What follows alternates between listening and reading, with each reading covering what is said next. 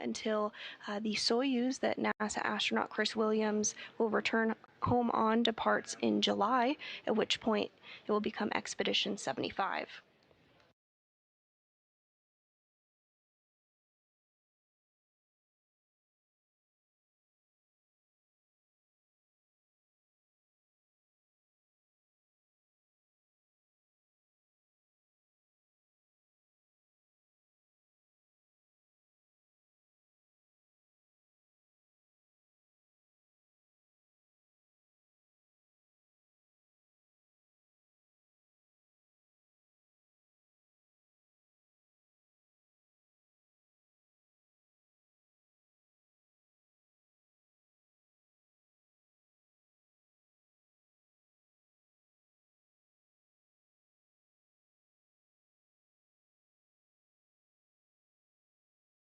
And you can see on your screen there that NASA astronaut Chris Williams was moved over into the crew lock portion of the International Space Station following his safer, simplified aid for EVA rescue being installed.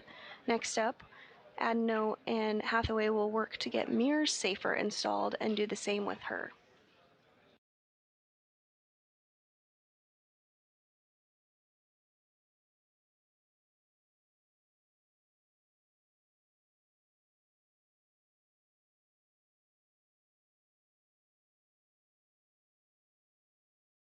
Once both astronauts are in the crew lock area of the International Space Station, some additional checks will take place with their suits, make sure everything is configured and looking good for the ground, at which point the crew will be given the go for depress or depressurization.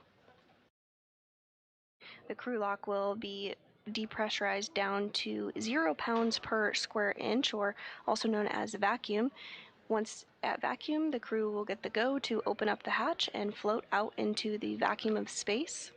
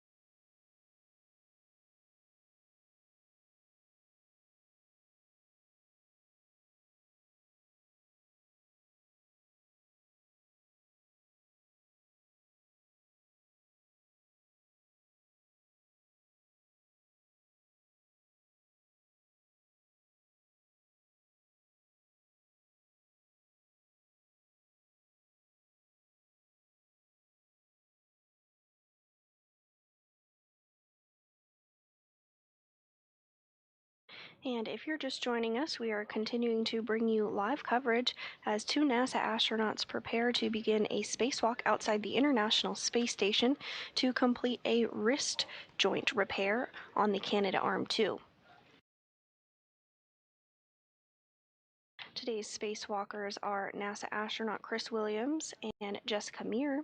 This will be the second spacewalk for Chris Williams, who will be wearing the spacesuit with red stripes, and the fifth for Meir, who is getting her safer, simplified aid for EVA rescue installed on your screen there, being assisted by ESA, or European Space Agency astronaut Sophie Adano, and NASA astronaut Jack Hathaway.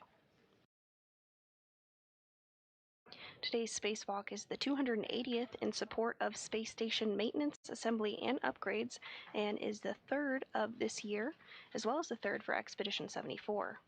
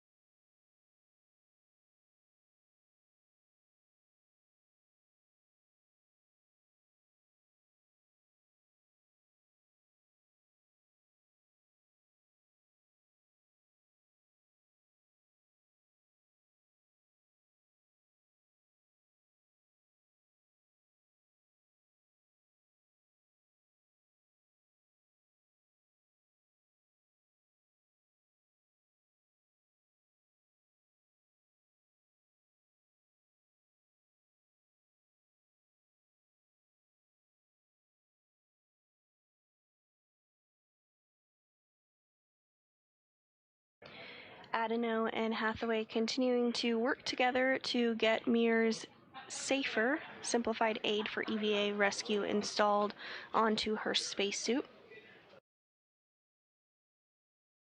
This is a device that would allow a crew member to get back to the International Space Station in the unlikely event that they were to become untethered.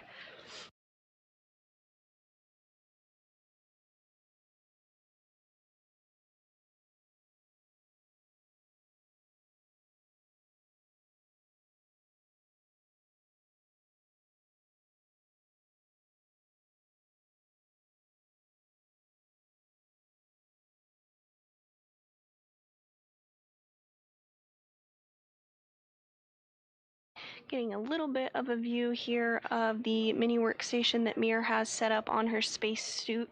That's basically a configuration of tools that the crew member will be using for today's spacewalk. Each crew member is able to get their mini workstation set up in the way that is most practical and applicable to them, the way that they prefer.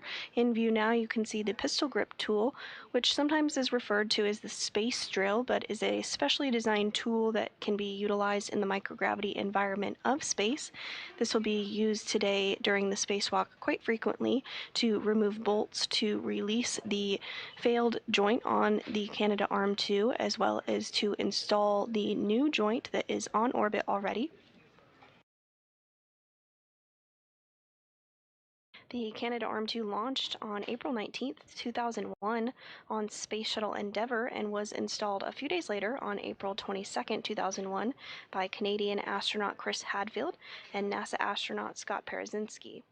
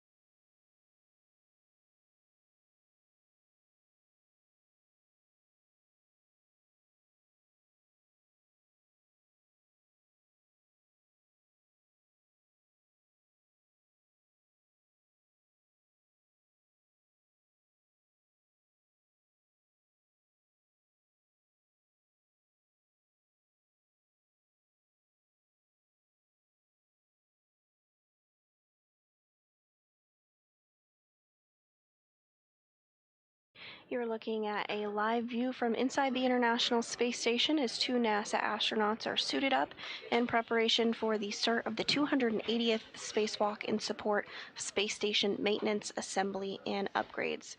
Today's spacewalkers, NASA astronauts Chris Williams and Jessica Meir, will work together to replace a wrist joint on the Canadarm2.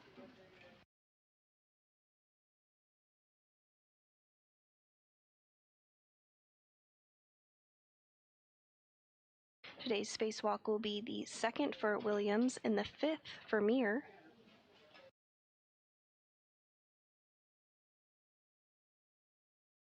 This will also be the third spacewalk of the year, as well as the third spacewalk for Expedition 74. On your screen, you can also see some statistics about the length of spacewalking time for our spacewalking duo today. Williams has a total of 7 hours and 2 minutes in his other spacewalk he's completed.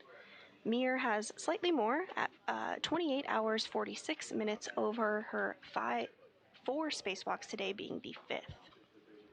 Today's spacewalk is expected to last around 6 hours and 40 minutes. So both of our duo will add a little bit of time to their total spacewalking career.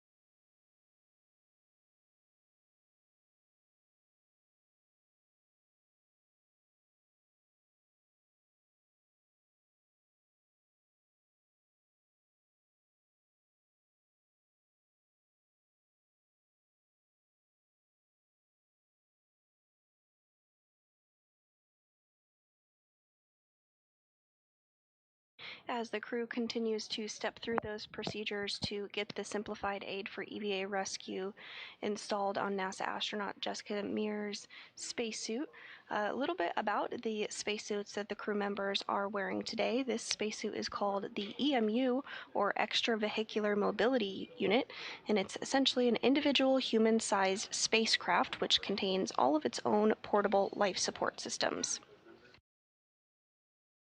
The suit has 6 layers and provides atmospheric containment, thermal insulation, cooling, solar radiation protection, and micrometeoroid or orbital debris protection. Because the space station orbits the Earth about 16 times a day, there are points throughout the spacewalk when the astronauts are in direct light of the sun, and other times when they are in complete darkness. That temperature range is from about negative 250 degrees Fahrenheit to positive 250 degrees Fahrenheit. So these cooling and thermal units help regulate their temperature as their environment fluctuates from one extreme to another.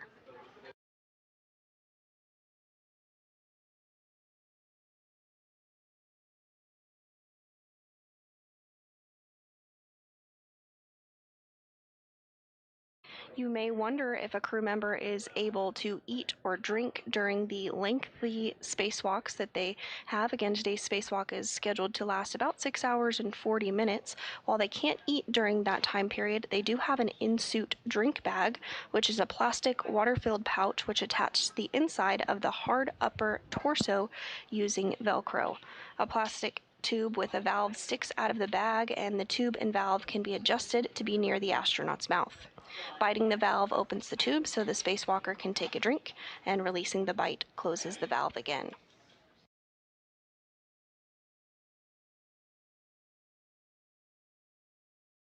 Each crew member does have a mini workstation attached to their spacesuit as well, which is a toolbox of sorts. It's attached to the chest and stores many of the tools that will be used during the spacewalk. We did discuss briefly earlier the pistol grip tool, or PGT, that will be utilized by both crew members throughout today's spacewalk, but there are other tools that can be used during spacewalks as well and are attached to the mini workstation.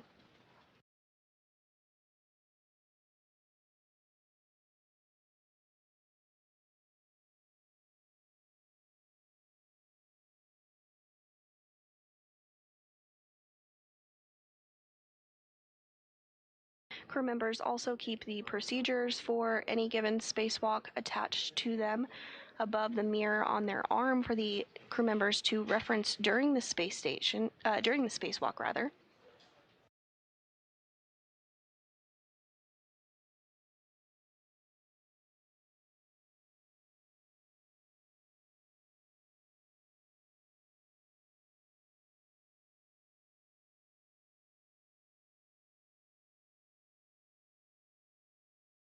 And as you can see on your screen there, European Space Agency astronaut Sophie Adeno, as well as NASA astronaut Jack Hathaway, are continuing to get both of our spacewalkers into the crew lock portion of the International Space Station.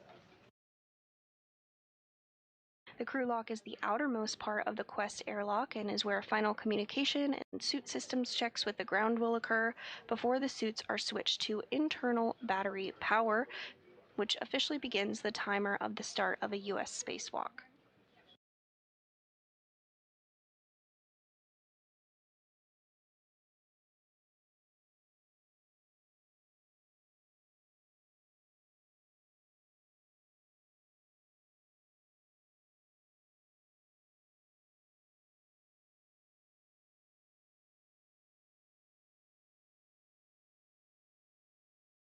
As discussed, the spacesuits are essentially mini spacecraft that help keep the crew healthy and safe in the vacuum of space.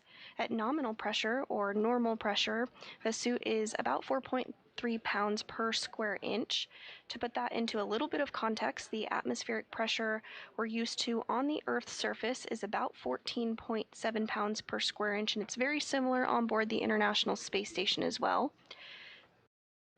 4.3 pounds per square inch, though, is similar to what you'd experience at about 30,000 feet in elevation.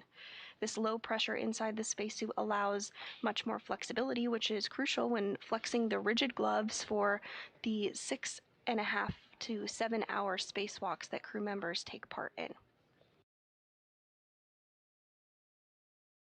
Before starting a spacewalk, crew members spend a lot of time pre-breathing to purge the excess nitrogen from their bloodstream and maintain a 100% oxygen environment.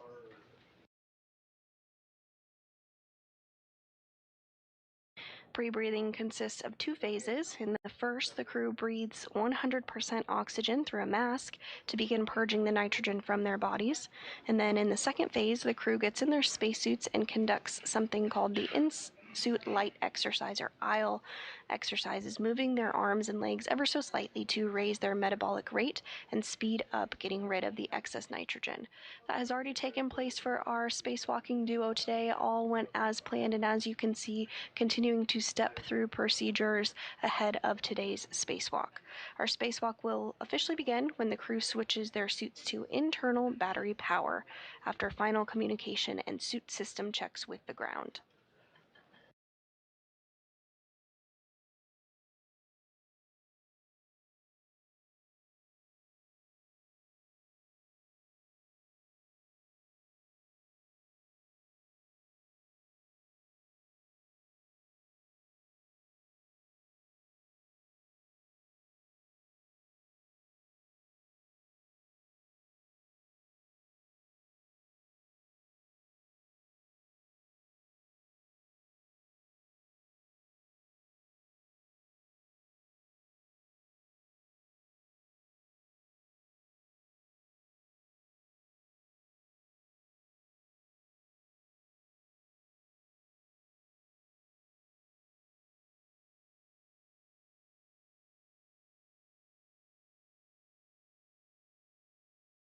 And on your screen there, you can see NASA astronaut Jack Hathaway beginning to close the hatch between the crew lock and the equipment lock of the International Space Station. This particular hatch will remain closed throughout the duration of the spacewalk until the crew lock is repressurized again following the end or the conclusion of the spacewalk today.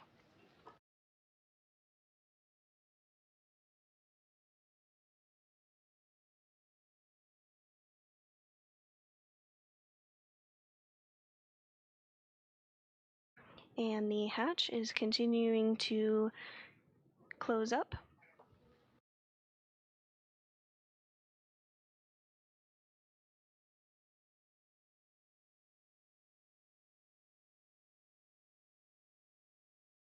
The next major milestone that we'll look ahead towards this morning is the go for our crew members to begin depressurization.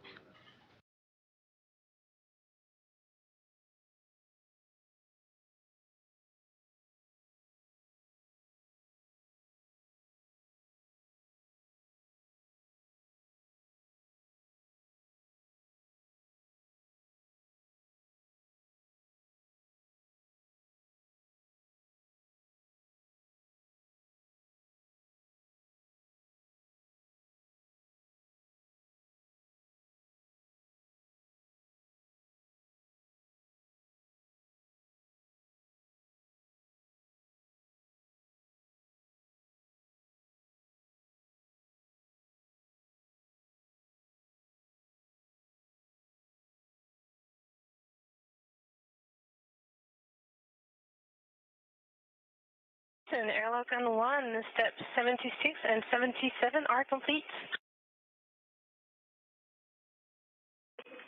Copy that, Sophie. Good morning. Good morning. And Sophie, we'll take care of steps 78 through 80. Be advised, EV crew will be hot mic after our steps.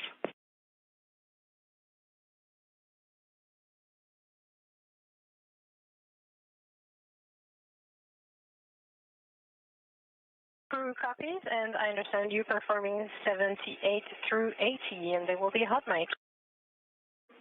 Good copy.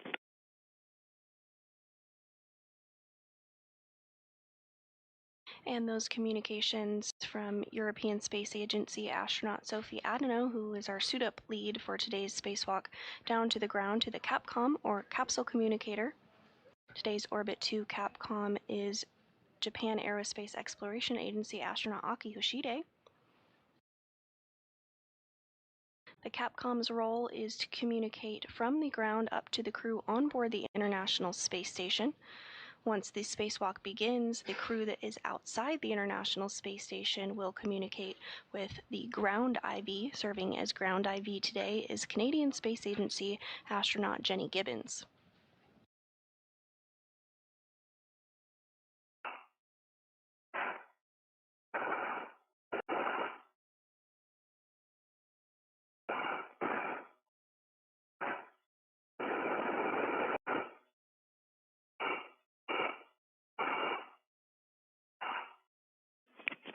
And good morning, Jessica and Chris. You guys are hot mic on Space Ground 1. Good morning, Aki. EV1 copies. Good morning, Aki. EV2.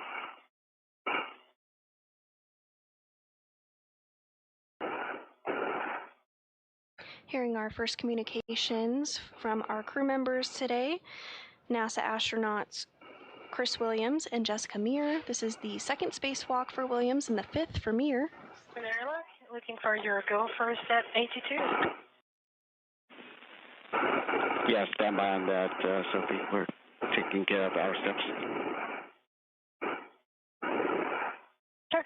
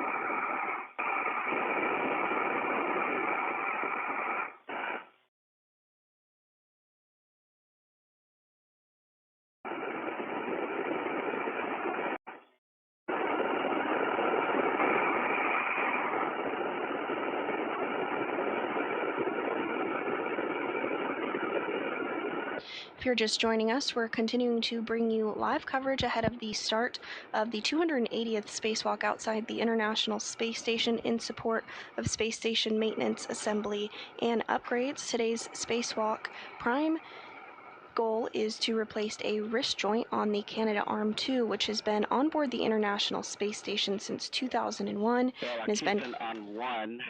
We've completed our step. Your go to pick up in step 81, and the go for deep rest clock has expired, so you can continue with the crew lock deep rest cue card. You go in step 81 and then continuing with the crew lock deep rest cue card. Copy. On the next step, without touching, I want you to check on the UIA that switch deep rest pump power is off OFS. Affirm, it's OFS. I want you to verify deep rest pump enable LED is on. Enable LED is on. So now we're going to transition to the deep rest cue card. Copy.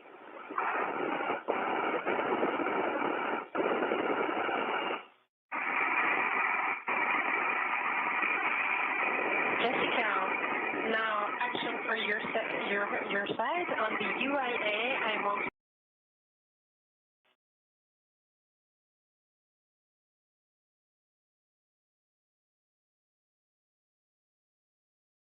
Jessica and Chris, for your information, we are now 620 millimeters of mercury and descending. EV1. EV2.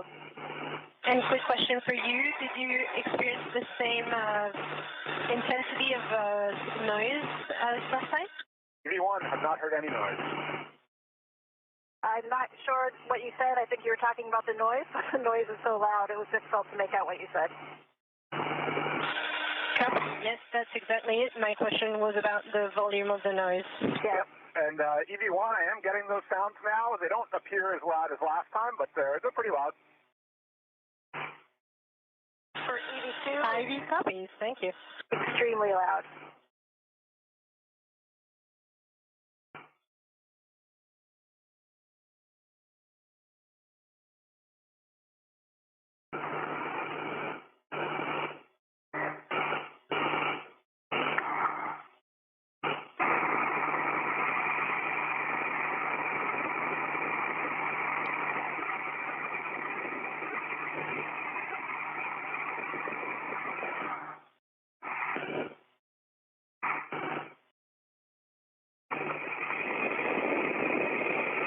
Jessica and Chris, the crew lock pressure is now 530 millimeters of mercury and descending. EV1 copies. EV2.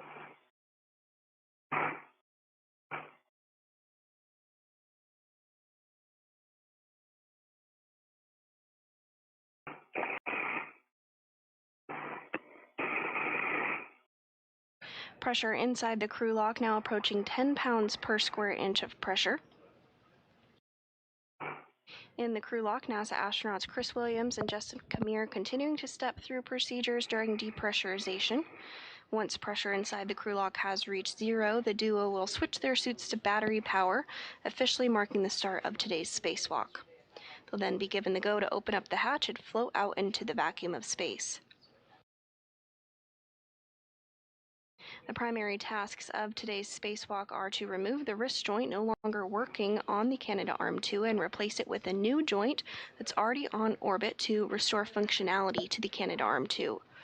The arm is used in a variety of space station operations, including capture of the Cygnus spacecraft and installation to the International Space Station, as well as for certain spacewalks and robotic work and experiment work done outside the International Space Station.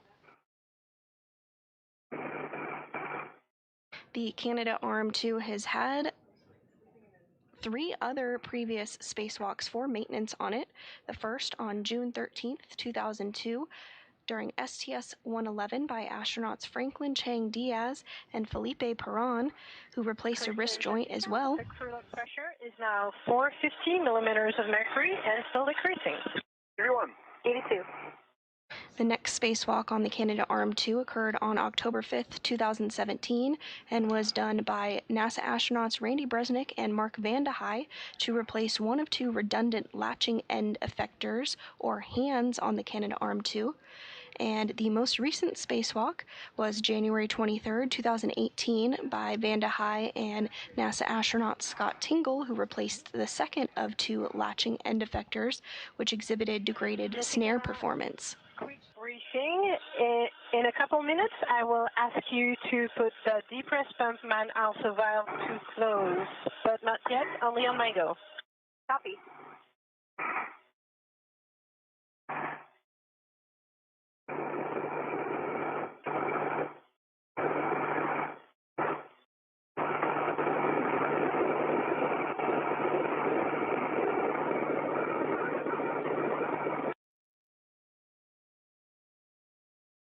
And we are in a brief handover period between our satellites, but will regain views of the crew on board the International Space Station here shortly. This view of inside Mission Control Houston at NASA's Johnson Space Center in Houston, Texas. We are at 6 PSIA. The Orbit 2 team is being led by NASA Flight Director Fiona Ankoviak. And serving as Capcom, or capsule communicator today, is JAXA astronaut Aki Hoshide. Our ground IV during today's spacewalk is Canadian Space Agency astronaut Jenny Gibbons, and will be the prime voice that Williams and Meir hear once they are outside the International Space Station and stepping through the procedures to repair the wrist joint on the Canadarm2.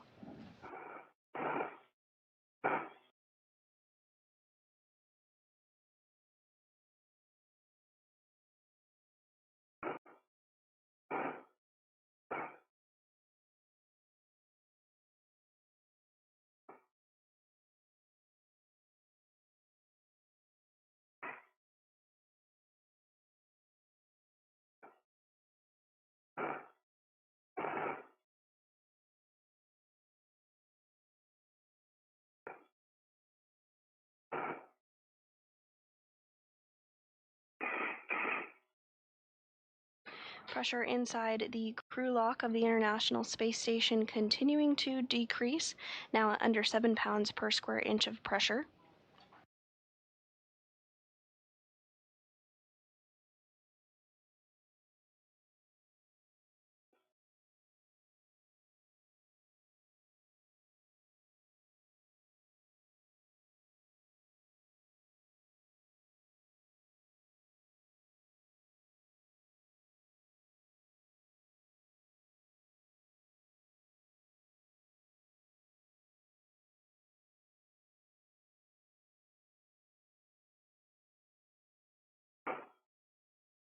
Today's spacewalk is the 280th in support of space station maintenance, assembly, and upgrades.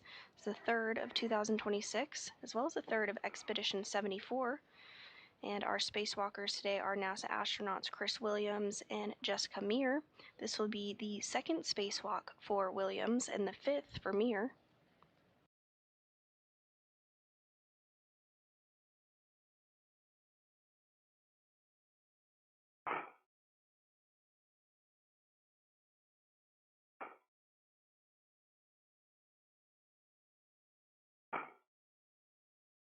The goal of today's spacewalk is to replace a wrist joint that malfunctioned during normal Canadarm2 operations on May 27th. The arm drew elevated motor current and did not move as expected, and NASA worked alongside the Canadian Space Agency to understand the issue and determined a spacewalk was required to replace the joint using a spare already aboard the space station. Repairs to robotics like the Canadarm2 are normal and expected after more than 25 years of continuous operations. The system was designed with replaceable components and planned for maintenance in mind.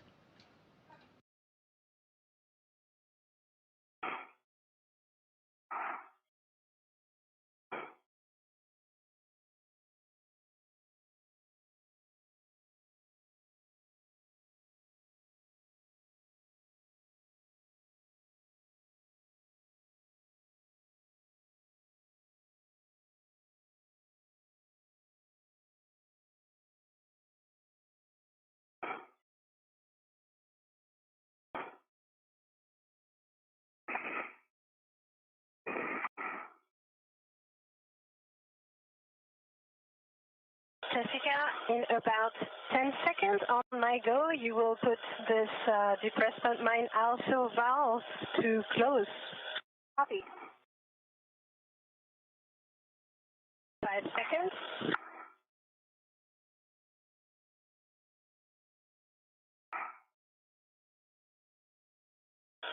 You are go. Depressant man, I said valve is closed. Yes.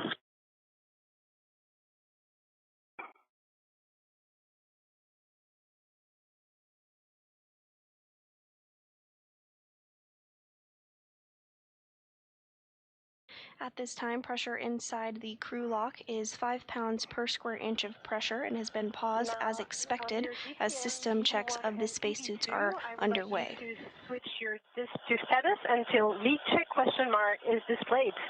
EV1. EV2, leak check. And long yes. EV1, leak check, wait. EV2. Copy.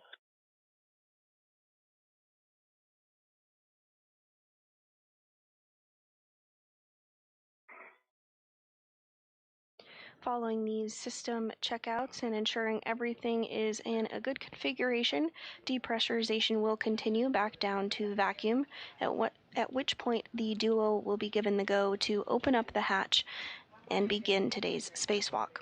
The start of a U.S. spacewalk is marked from the time that a spacesuit is turned on to internal battery power, which has not yet began, but we'll keep you apprised once the spacewalk is officially underway.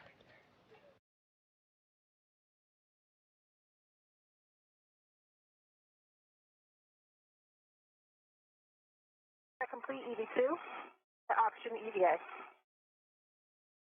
Copy. We've checked complete EV1, set O2 EVA and work.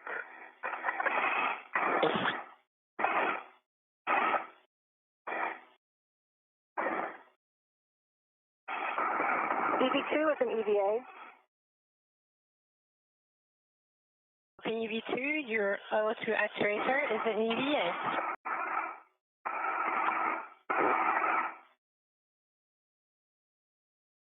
Suit checks are complete for NASA astronaut Chris Williams, who is serving as EV1 today. He'll be wearing the spacesuit with red stripes. EV1, I understand your O2 actuator is in EVA too. Well done. Jessica, I would like you to depress Pumpman ISO valve to open and expect both of you alert tones. Copy. And ISO valve is open. Copy.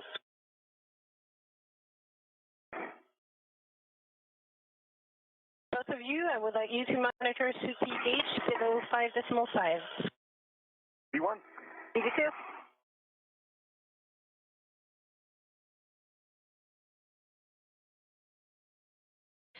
And 2 good suit checks. Depress has now continued back inside the crew lock. Pressure now under 5 pounds per square inch.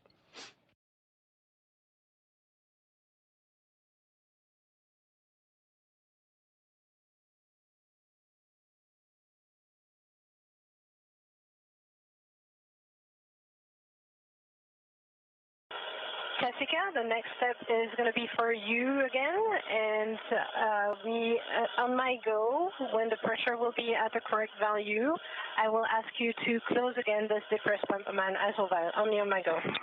EV2.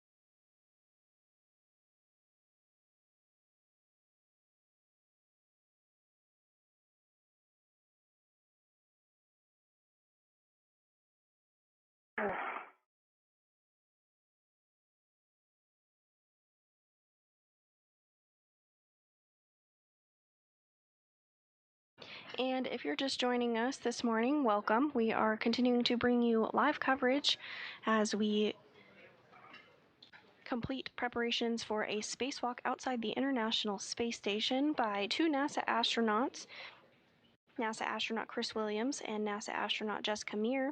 They're both suited up in their spacesuits and in the crew lock out of view at this moment. Depressurization of the crew lock is continuing, and now at about 3 pounds per square inch of pressure. But back inside the equipment lock of the International Space Station, we can see European Space Agency astronaut Sophie Adeneau on the left, as well as NASA astronaut Jack Hathaway, who were primed for getting our spacewalking duo suited up and ready to go out into the vacuum of space this morning.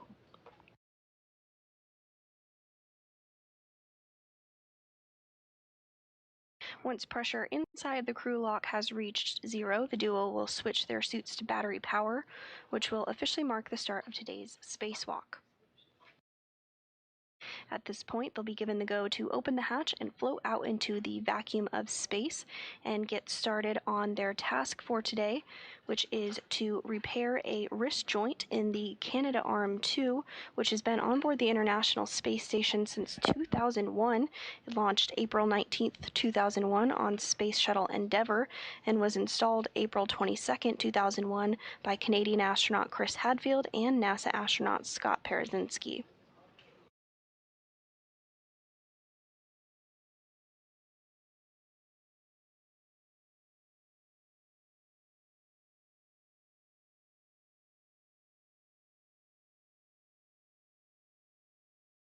Today's spacewalk is the 280th in support of space station maintenance, assembly, and upgrades, and is the third of this year, as well as the third for Expedition 74. Today's spacewalk is the second for NASA astronaut Chris Williams and the fifth for NASA astronaut Jessica Meir.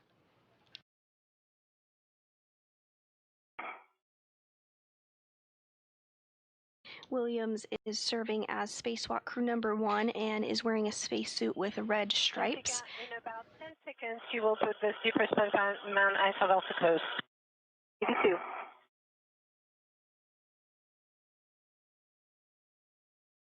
And Meir is serving as crew member 2 and will wear the unmarked spacesuit today. You have a go. The ISS is closed. Copy. And then on the UIA, you will take the switch depress pump power to off OFF. Press pump power is off OFF. All right, and Jenny in Houston, over to you. Good morning, station, and good morning, Chris and Jessica. Happy to be with you and ready to take your tether config. Good morning. EV1 is starting with my tether config. Starting on my left D-ring extender, I have a small hook of my left waist tether locked black on black going up to my mini workstation. On my right D-ring extender, I also have my right waist tether small hook locked black on black, gate closed, going up to my mini workstation. Also on my right D-ring extender, I have my safety tether red hook that is locked black on black, gate closed, going to my red reel. My red reel is unlocked, and my yellow hook is going back to my mini workstation. I also have EV2's yellow hook attached to my safety tether reel to the tether point. That large hook is locked black on black, going to EV2's red reel. EV2's red reel is unlocked, and I see that going back to her right D-ring extender, and I see the red hook is on that, and I see it is gate closed, slider locked, black on black. Can take over from there. Copy. I can see, Chris just said, my red hook, gate closed slider is locked on my right D-ring extender. Also on the right D-ring extender is my waist tether hook, and that is gate closed, slider locked. My large hook of my waist tether is on the airlock D-ring extender, and I can see that is gate closed, slider locked. All right, you two, we copy a good config. I will talk you through the remainder of the depress side of the cue card. Next up, when the crew lock DPDT is approximately 0, you can expect an alert tone. MCC will look into pressure for hatch opening. One copy. 82.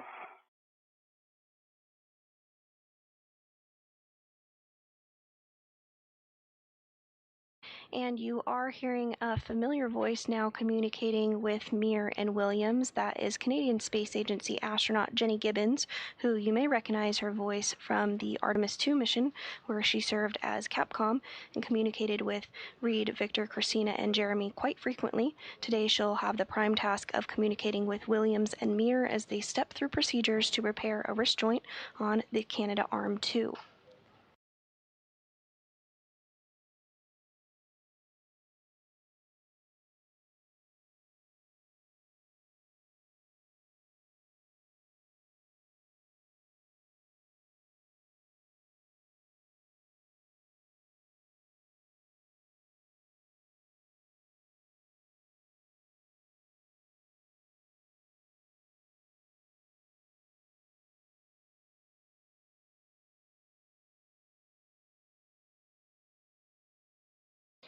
Pressure inside the crew lock portion of the International Space Station continuing to decrease, now at less than 2 pounds per square inch of pressure.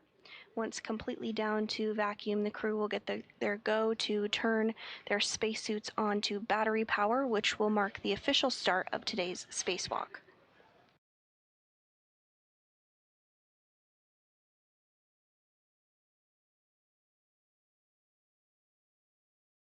Back inside the International Space Station, European Space Agency astronaut Sophie Adeneau, as well as NASA astronaut Jack Hathaway, are continuing to get things cleaned up after helping Meir and Williams get suited up into their spacesuits.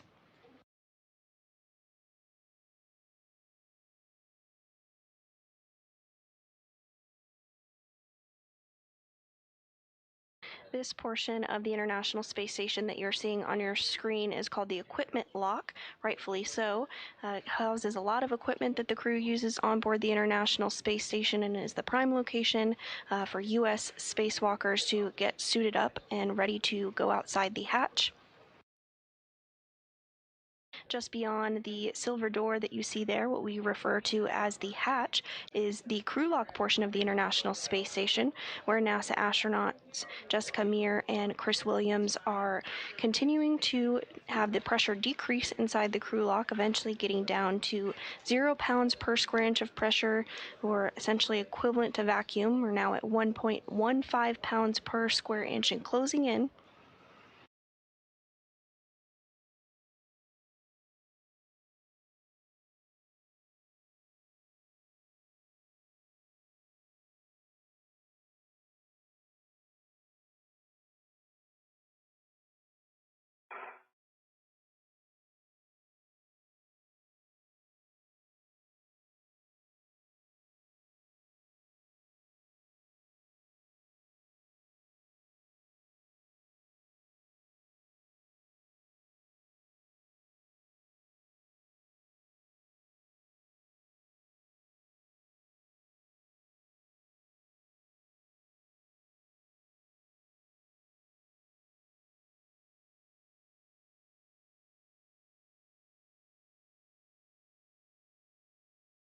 It looks like when the crew does exit the airlock this morning, it will be during a day pass for the International Space Station.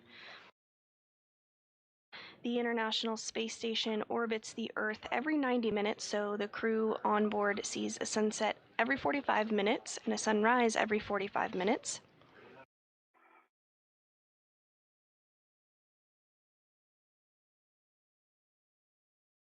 The International Space Station flies about 250 miles overhead at a speed of 17,500 miles per hour and has been continuously occupied since the year 2000.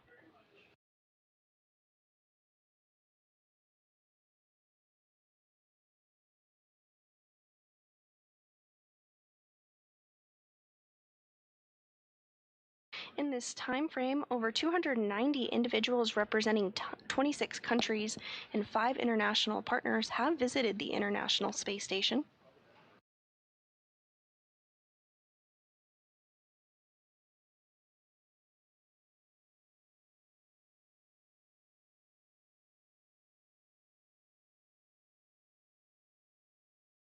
Pressure inside the crew lock portion of the International Space Station now less than 1 pound per square inch, approaching the 0.90 pound per square inch mark.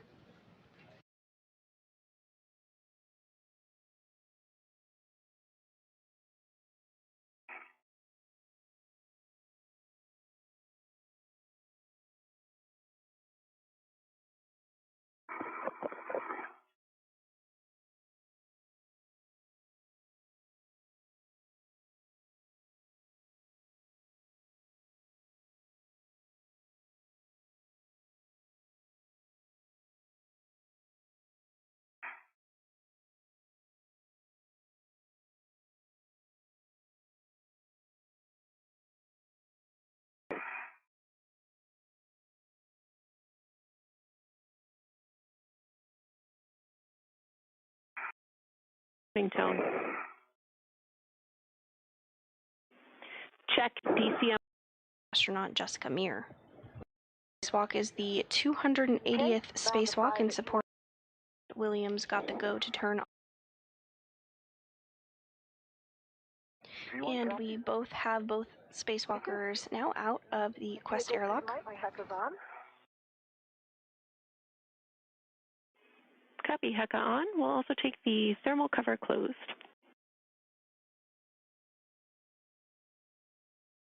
One in work.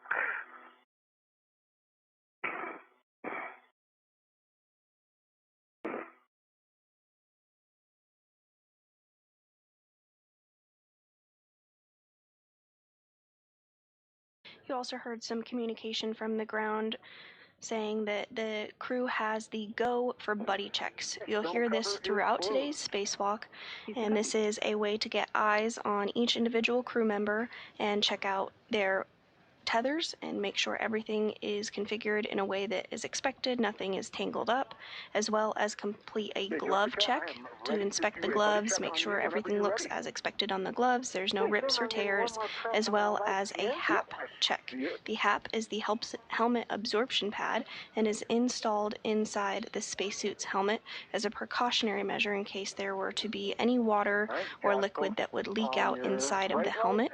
So the crew does a check to make sure that that HAP is dry from time to time. All right, I see both lights on all. Okay, I'm looking at your Heka, and I see a good green light. I see both your helmet lights are on and your visor is down. I see 1, 2, 3 tabs up. I see your left paper handle is up, UP, the man ISO valve handle. See? A little further back. There it is. Got it, Dad. Okay, yep, I see it down.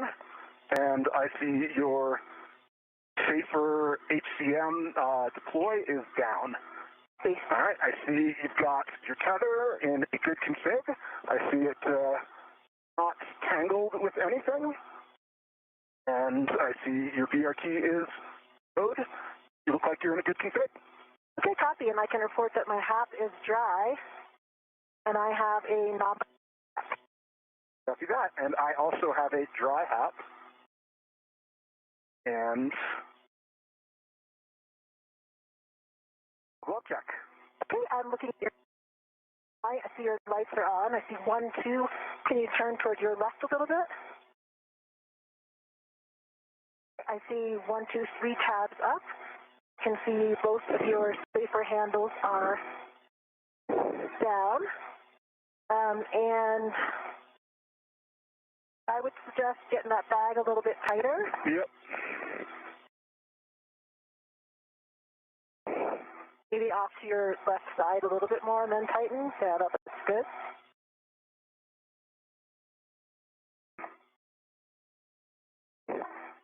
Copy. All right, I see your tether looks like it's in a good config. And I think that completes a good buddy check for you. Copy, good buddy check. Houston copies good buddy checks. Great job, you two. With that, we are ready to start our translations. So, Chris, you will be translating to the forward edge of ESP2 via the starboard side. And Jess, you are headed up to the port CETA cart.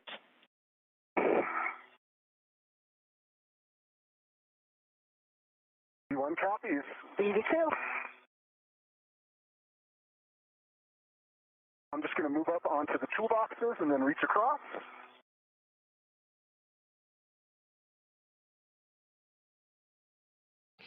And with good buddy checks, the crew is now going to translate or begin to make their way to the work site for today. The work site is fairly close to the airlock, so they don't have too far to go. During today's spacewalk, you'll be able to tell our crew members apart by the stripes on their spacesuits. Across. So NASA astronaut Chris Williams will be wearing the suit with red stripes, and NASA astronaut Jessica Meir will be wearing the unmarked spacesuit. You are 10 minutes up, and Jess, a caution for you, avoid inadvertent contact with the deployed cable.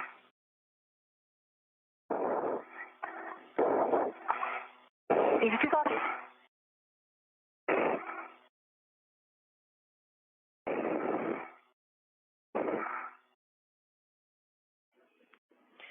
Chris, on this translation, we suggest that you weave your safety tether as required on along the starboard side of ESP2. V1 copies.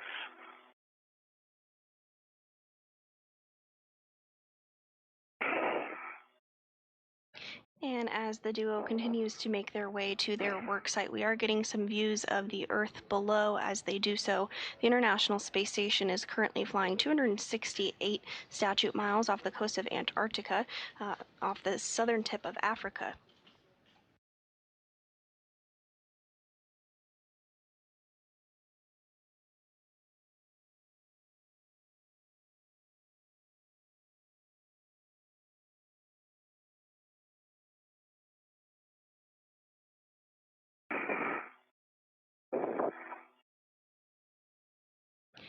The International Space Station orbits the Earth every 90 minutes, and you can actually view it fly overhead.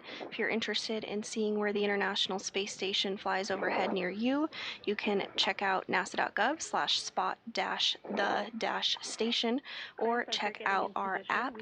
You can see when the space station will be flying overhead and go outside and take a look for yourself.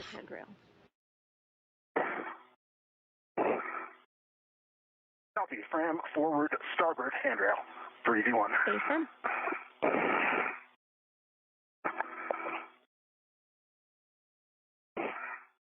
Steady, I'm at the port Utica. I see my APFR.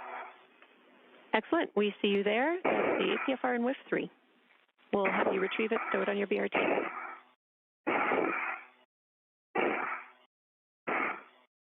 Thank you.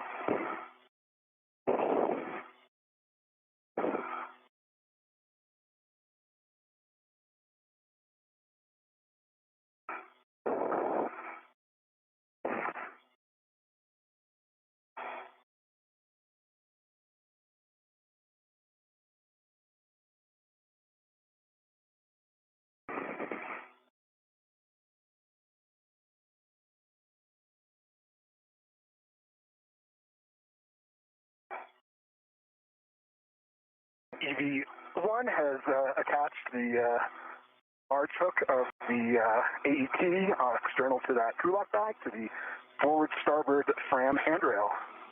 Nice work. Next step is to configure the mutt ball stack mutt on the CTC port handrail.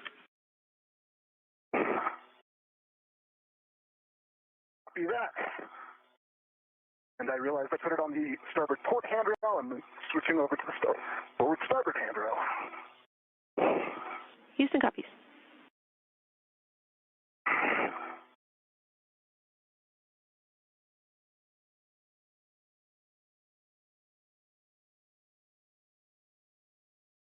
And here you're seeing a split screen view of our two spacewalkers today. On the left, NASA astronaut Chris Williams' helmet camera.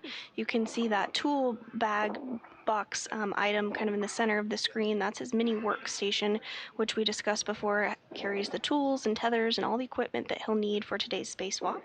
And on the right hand side of your screen there, you see NASA astronaut Jessica Meir's helmet camera.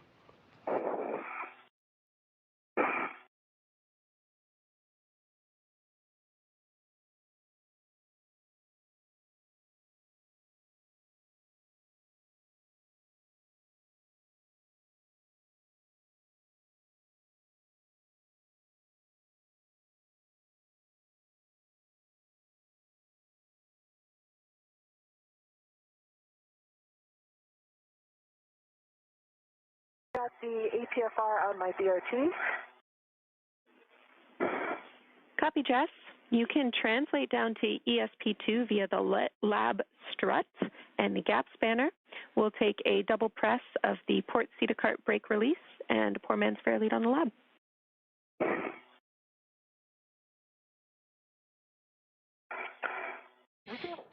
And those communications confirming that NASA astronaut Jessica Meir retrieved the APFR. This is the Articulating Portable Foot Restraint, and is essentially a foot restraint that the crew members get into to be able to secure their legs in the microgravity environment of space and work during a spacewalk. E1 is ready to the ball stack mutt and is releasing from crew lock bag, and I'm going to put it on the CTC. That's a good readback, Chris. You will configure it such that the MUT is facing zenith and port to receive the spare joint later. Copy. MUT, zenith, and port. Good readback.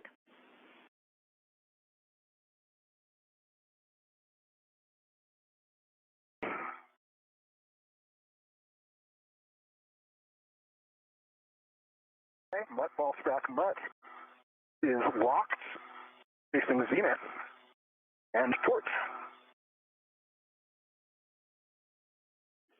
Looks great. Thanks, Chris.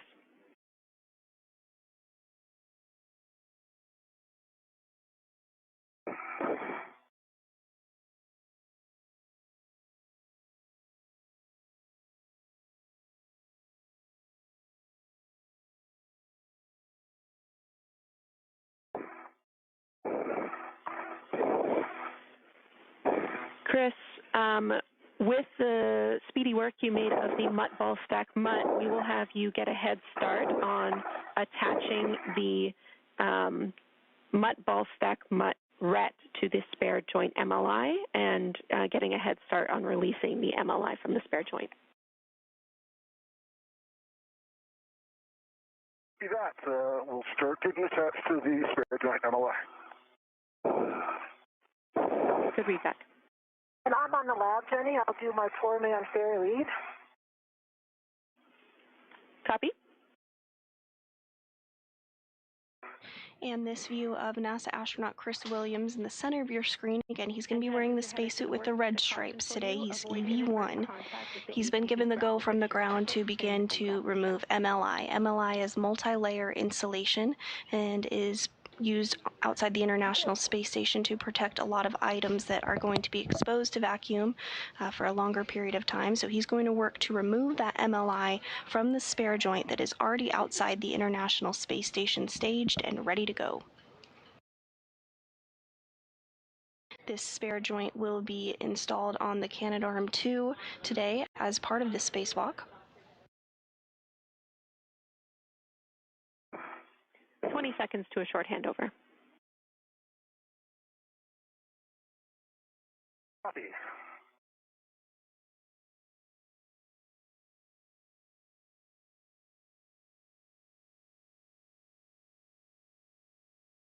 As you can see on your screen, it's beginning to get a little bit darker for our crew members. Again, the International Space Station orbits the Earth every 90 minutes, so the crew sees a sunrise and a sunset every 45 minutes. We're in a brief handover between our satellites, but you are looking at a view inside Mission Control Houston at the Johnson Space Center in Houston, Texas. The team of flight controllers here on the ground is being led by NASA Flight Director Fiona Ankoviak. And today's ground IV, which is the prime voice that you hear communicating to our spacewalkers, is Canadian Space Agency astronaut Jenny Gibbons. To her right is our Capcom, or capsule communicator, JAXA astronaut Aki Hoshide, who will be communicating with the crew that is back on board this space station. Some warnings and cautions for you both. V1 copies and ready to copy.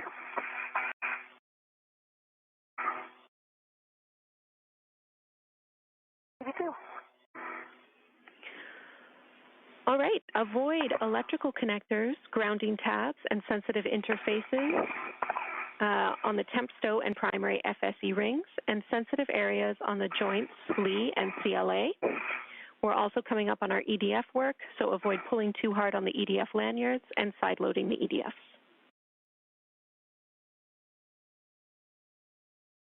One copies. V2.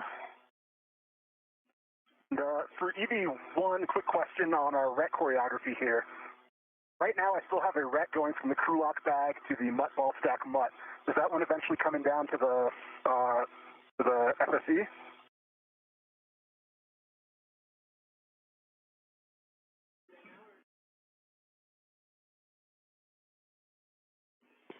A-firm, you can put that RET on the FSE.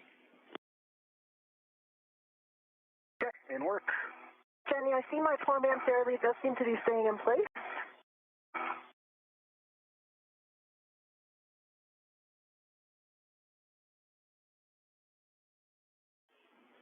Copy.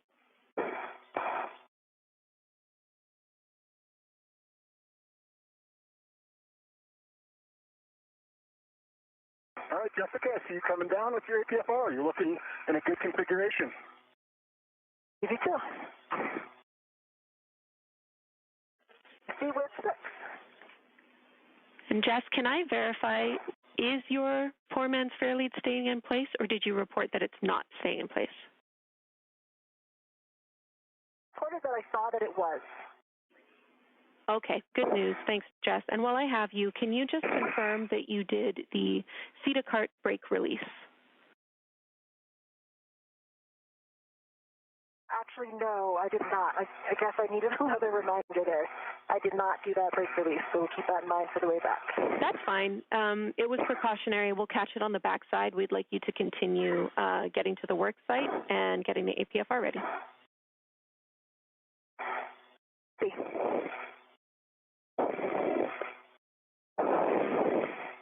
And on the left hand of your screen there, you are seeing NASA astronaut Chris Williams' helmet cam as he removes that MLI multi-layer insulation from the spare joint that is staged and ready to go outside the International Space Station.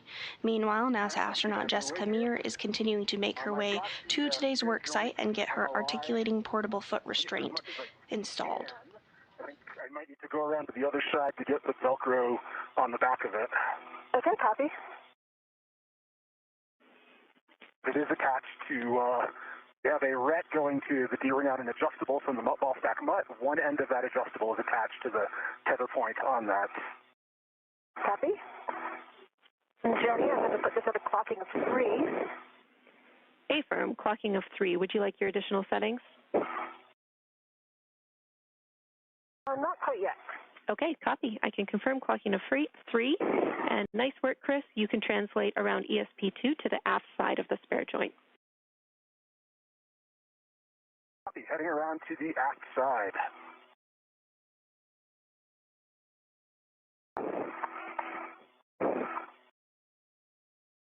And if you're just joining us this morning, we are now 31 minutes into the 280th spacewalk outside the International Space Station. NASA astronauts Chris Williams and Jessica Meir are working to translate to their work sites in preparation of swapping out a failed wrist joint on the Canadarm2. And install of the APFR.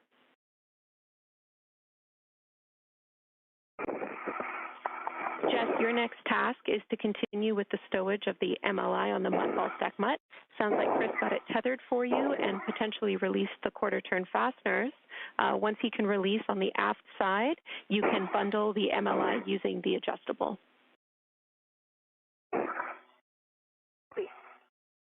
And I'm going back around, looking in a good configuration, Jess.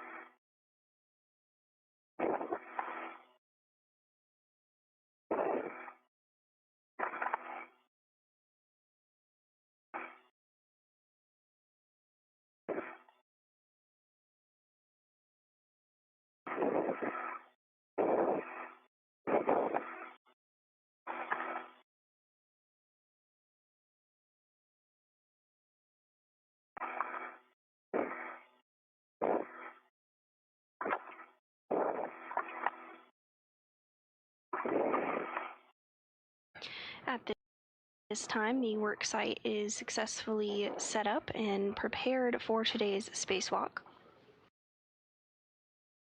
Williams did remove that MLI or multi-layer insulation from the spare joint.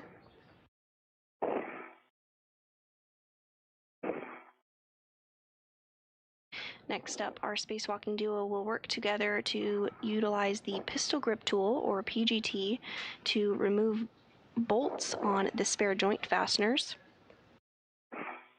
And this spare wrist joint will then be temporarily stowed while the duo makes its way over to the Canadarm2 and does some work on the end effector. And Chris, We also see you getting in position to assist with that MLI, and then you'll be positioning for the joint drive bolt.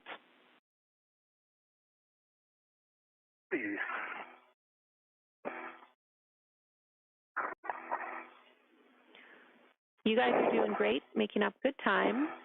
Just a reminder, our workspace is really tight today, so we're keeping a close eye and also want you to be wary of any sort of helmet or visor bumps in your workspace today.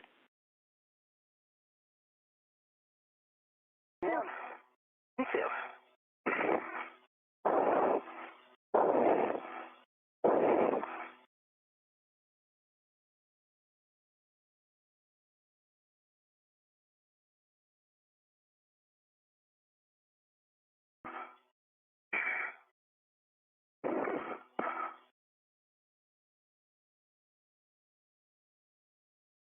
EV1 on the aft side.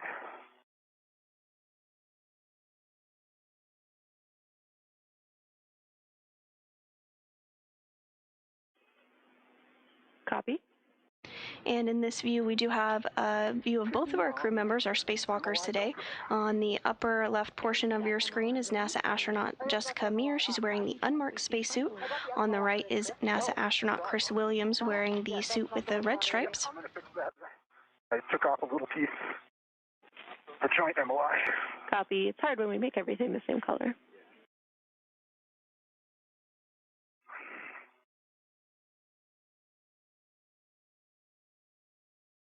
That MOI that I unvelcroed is velcroed back down.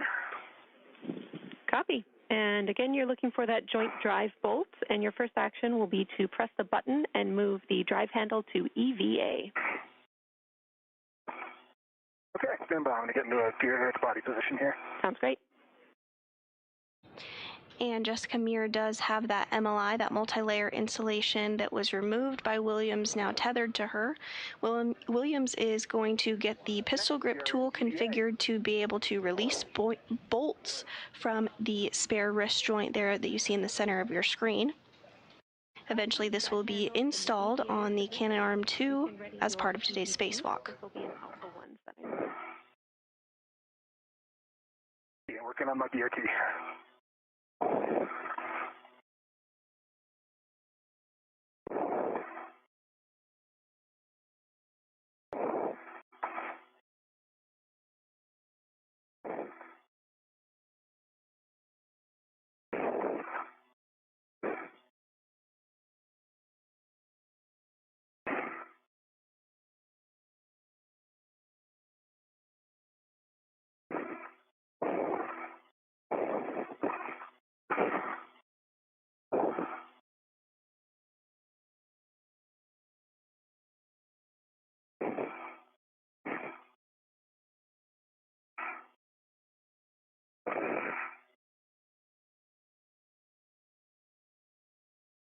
I have the MLI bundled. Nice work. That looks great to us, Jess. You can tend it above the CTC and take the square scoop from the mutt ball stack mutt. You'll be installing that on the spare joint, handle pointed aft, and you can leave the mutt jaws open. Copy. That's not bundled quite as well as I would like, but I think it is out of the way. I think we can leave it where it is for now.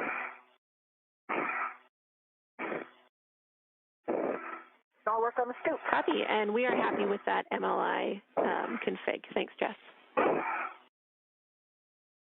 Right.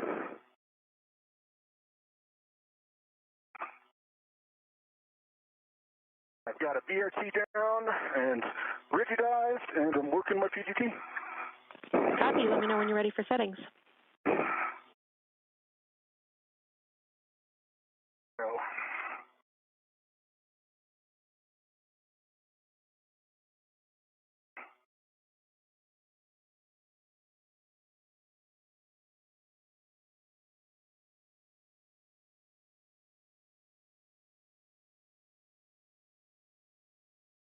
Jenny, that's handle pointing aft, correct?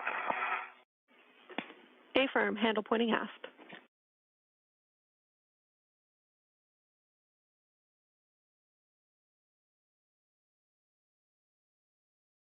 You may have heard the acronym BRT.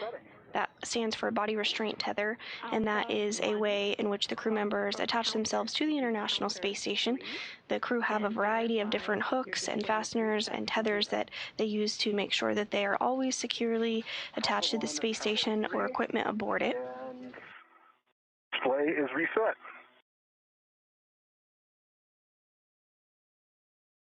Good feedback. All right, Chris, we are ready for you to drive this joint drive bolt. This will be 225 turns.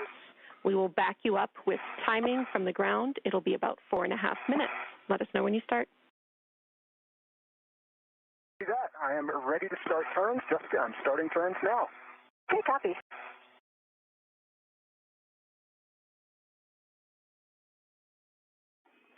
And Jess, when you are able, we will take a visual check on the direction of the joint drive. We're looking for counterclockwise from your perspective. And this view from NASA astronaut Chris Williams' helmet cam as he utilizes the pistol grip tool to release those bolts on the spare joint on the International Space Station that will be installed on the Canadarm2.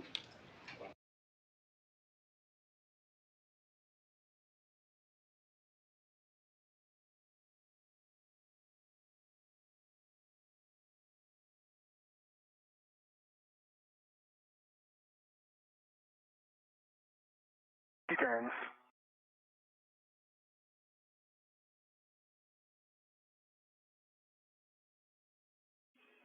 And from our external cameras, we are actually able to verify good motion.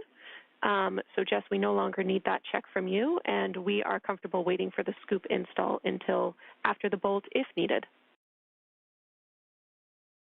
Yeah, I can confirm that motion right now as well, moving counterclockwise from my perspective. Excellent. I am going to pause with the scoop because I don't have anywhere to put my right hand, and it would basically, my right hand would be near the mechanism that's turning. So I'm going to wait with the scoop. That sounds great to us, Jess. We're learning a lot about this work site today, so no problem.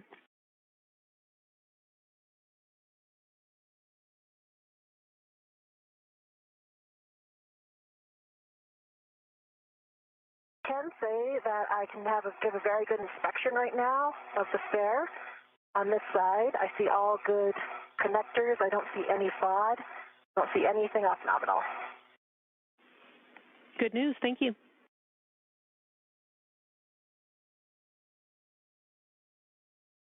Turning much more slowly than I anticipated.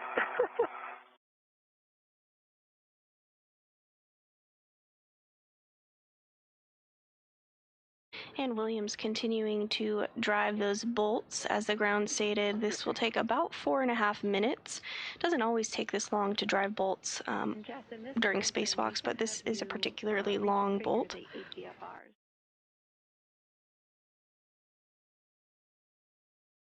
I have a scoop in my hand.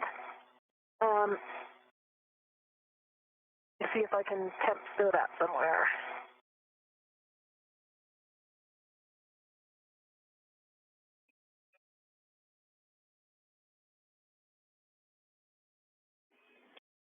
Yeah, and we can have you wait too, Jess. That's totally fine. We're over halfway through this bolt.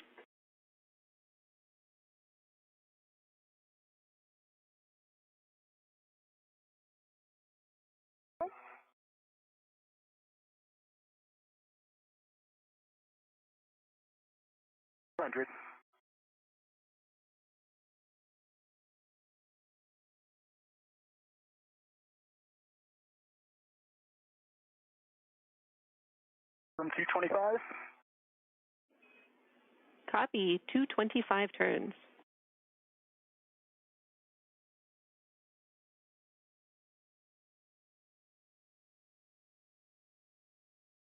We got 225 turns.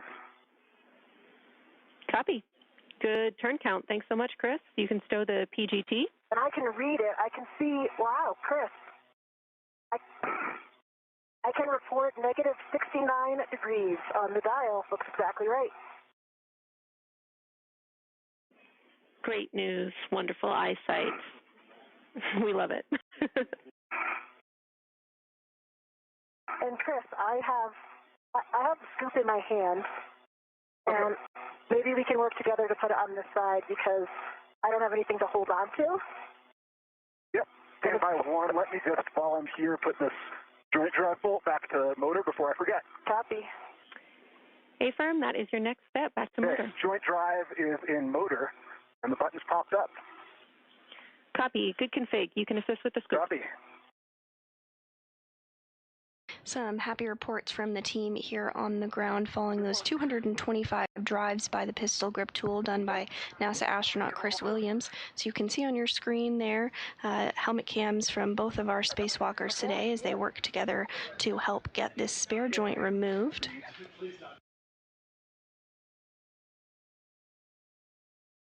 I think this would be a lot easier from that side. That's the correct orientation.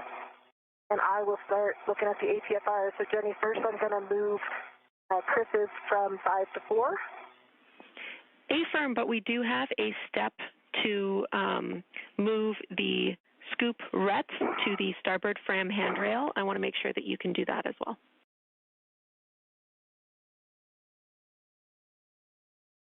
Okay, copy. Okay, scoop is on and locked. It's the handle pointing aft. Okay, well done. I will grab the other end and get the tether on the starboard handrail. Copy. Let me. And the jaws ended up closing, so I will reopen them. Copy.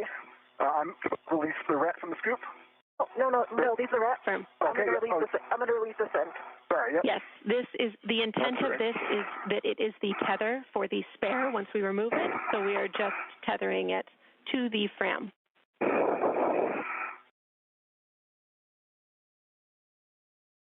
Yep.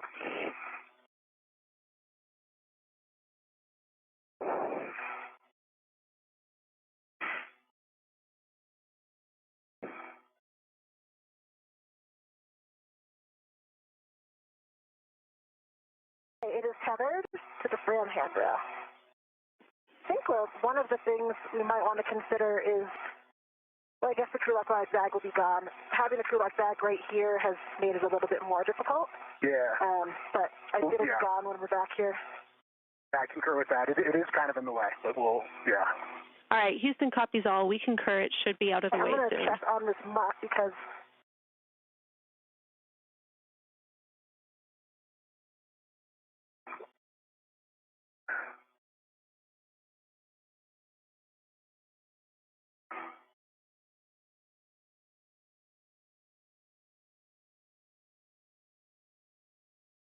And if you're just joining us this morning, welcome. We are continuing to cover the 280th spacewalk outside the International Space Station. We're 47 minutes into today's spacewalk. Today's spacewalk is expected to last about 6 hours and 40 minutes. Our spacewalkers today are two NASA astronauts, Chris Williams, who's completing the second spacewalk of his career, and Jessica Meir, who is completing her fifth. Bravo 7. And I'm looking at the access to the mutts. I think I can get, we were worried about access to number 1, I think, right? But I think there's plenty of clearance. That's a great report. Thank you. And yes, we were concerned with the wobble. Can you verify with the orientation of the scoop right now?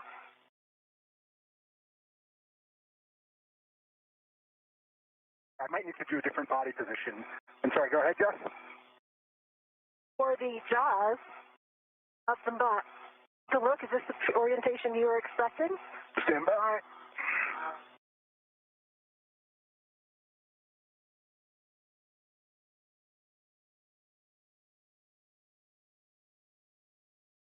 Sorry, I can't quite see. Yeah, I think this makes sense for how the scoop is.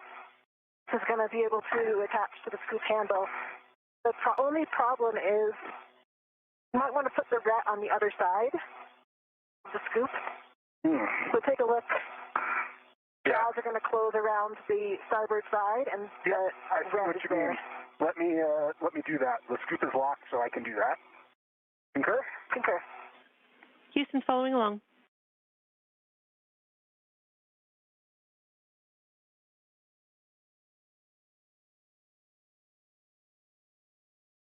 MDSU is rather inconvenient. Yeah. Well, notes on the worksite, Jenny. For me, like positioning that scoop, the one thing that would be good to hold on to the body position is that other temp stow ring that has the sharp edge concerns.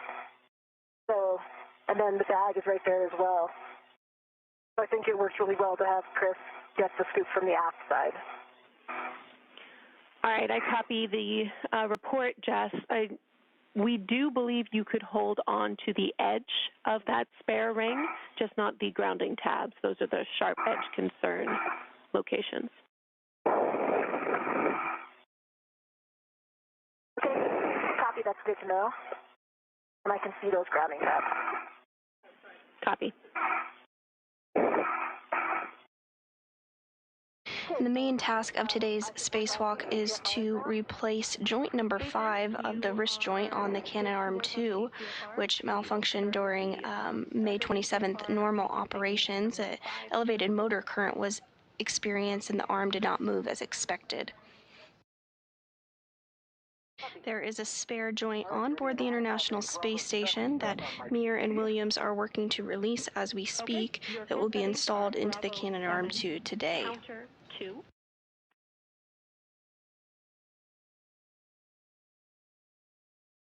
Bravo 7 counter 2 is set. Good readback.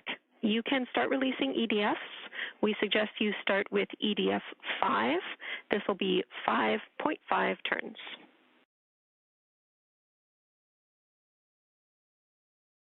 Copy. EDF 5.5 turns. I see it, and I'm briefing and getting that in work. Copy.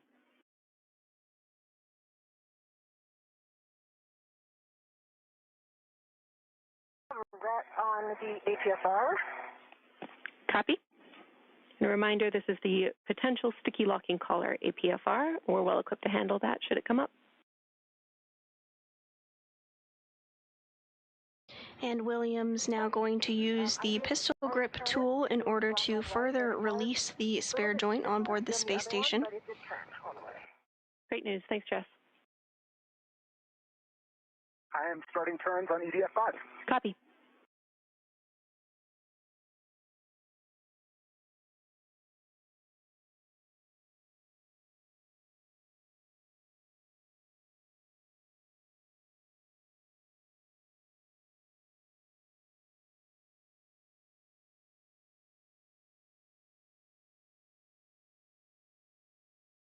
That's 5.5 turns on EDF and started pulling out when I took the PGT off. That's a good sign. Copy. 5.5 turns on EDF 5, and it started pulling out. Confirm you can pull it all the way out with the lanyard.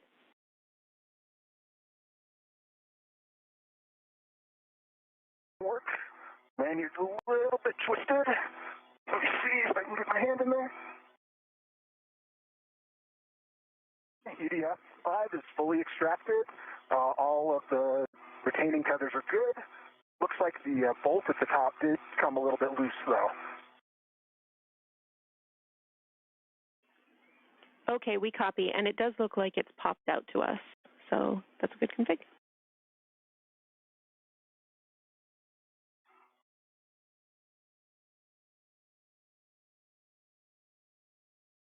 Jenny, a clocking of 9, correct? And with that first fastener successfully removed, Williams is now going to work on removing the remaining 5 on the spare joint. Is the stickiness of... Oh, I think we got it. Go ahead, Jess. EDF 6. I have a black on black and a good pull test, but I'm not passing the phone port test.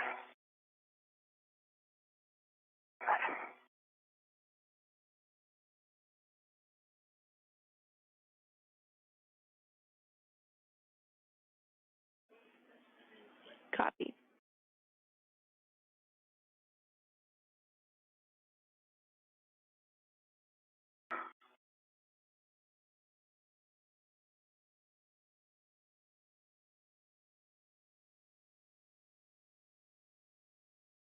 I'm starting turns on EDF 6.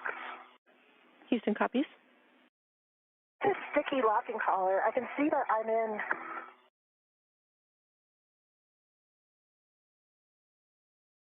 I think what's happening is it's not going to black on black. All right, we copy. And now that I'm in the whiff, it's not running all the way to.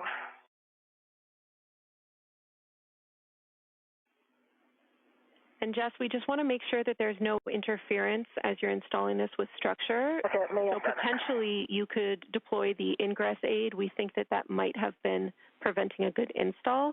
The locking collar might be a separate issue.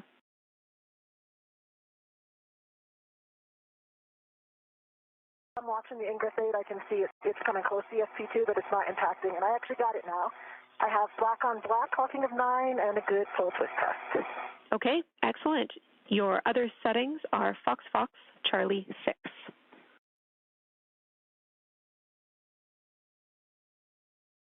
Fox Charlie 6. Good readback. And EV1 can confirm that EDF 6 is extracted. Copy, EDF 6. And same thing on EDF 6. It does look like that nut at the end. It does look like that nut at the end unthreaded a little bit. All right, we copy. Not a concern, but EDF 6 is extracted. You can move on to EDF 1.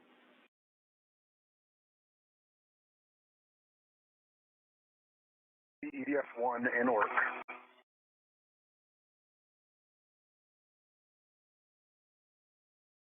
Williams continuing to make good progress in removing the fasteners from the spare joint outside the International Space Station. And Jenny, I've increased my cooling to 7 for the time being. But I think with this one, I know that we thought it had a key collar. I think it's actually the pitch knob, my old nemesis, that is very sticky. You can see that it is locked. Now I can push it in, but I'm unable to turn it. Oh, wait, there it goes. It's turning. We copy.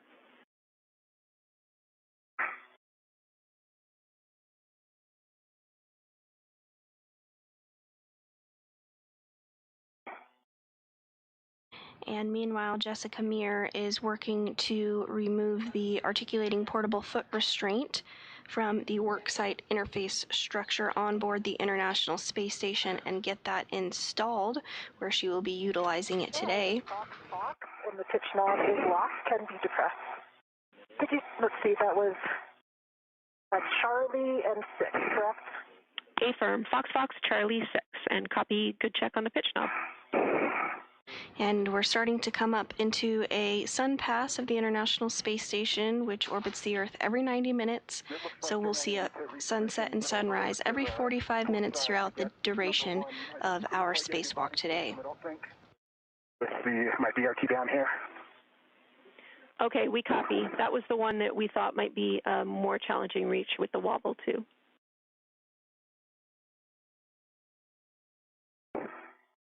Yeah, if you had the shorter one, I think it would have been doable.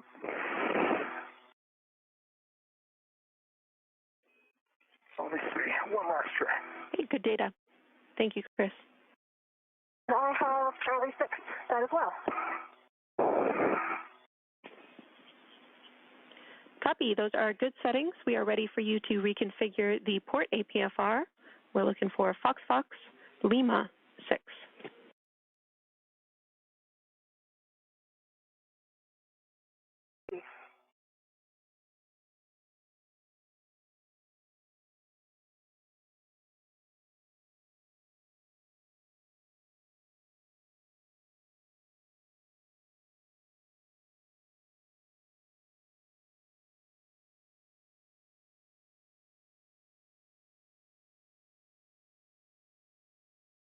I'm going to try Bravo 7 counter 2 on EDF 6. Good settings. Or 1, sorry. And that should be EDF 1, Affirm.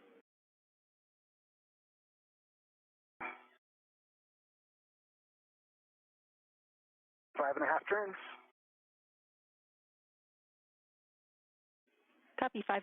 Johnny, I see that this handrail that I was planning on using for a lot of actions, which is just on the front face of ESP2, just starboard of my ATFR, does have a handrail clamp on it. So does that mean I cannot waist tether to it?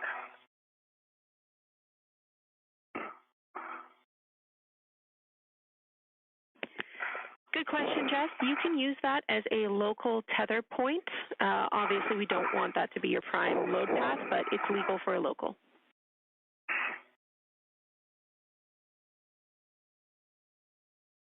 That'd be legal for a local.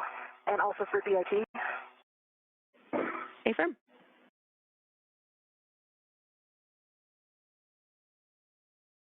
Copy.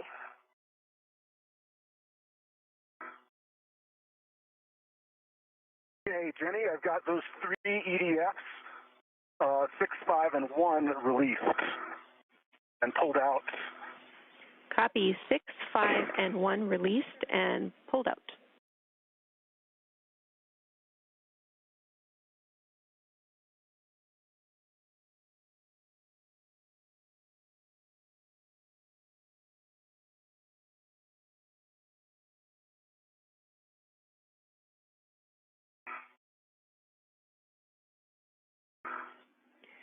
And Chris, next steps for you are, as written, to maintain control of the joint for Jess's bolts to be released. But since you have a little extra time here, if you can reach EDF 4, that's the one under the scoop, we would also like you to attempt to release that one.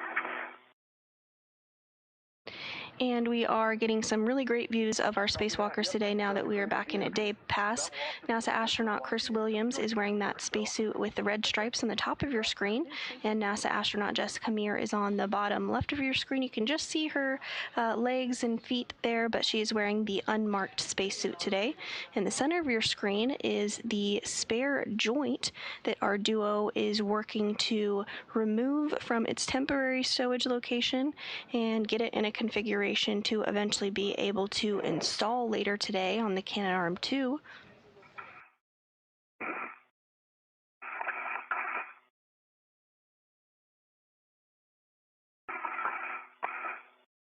We've just surpassed the 1 hour mark in today's spacewalk. The crew is continuing to make good progress and is running about 20 minutes or so ahead of the timeline. Today's spacewalk did begin at 7:20 a.m. Central Time, so we are 1 hour, 1 minute, and 30 seconds into the 280th spacewalk in support of space station maintenance, assembly, and upgrades.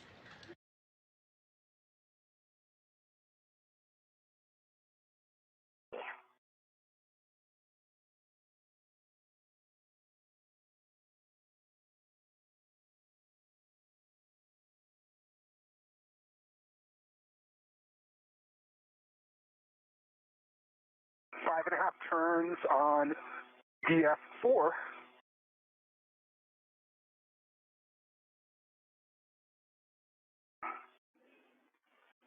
Copy 5.5 turns, EDF 4.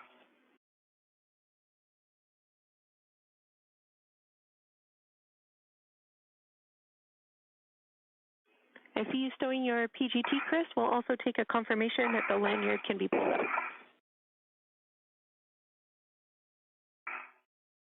Yep, stand by. I need to, I think, get down there a little bit more to get in position for that. Copy. And NASA astronaut Chris Williams is working to stow that PGT or pistol grip tool for now, but it won't be the last that we see of it today, certainly. It will come into play quite a bit during today's spacewalk. Also in view just above his head there is the mini workstation, which has a variety of tools and tethers and items that will be utilized during today's spacewalk. After 5.5 turns.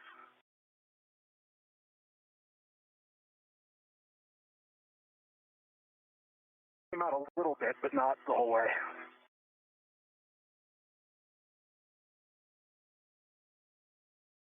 Copy, we're talking it.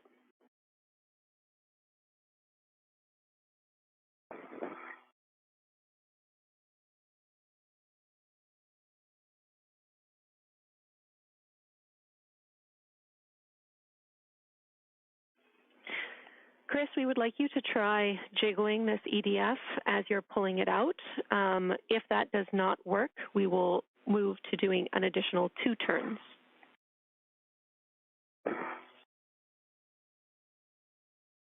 Copy. Let me, if I can get a better position here.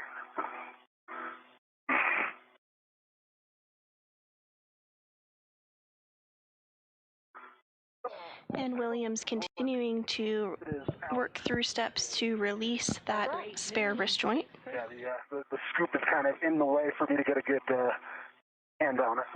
Mm-hmm. All right, my APFR is set in Lima 6. Copy. Good APFR settings. Thank you, too. Now we will get Jess to reposition for releasing EDF 2, and the last EDF we'd planned for is EDF 3. So after EDF 2, let's just take a pause and make sure that Chris can maintain control of the spare joint. And I have consumables updates when you're ready.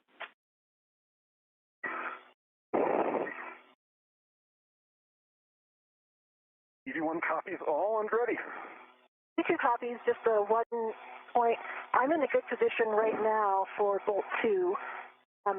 Since it's more port, I think I'm going to need to stay here more port, which means after the bolt, Chris, I could reposition a little bit to help you guide it in. Copy. That make sense to you? Does. I can, yeah. And Houston's fine with that plan.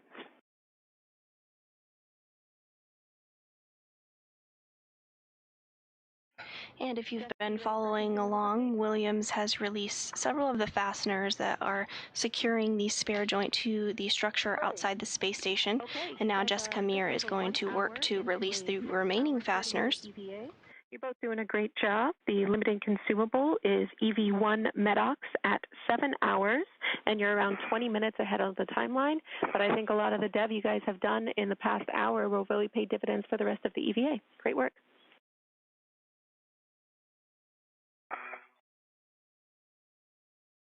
On copies. EV2.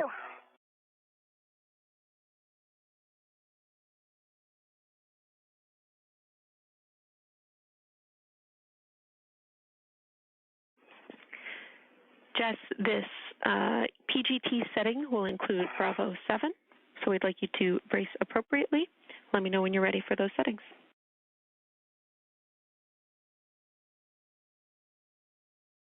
And I'll give you a calipers. And outside of Jessica Meir's helmet camera on the right hand of the screen, we are seeing a view of the Earth below. The International Space Station orbits the Earth every single 90 minutes and is currently beginning a pass into the United States. It's just flying over the Pacific Ocean now, but soon will be passing along the coast of Olympia, Washington, and will be flying over the entire United States, essentially, including directly over Houston, Texas, here in just a couple of minutes. We'll let you know when we're overhead in Houston, but as of right now, the International Space Station is just currently over Olympia, Washington, and so here shortly, just a couple minutes from now, it will be over Houston. That's how fast the space station flies, 17,500 miles per hour. If you want to see when you can spot the International Space Station flying overhead, you can check out our app, Spot the Station, as well as our website, and you can enter in your location where you live and see when the International Space Station will fly overhead.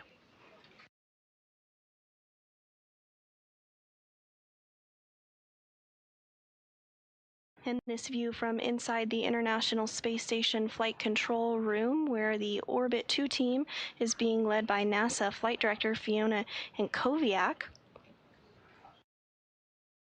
Here in Mission Control Houston, there are a variety of console positions that are staffed to maintain the International Space Station and its systems, including during today's spacewalk. Today's spacewalk is the 280th in support of space station maintenance, assembly, and upgrades. After the handover, and we can confirm Bravo 7, counter 2. Bravo 7, counter 2 is set, and I'm looking for 5.5 turns. Affirm, and we have it down that this is EDF 2. I am on EDF 2. Copy. I'm starting turn.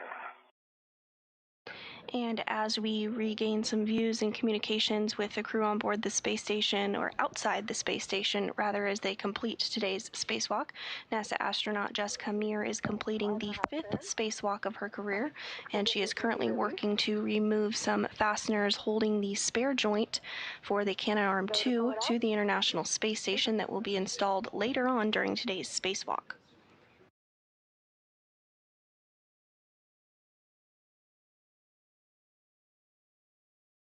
All the way out. We see a great view of that. All right, we have one EDF left. We are tracking that is EDF 3. So we would like Chris to maintain control of the spare joint and give Jess a go to release EDF 3 when she is in position. Let me know when you're ready for one caution. Chris is ready, and I have a hand on the scoop. I have control. So I'm going to switch to the other handrail for this. Copy. Houston copies. And this view of NASA astronaut Jessica Meir in the unmarked spacesuit on the lower portion of your screen as she works to remove that final fastener securing the spare joint to the space station. Above her is NASA astronaut Chris Williams in the spacesuit with the red stripes. He's serving as EV1, or extravehicular member 1, and Jessica Meir is serving as EV2 during today's spacewalk. Yeah, exactly. That's my thinking. Yep, I love it.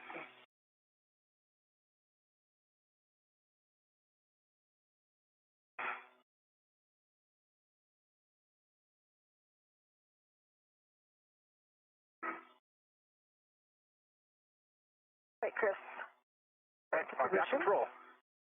Copy. Before you start turns, caution, minimize loads into the joint or mutt ball stack mutt on the CTC handrail.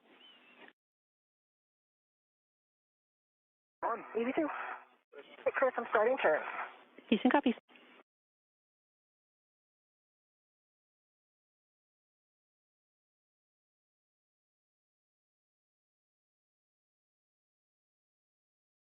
.5 turns. It looks as if it's loose.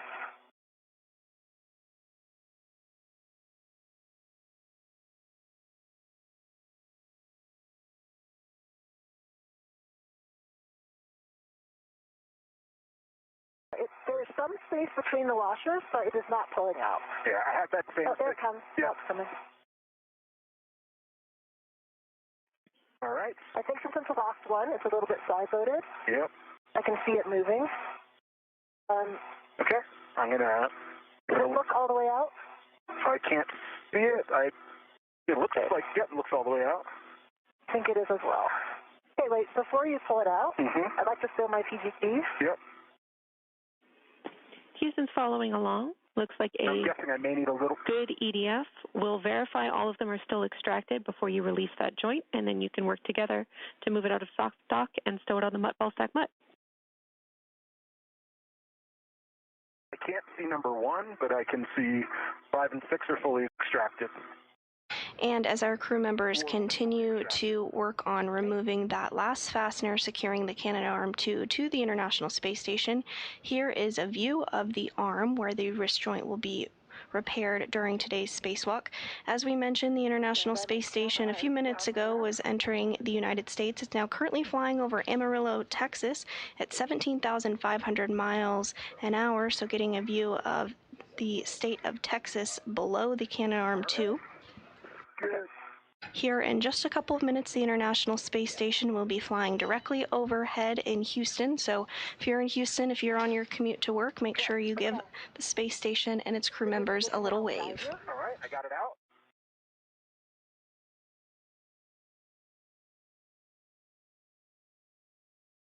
This red is kind of in the way. Yeah.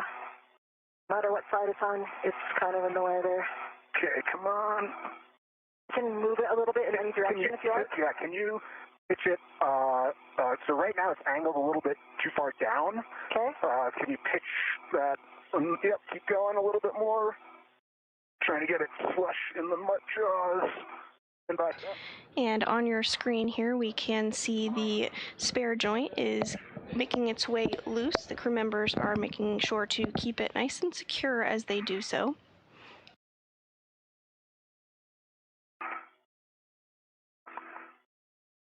Use the tether point to kind of wiggle it a little bit to get these paddles out. I can't hold on to anything except for like the edge of the front face here. Okay. Yeah, I think these paddles are not popping out. You just make sure. Okay. We got jaws closed, paddles out, and nope, not quite. Yeah, those There we go. Jaws closed, paddles out, and locked. Yeah, I see it. Copy. That is a great config. Good work, you two. The joint now should be tethered to ESP2. We will have you reposition the ball stack so that the joint is facing forward. This is for reach once you are ingress to the APFR, Chris. Copy, Chris, and I'm going to keep a hand on it to keep it away from me. Just obviously you can see for us to be watching are the two wrecks. Yep, I see them. They could easily get caught like in the EDF and that kind of thing. Yeah, I kind of see one of them. I don't know if you can see that closer one. It looks like it's underneath the MOI. I think it's okay where it is. Okay. Just to watch, when we get it off. Okay. I think that's a good position. About as far forward as I can get it. I think that looks like a good position to me. Okay. Let me try to see a little bit more. Well, I get as much reach as I can. Yeah. I think that's about what we got. Vectors all look good from here. I got a great view of them. All right, nice work, you two. We agree that is a good config and a good position of the spare joint. I will take a glove inspection and HAP check from you both while we prepare to ingress the APFRs.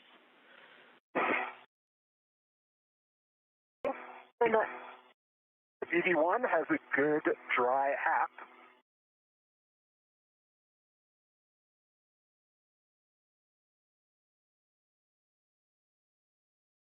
And we do have confirmation that that spare joint was removed and stowed as expected temporarily while the crew continues the procedures in order to remove the old joint and eventually swap it with the spare joint. At this time, the crew is completing those buddy checks, the glove and HAP checks, ensuring that their HAP is dry, their gloves are looking good, all their tethers are as they should be, and their mini workstations have the items that they're tracking in them. Following this, the crew will get into their APFR, or Articulating Portable Foot Restraint, one of which NASA astronaut Jessica Meir removed from another location and brought over to be utilized during the next portion of the spacewalk. The APFR is utilized quite often during spacewalks as it helps provide some traction and hold for the spacewalkers for their legs. Of course, in the microgravity environment of the International Space Station and the surrounding vicinity, things float, so it helps to have your feet secured to give you a little bit of traction to be able to complete your work, especially during a spacewalk. I have my BRT on it. I'll get it on my BRT. Copy, Jess.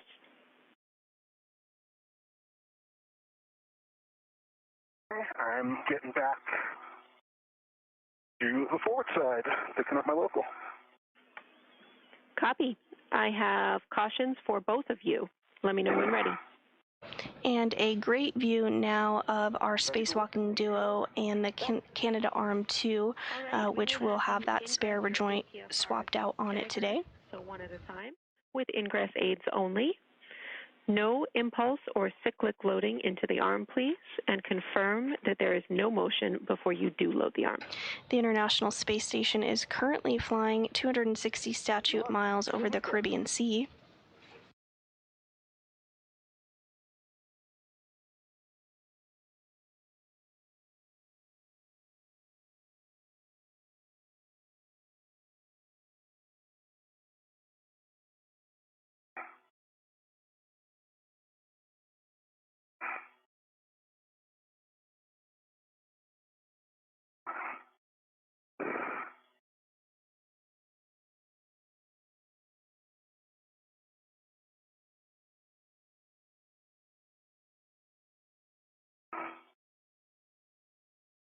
I've got the pre-lock bag on my DRT, and I'll get ready to get into position for ingress.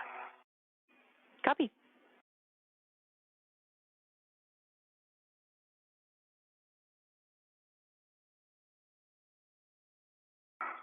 Next up for our spacewalkers is some preparation for the Lee cluster remover. The Lee is the latching end effector and is similar to the hands of the Canadarm2, and that Lee cluster does need to be removed in order to get access to the area where the joint is going to be replaced. It is joint number 5 that the crew is going to be removing and swapping out today. We suggest that you put a waist tether down on the CTC so that you can control your role in the APFR later on. And we also want to let you know we had to power off your HECA for a couple of minutes for thermal reasons. Copy that. And I'm working on my left waist tether on the CTC. Copy.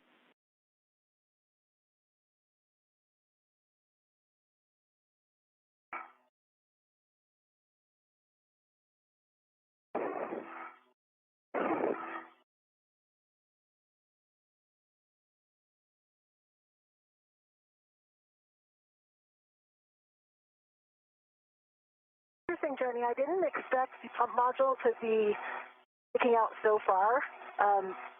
It actually, the front lip of it actually extends over my yaw pedal.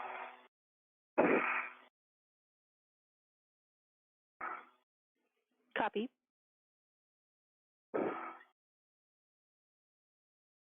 This shouldn't be a problem, just, you know what I see.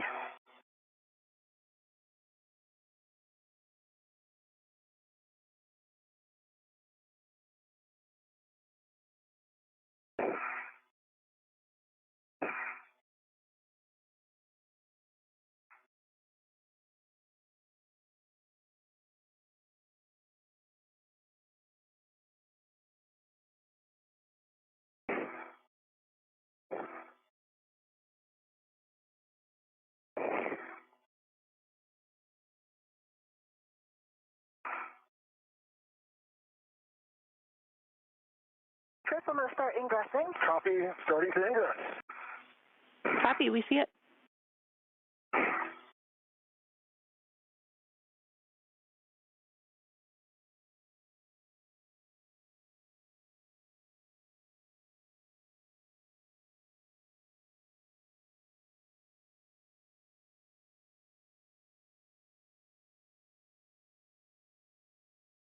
Right foot's in, heels locked. Looks good. Nice work, Jess. You can verify your ingress 8 is tucked in. Left foot's in, heels locked, and my ingress 8 is set.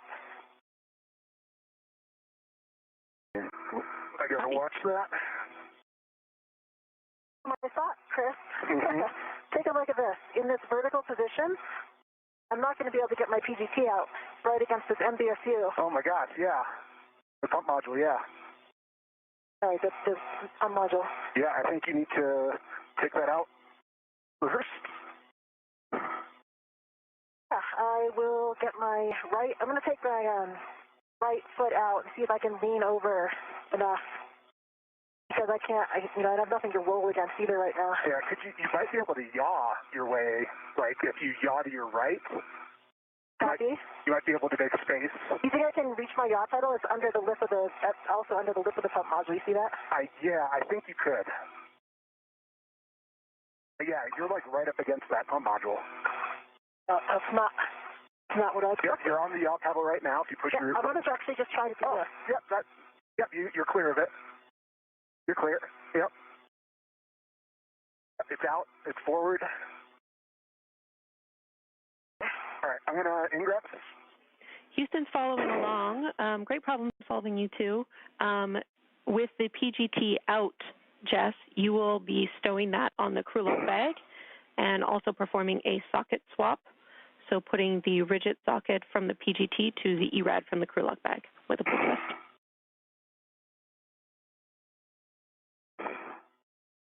Easy, 2 copies, yeah. So basically what I did, Jenny, I was able to take 1 foot out, lean over, get the PGT in front of me, and now both feet are back in and locked. Nice work.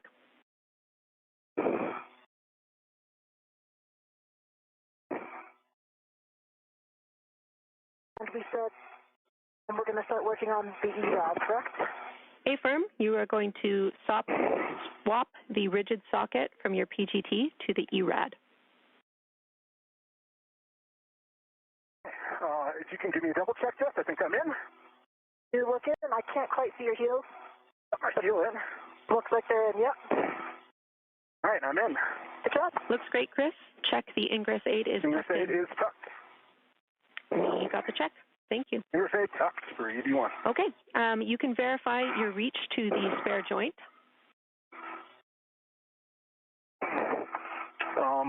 Yeah. So I can see it. Let me. I can see it too. Let me see. I think I have to.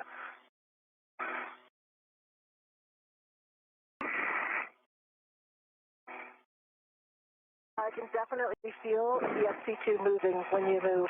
Yeah, I just need to take a foot out, I think. So if I take a foot out, I can get a finger on the tether point of it. Did I put a hook on that tether point? Copy. And Chris, you will be rolling your APFR one position closer to vertical, which is Bravo. Right now you're in Charlie, so you're in the forwardmost roll position.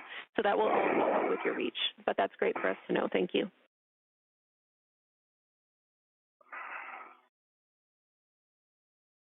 All right, I'm going to put my foot back in.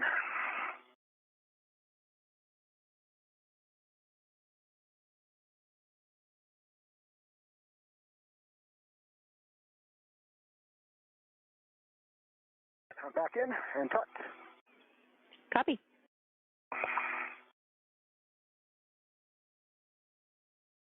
I have the 2-inch on my PGT on my pit pin. I'm going to, before I fully remove it, I'm going to get the ERAD out. Copy.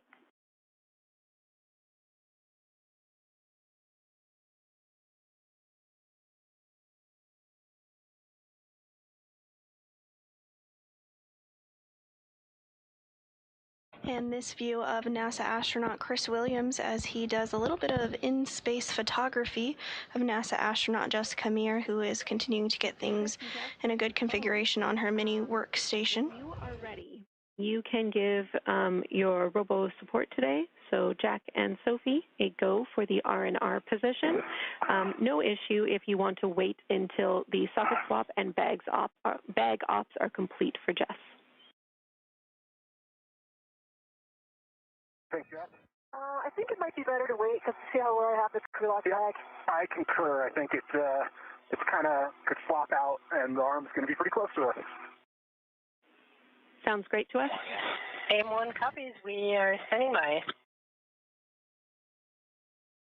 And in this view, you can see that Williams is in that APFR, that articulating portable foot restraint that we referenced earlier that gives him a little leverage and gets his feet in a good spot for him to be able to do the next portion of the spacewalk, which will include a little help from inside the International Space Station, where European Space Agency astronaut Sophie Adeno will be primed to move the Canadarm to a bit closer to Williams and Meir so that they have good access to it for the removal of the joint that they are replacing today and the eventual swap out of that. So at this time, we're standing by for the crew outside the International Space Station, our spacewalkers Williams and Meir, to give the go to Adeno to begin that arm motion from inside the International Space Station.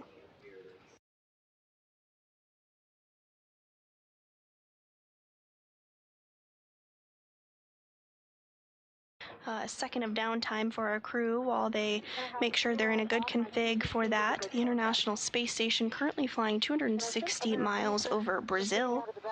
Yeah, do you want to put it on the handle?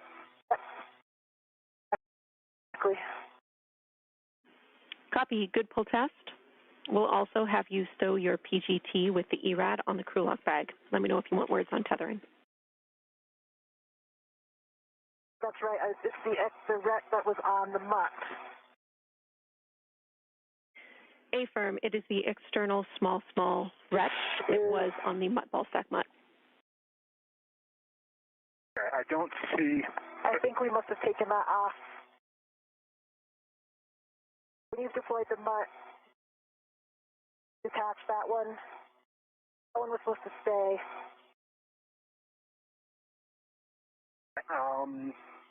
Yeah, because right now we have I see one ret is going from the MUT to that was supposed to be the one that stayed on the bag.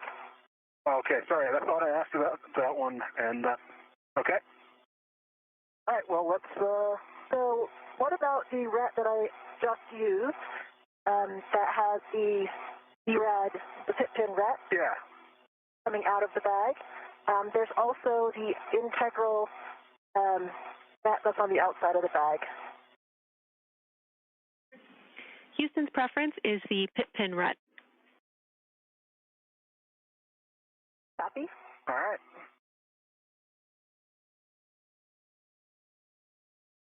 And if you're just joining us this morning, we're continuing to bring you live coverage of the 280th spacewalk outside the International Space Station. We are now 1 hour and 30 minutes into today's spacewalk, where NASA astronauts Jessica Meir and Chris Williams are working to repair and swap out a joint on the Canadarm2. That spare joint that was outside the International Space Station has successfully been removed at this point and has put in a temporary stow location. The crew is now in their articulating portable foot restraints and getting everything set up ahead of the movement of the Canadarm2 from inside the International Space Station that will take place by European Space Agency astronaut Sophie Adenau. Yeah, and A-firm, we do want it on a ret so that it reaches between you two when you're doing your operations at the arm, but you can, of course, put the tethered end of that ret on the adjustable D-ring if you want. That makes sense. Right now, I have, Chris, I have the tethered, and so I have it on the handrail, pit pin side. So I'm going to detach the other side, and I'm going to use the other side on my PG. Hit and copy and concur. And conveniently, it looks like it's one of the ones that's really close to the top, so this won't be too bad. Sounds like we're headed to a good config.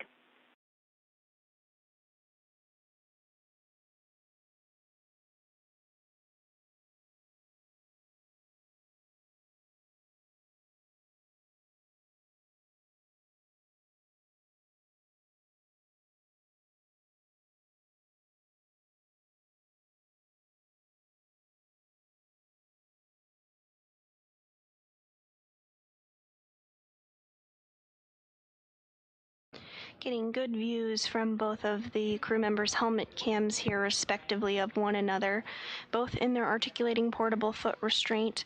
Williams is wearing the spacesuit with the red stripes. You can see him there on the left of your screen, and Jessica Meir is wearing the unmarked spacesuit on the right-hand side of your screen.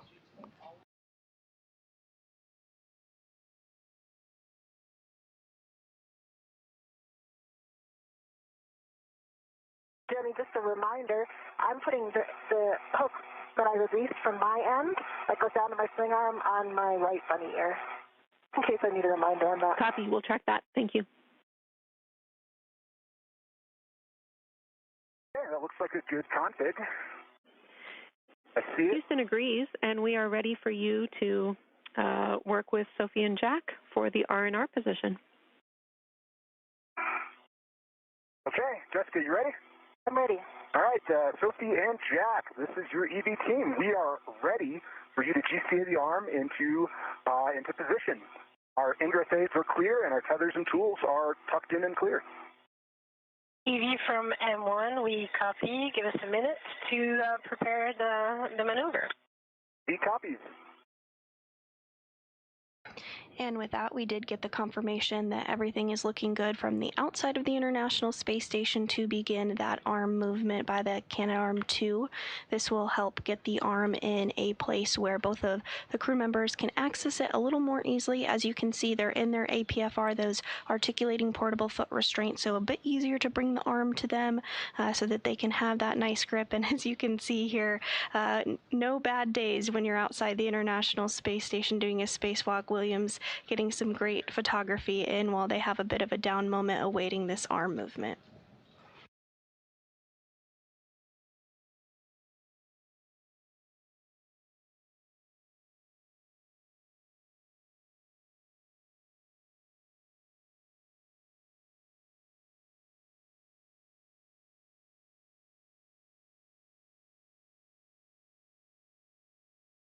V from M1, we are ready for the motion of the arm. Any copies? We have good visuals of the arm and good visuals of arm clearance.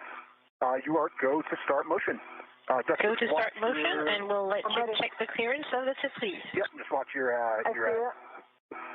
And you can see the Canadarm2 beginning to come a little bit closer there on the top of your screen there. That, again, is being controlled from inside the International Space Station by European Space Agency Sophie Adenau.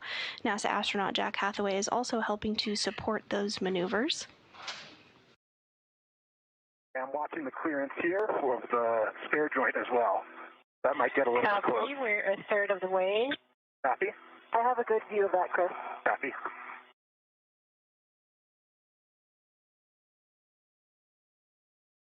The arm continuing to be inched in slowly but surely by Adenau.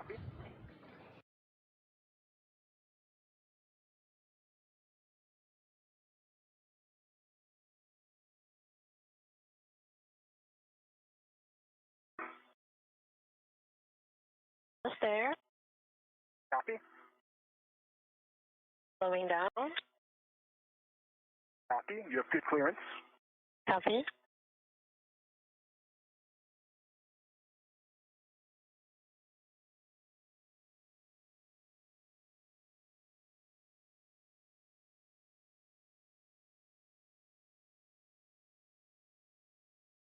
From M1, we are at the published R&R position. Brakes are on. You are go to verify and assess the reach. The copies, brakes are on, and we are going to do a reach assessment. 82 copies. I can tell you that this is well out of my work envelope for reaching the joint on scoop 7. It's like several feet above my head. Yeah. I can reach the scoop on joint 6, and I actually think I could reach all of the EDFs on joint 6 from this position, and possibly the mate-demate with the ERAD, but I'll have to put a bolt on there to actually see because I can't see it. Copy that. Yeah, I have a good access to the scoops on 5 and 6. 7 I will need to roll to reach. That's a little bit out of my envelope. I might be able to if I took a foot out. I think the EDF number 3 on joint 6 is going to be hard for me to get with the 6-inch, so I might need the ERAD for that. I think the other ones, I can get all of them from this position. Okay, so... And following some excellent maneuvering of the Canadarm2 by Adenau, we now see the arm is positioned perfectly between our two spacewalkers, NASA astronauts Chris Williams and Jessica Meir, to gain access to that joint in order to swap it out with the spare joint they've since removed from the International Space Station, now 1 hour and 37 minutes into the 280th spacewalk in support of space station maintenance, assembly, and upgrades. You know how the arm is like canted towards you? Towards me, yeah. So that's what's going to make it difficult reach because I'll be getting close, like Jenny had said, to joint 6. Yeah. I can lower my workstation so that that's not in the way, but I mean, if you can, I can show you where the scoop is. Look, can you see where my ERAD is? Your ERAD, yeah, I can see that. It's at the tip of my ERAD up here. The other thing we can do that might be helpful, this will make it harder for me to reach ERAD, number 5 on joint 6, but we can come a little bit towards you also. I don't think you can come toward me very much because of joint 6, because of that angle. Like, I'm actually only a foot away from joint 6 right now. Okay, copy. Because it's canted again, toward me and away from you. All right. Well, why don't we bring it down 30 centimeters and see where that puts us? Do you think we need to do significantly more? Let's start with that, and we can assess. Okay. Jack and Sophie from ED, we are going to go for a GCA. We're going to be looking for 30 centimeters station nadir. And as we look at this view here on the left of your screen, we have NASA astronaut Chris Williams. Just below him, on the lower right of your screen, is NASA astronaut Jessica Meir. almost dead center in the screen from this view is joint number 5, which is the joint that is going to be swapped out by our spacewalkers today. So the duo is working alongside the ground team to ensure that they have the best possible positioning to access this joint in order to remove it and swap it out with the replacement joint, which you can see floating just behind Williams there, behind his arm, slightly to the left of the joint number 5.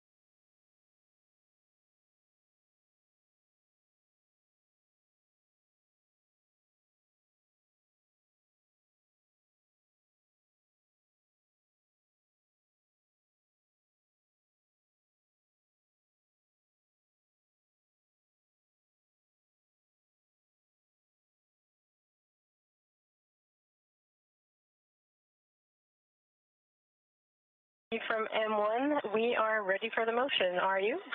M1, ready for motion. Go to start motion. Okay, go to start motion. Starting motion. I see motion, and it's good motion. Copy, good motion.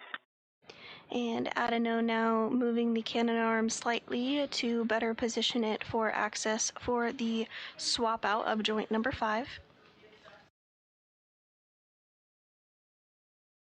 Ramping out. Copy, ramping out.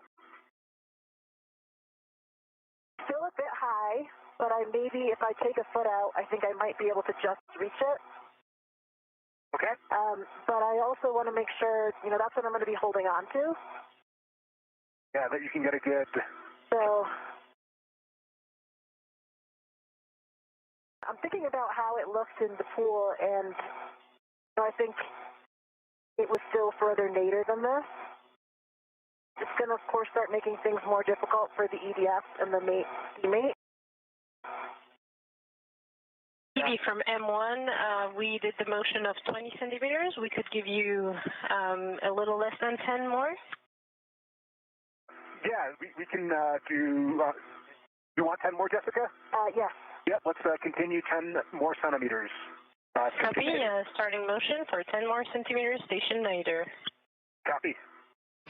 A bit more adjustment of the arm in order to get it into just the right place to ensure that both crew members have access to all the points that they will need to swap out that joint. Up there. Right, ramp out. Ramping out. I think that will do it. I'm going to have to, actually try to touch some things here and see how it goes. Yep, I think this will work for me as well. I may need the ERAD for number 6 on joint 5, but we'll see how it goes. Copy. I'm just going to adjust my TCP. Okay. Yep. So we're ready for brakes and to do a reach eval. M1. Copy. Standby 1. So right now we have the brakes on, and we need a couple more steps. We call it GCA complete. Yeah, GCA complete for now. We're going to do a reach eval, and we'll see what we can do. Copy. Then assessing your reach. Houston, EV2 is at a TCD setting of 2.5. Houston copies. And Houston, EV1, TCD of 3. Houston copies. And before the Canadarm2 is powered down for the swap out of the wrist joint, Williams and Meir are going to go ahead and make sure that from every angle that they need to access, that they have the proper reach in order to do so for that swap out. I just want to remind you about the scoop install. Hopefully the new positioning of the arm, a little more nadir, helps you access that joint 7 micro square while keeping the 6 EDFs in your reach chest. But we are ready for the scoop install as you're doing this assessment or after. copies. And M1, just to confirm, brakes are on. We're good for reach assessment. Yeah, confirmed. Brakes are on, but the arm is not saved. But first, the initial assessment of your reach, yes, you are go. Brakes are on. TV copies. Do you want to go ahead first, Jessica, and get some hands-on? Yeah, I can touch EDF1. On joint 6, I'm talking now. I can touch EDF1 and EDF2, and also EDF6. Definitely the limit of my EDF. Okay. And I can touch the EDFs 5, 4, and 3 on joint 6, and I can touch 2, 1, and 6 on joint 5, and I have a good reach to all of my microsquares. Copy. The joint 7 microsquare is still a little bit out of my reach, but I think I'm going to be able to get to it, especially if I take a foot out. Okay. And mate, demate, I cannot. Can you see it? Yeah, I can not. But if I took a foot out, I might be able to. Because right now, I have no eyes on it. I know where it is, and so I think that with the ERAD, it's going to be around here, right, Chris? Yep, I'm seeing if I can get eyes with my mirror on it. But I am struggling to see it. If you're just joining us this morning, we are 1 hour and 45 minutes into today's spacewalk outside the International Space Station, the 280th in support of space station maintenance, assembly, and upgrades. Thus far, our spacewalkers, NASA astronaut Chris Williams and Jessica Meir, have successfully removed the spare joint from its location on board the International Space Station and have temporarily stowed it. Forward position. Additionally, the Canadarm2 has been maneuvered into place by European Space Agency astronaut Sophie Adano from inside the International Space Station. Now, Williams and Meir are working to confirm that they have access to all the proper areas that they will need to begin the removal of the joint that is no longer working as expected, ahead of swapping it out with the new joint. Yeah, I'm not able to see it. It's a little too angled away from me. Okay, is it pointing, like, do we expect it to be pointing more toward me? It should be, actually, because since the whole joint 6 is canted this way, it should be also. Yeah, I think from the other position, so I think it would be a good idea for me to get the scoops on, and then that was the idea, Jenny, before, but weren't we also going to assess my reach for joint 5? I actually am not that worried about my reach for the EDFs in joint 5. Yeah, Jess, we I think it's going to be are fine, comfortable with the reach assessment that we've heard so far, and we agree that the joint demate bolts will be more accessible for the other position. We would like you to install the scoops now, please. Copy. Thank you.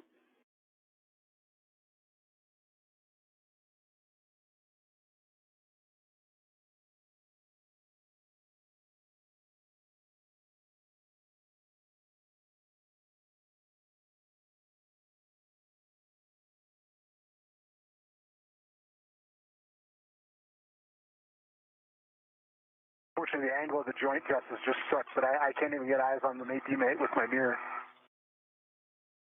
Copy. I can see the mate demate on joint 5 with my mirror, and I can see the indicator very well.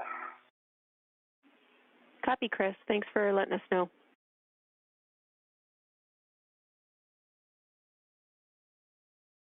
Jenny, I know that we talked about the scoop on joint 7. It's going to be handle nadir.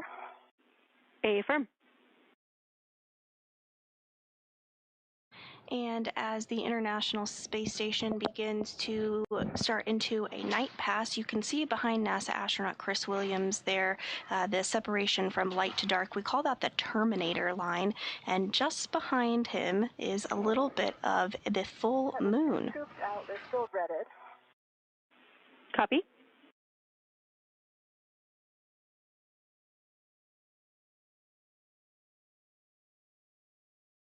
I'm going to put the one on joint 6 first because I think it might help me get the one on joint 7. Okay, that sounds great to us. Keep in mind that we had planned for this handle to be pointing aft in zenith, so toward the lee, but this is the one where you thought a different position might work better? I don't actually, I was going to try aft Venus first, but I think that the bayonet fitting interferes with the box. It's not going to let me do that, I don't think.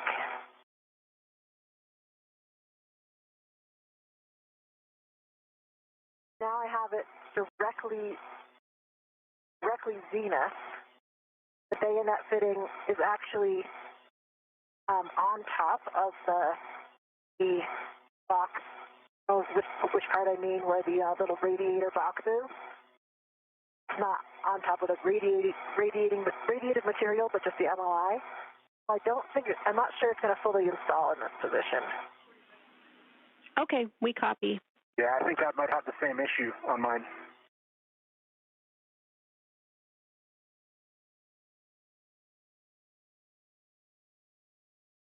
I think I might have to go forward, or like I had said,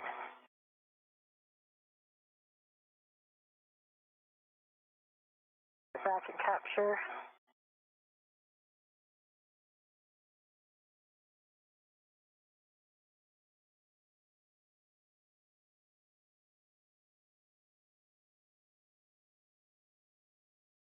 I think Zenith is going to be easier for reach.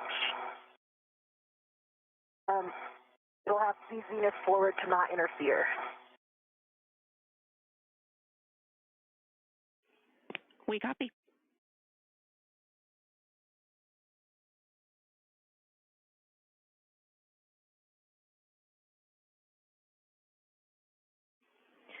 And Jess, we are good with that position. If you are, we are 20 seconds from a short handover, and once install on Scoop 6 is complete, you can move to Joint 7, handle later. Yeah, I think that it's the best option because of the bayonet fitting. I can't go either directly Zenith or aft Zenith. Well, that is.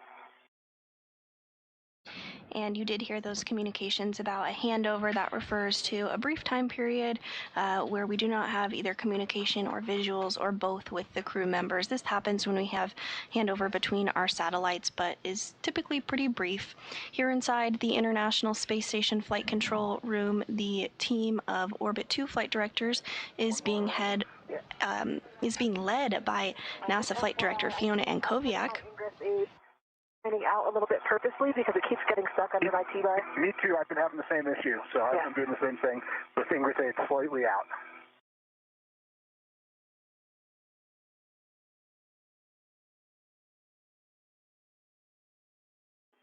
Houston's back with you after the handover.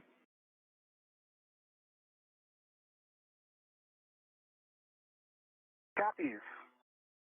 And there in the center of your screen, there is our ground IV, who is the lead for communicating with our spacewalkers today.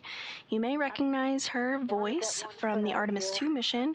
That is Canadian Space Agency astronaut Jenny Gibbons, who played a key role during the Artemis 2 mission and is playing a key role again today during today's spacewalk, the 280th in support of space station maintenance, assembly, and upgrades. We're approaching the 2-hour mark into today's spacewalk. This is the second spacewalk for Williams and the 5th for Meir. That is on there and locked. Let's get both scoops on. And remind me of the rep plan. These scoops, Jenny? The RET plan is you can leave the AET tethered to the scoops.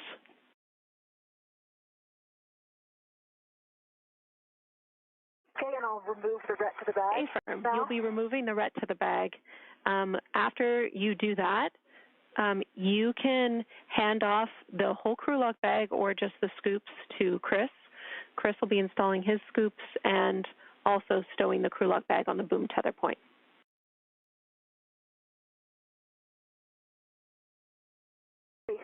And Chris, do you want to leave these out on the handle as well? That's a great idea. Yeah, let's do that. Okay. All right. So let me check this. Rep to the PGT is not, it's blocked out right now, so let's get this in a better config for you. You think under or over is better pass? Stand by. I think over. Yep. Right now I have my BRT right on it, and it's on this end of the handrail. Copy that. And get it off my BRT.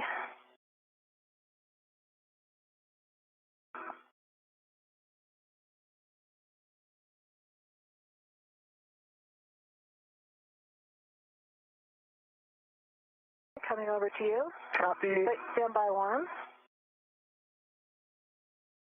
I still don't have a handle. Okay, don't pull yet because I have one more hook to remove. Copy.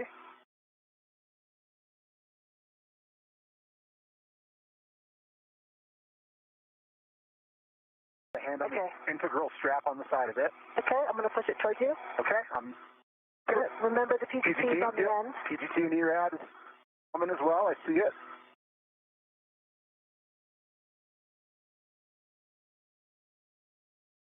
And we just had a good view of NASA astronaut Jessica Meir handing over the mini workstation as well as that pistol grip tool that has been utilized throughout today's spacewalk over to NASA astronaut Chris Williams. Okay, it's on the tether point. I'm going to release your BRT right. Copy. I'm ready for it. Nice work, you two.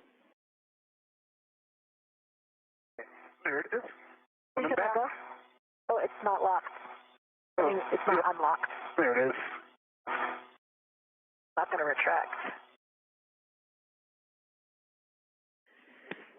Jess, we see you with that red batch. Once you're all cleaned up, you will be rolling 2 clicks station forward to Juliet for a continued reach assessment.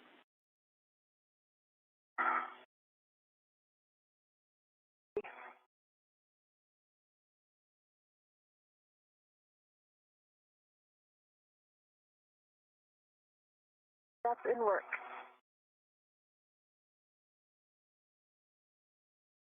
I see your roll pedal. Foot is on it.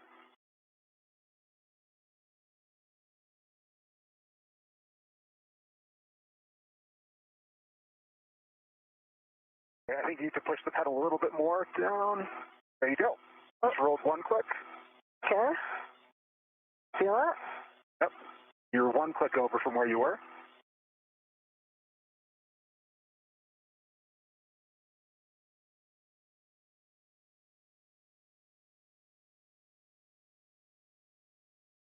So you're over 1 click. I think I moved more that time. Nope. It's just still 1 click from original. Okay. Williams and Meir continuing to verify access to all the areas that they will need in order to remove this joint that is no longer working on the Canadarm2 and replace it with a new joint that was already on board the International Space Station. They've already removed that spare joint and have it in a temporary stowage location while they work to verify this access, and then will remove the joint that is no longer working. Okay. Nice work. This wrist joint malfunctioned during normal Canadarm2 operations on May 27th, and the arm drew elevated motor current and did not move as expected. NASA did work alongside the Canadian Space Agency to understand the issue and determine today's spacewalk would be needed to replace the joint. Copy that. I'll start working on my scoops.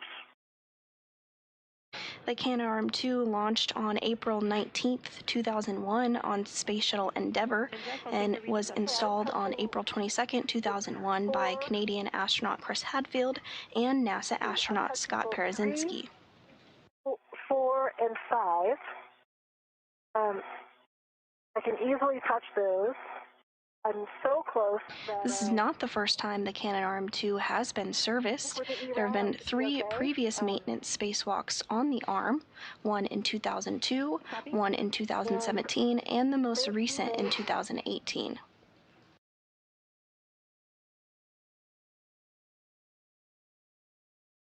Repairs to robotics like the Canadarm2 are normal and expected after more than 25 years of continuous operations, and the system was designed with replaceable components and planned maintenance in mind.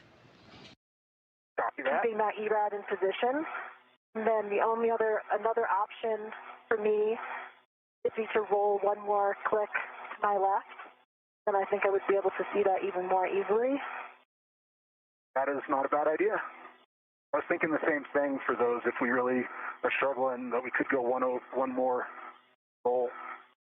I see where the teammates are. I think I'm touching them right now on joint 6. But given the angle, I can't actually see the bolt itself.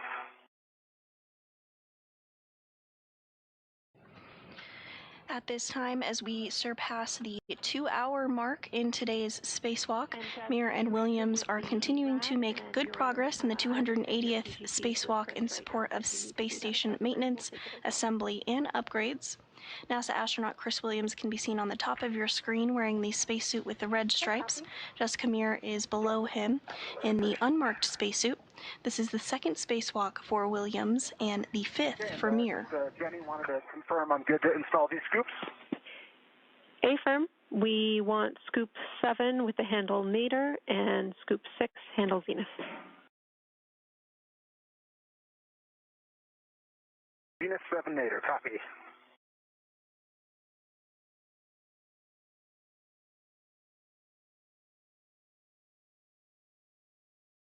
Chris, if you can push the PGT over here, I can do some reach assessments with it. Copy. Stand by 1 sec, and I will be right there.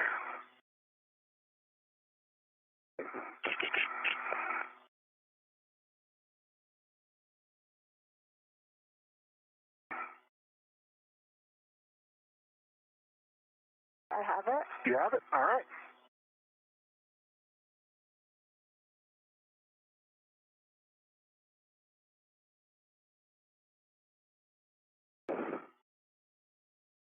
Okay, I've got my joint 6 scoop locked. Working on joint 7 scoop. Copy.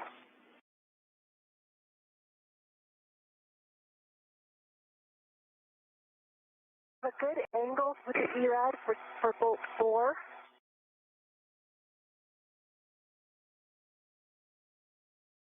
Houston copies.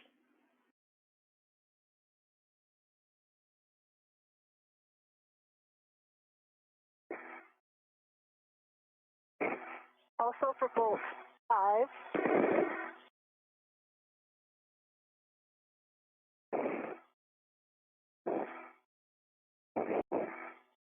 And for bolt 3. Copy. We'll take a test for the mate-demate bolts.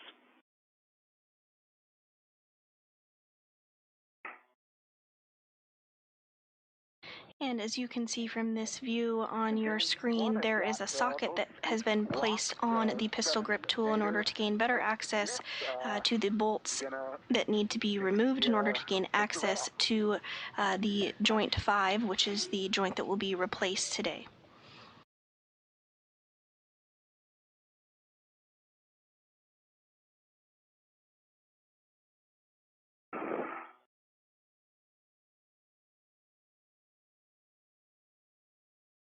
I think I'm in the area of the mate-demate bolt right now. Chris, do you think that if you were able to get more forward, you could... Actually, I think I might try that roll because I can't see it. Okay. Unless you can see it. Not great. The mate-demate is right. Should be right near it, right? Yeah. Either here or here. You're right in the spot. Yeah. I can't see it with the shadow, or with the lack of light. Let me see if I take a foot out, if I can.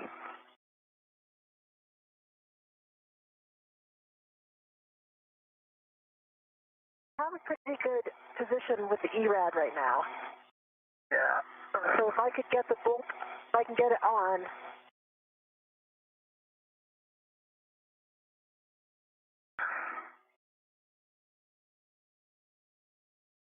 You know, I might be able to roll over one. All right, let me take my foot out and see if I can lean over and see it. Yeah. The foot I can get a lot closer, but I still can't. Kind of in a shadow right now. Okay, I see it. Williams and Meir working together to make sure that they have good visuals on the joint before working to remove that. It's all the way flush. Okay, yeah. This is the bolt. I'm on it. There are a series of bolts that they want to have good eyes on in order to properly release that joint. I think if I roll one more, it might be easier. See about 0.6. Pull the bag over to you a little bit. It's in my. Yep. Stand by. Pulling the bag. Got it.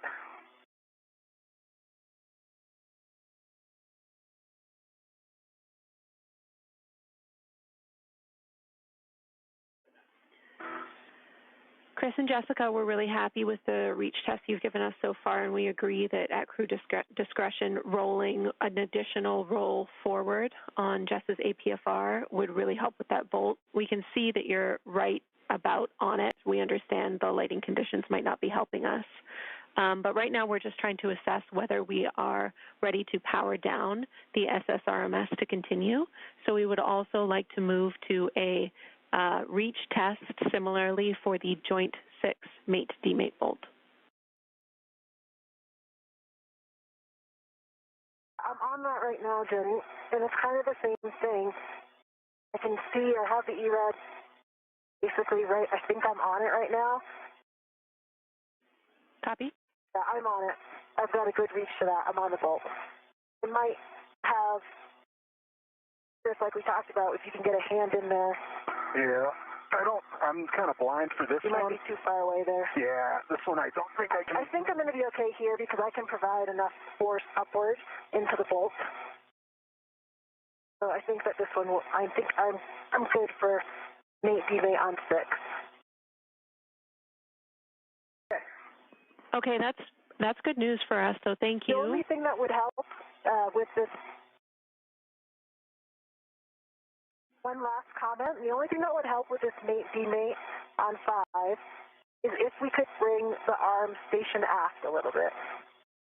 I think with my roll, with one more roll, it'll help, but it'll be close. But what do you think our clearance for coming station aft, even like 5 or 10 centimeters? My perspective, I think that would work. I don't think it would make anything else worse. I think it would make that one better. Yeah, that works for me. Would you guys be good with that plan? Houston would be fine with that plan. We also want a check on the indicator for joint 6 mate-demate.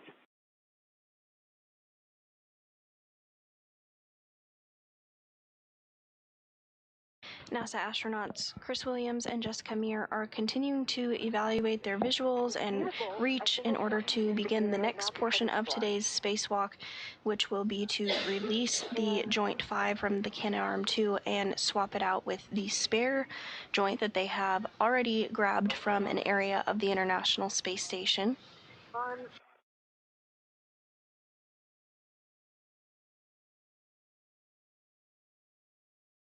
Joint 6, the indicator on my side or Chris's side of the bolt? Chris's side.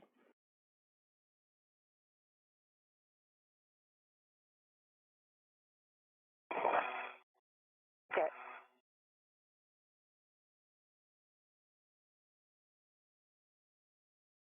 It's on my side, and I see it. See it? Yep, I see it. Okay. Here, it's better that it's on my side. Yeah. The one on joint 5 is on Chris's side. Joint 6 is on my side. So, yeah, I think...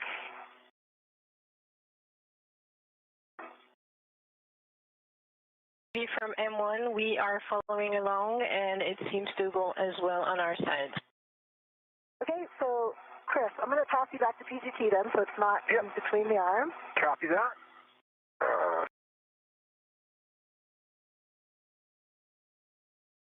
Stand by. I got it. Okay.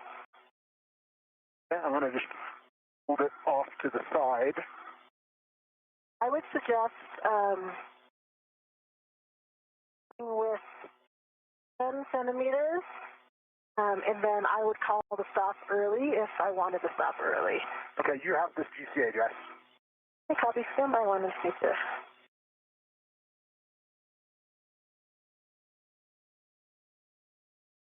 Okay, I am ready for that. So, Jack and Sophie, we would want 10 centimeters station aft.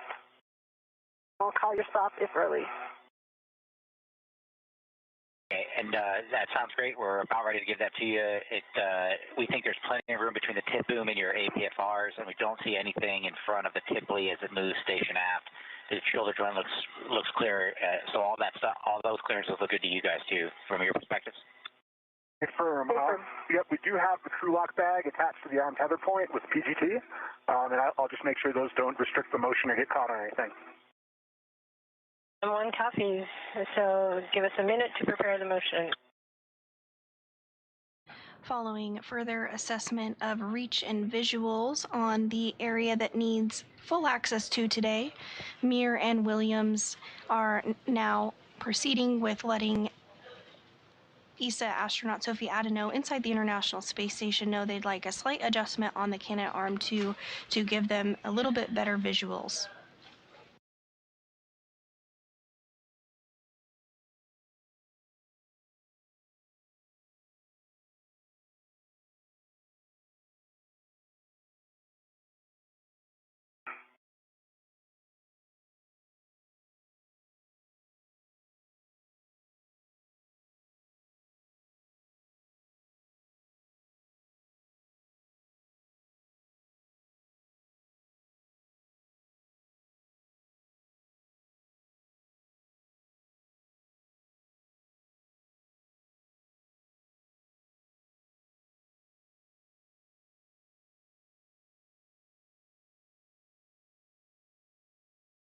From M1, we are ready for the motion. Copy, and I've got this one, so you are go for motion.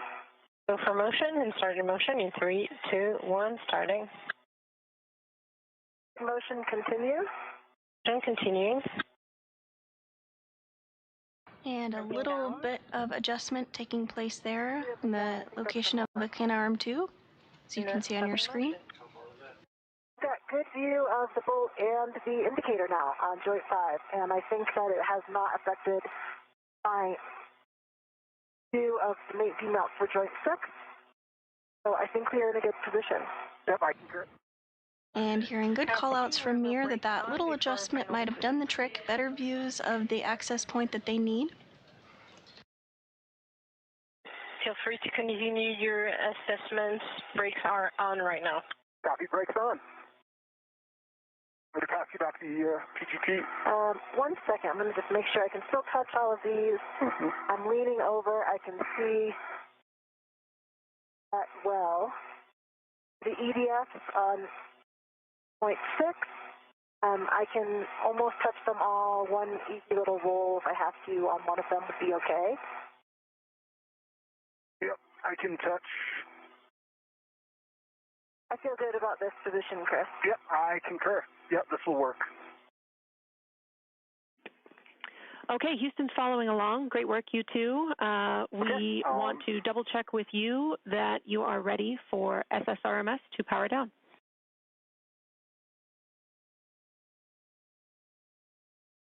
I'm comfortable with SSRMS power down. How about you, Jess? I concur. Okay, ED is good for SSRMS power down. M1 copies, and I understand that it's also GCA complete, and we are going to save the arm. Copies.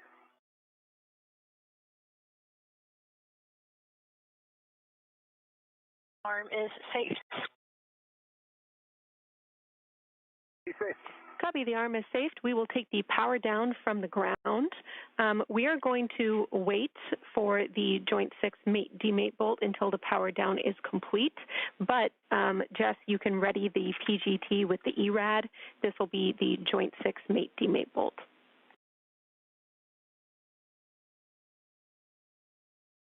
And with that, we did get confirmation that the arm is in a config that allows the proper positioning as well as proper visuals for the next portion of today's spacewalk. You did hear the go for power down. Power down actually happens from here on the ground inside Mission Control Houston from our robo flight controller. So they'll step through procedures to power down the arm. That will take about 5 minutes or so. Will also involve your PGT for the EDFs on Joint 6. Copy, yeah, I'll get my settings set. It's a third hand for this ERAD. Yeah.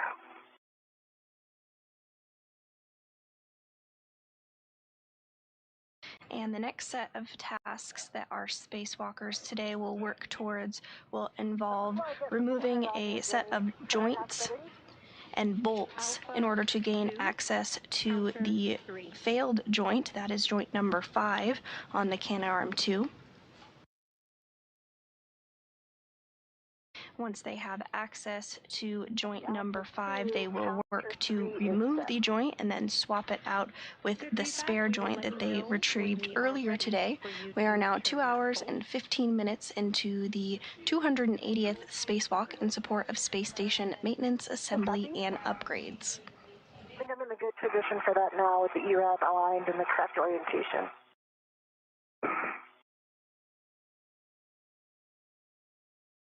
Jenny, my PGT got inadvertently turned off, so I turned it back on. Good cow. And I'm ready in Bravo 7, counter 2, for when it comes time for EDF. Probably timed out. That makes sense. Okay, copy. And Chris, we will have you stand by until we have released the mate-demate bolt.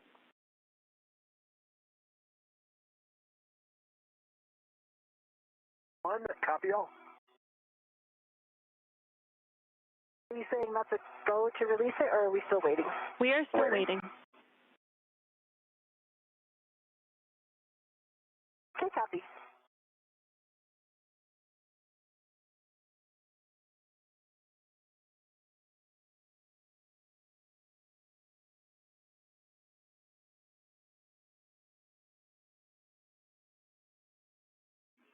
While we're waiting for the power down here, Chris, we had EDF 3 and 4 written with your PGT, and then we thought that you might need for EDF 5 the ERAD. Do you agree? I agree with that. 3 and 4, my PGT will work. 5, definitely need the ERAD. Jessica might also be able to get 5 just as easily. I'm not sure. 5 I can easily get. Yeah, that's the one on the, yeah. Okay. This one right here. 5 on joint 6.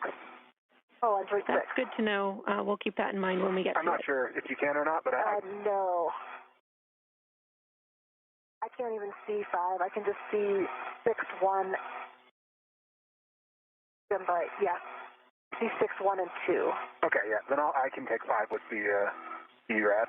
Copy all, you two. SSRMS is powered down. So with that, Jess, you have a go to release that Joint 6 mate-demate bolt. This is 35 turns at the bolt, 70 turns on the ERAD at the PGT. Hey, Jenny, I'm going to count turns on the PGT, and I'm going to try to get lined up here. Copy. We'll expect 70. That's 70 turns.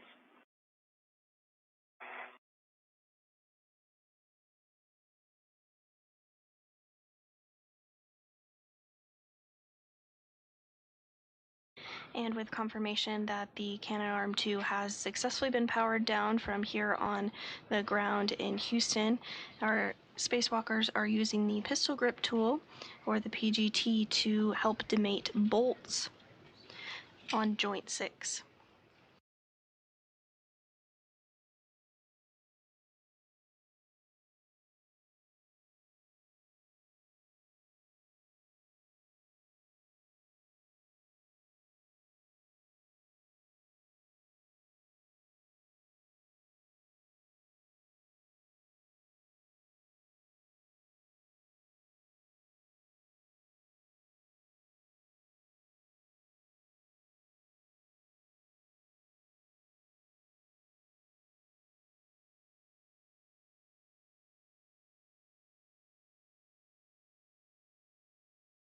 quite able to get it on there yet.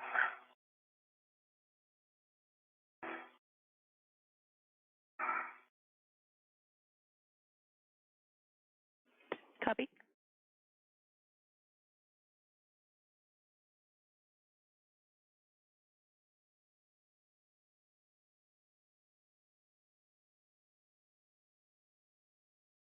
And from this view on your screen here, we can see today's spacewalkers as they work to remove that bolt on the joint to gain better access.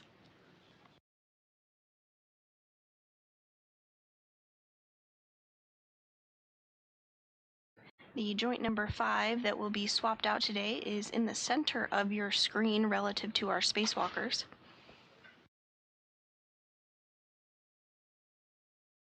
I'm on the bolt. I'm going to start turn. Houston copies.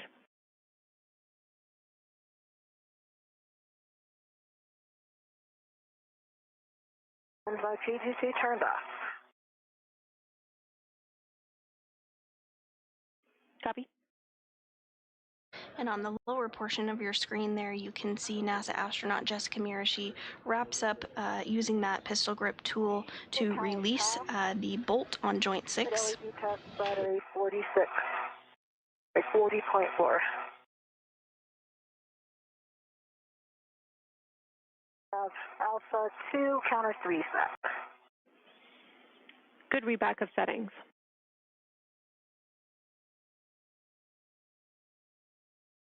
On the bolt, starting turn. Copy.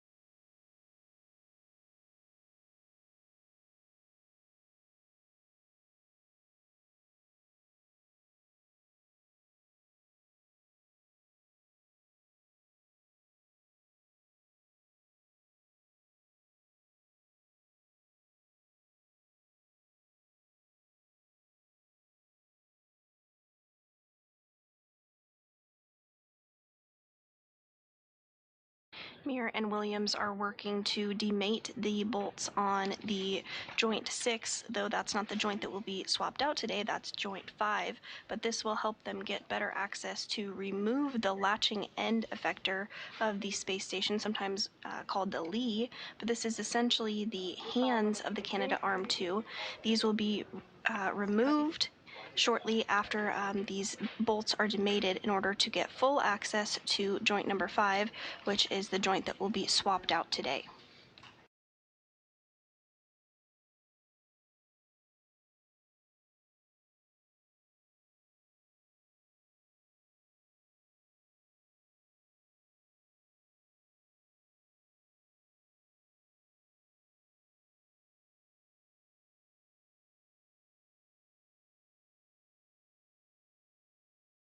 Into a hard stop.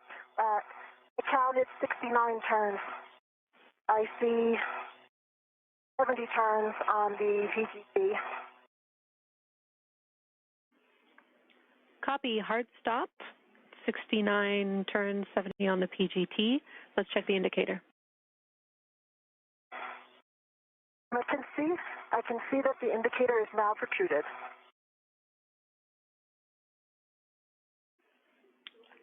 Okay, that is good news, Jess.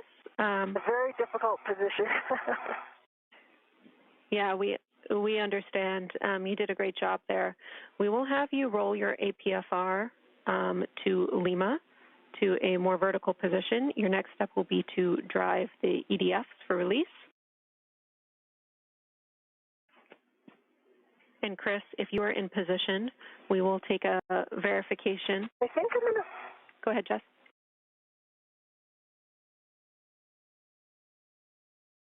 Yeah, I just wanted to give. I'm going to have to give Chris the PGT maybe briefly in order to roll.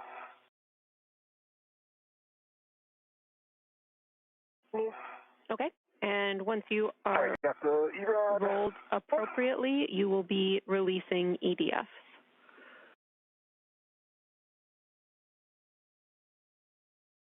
Copy.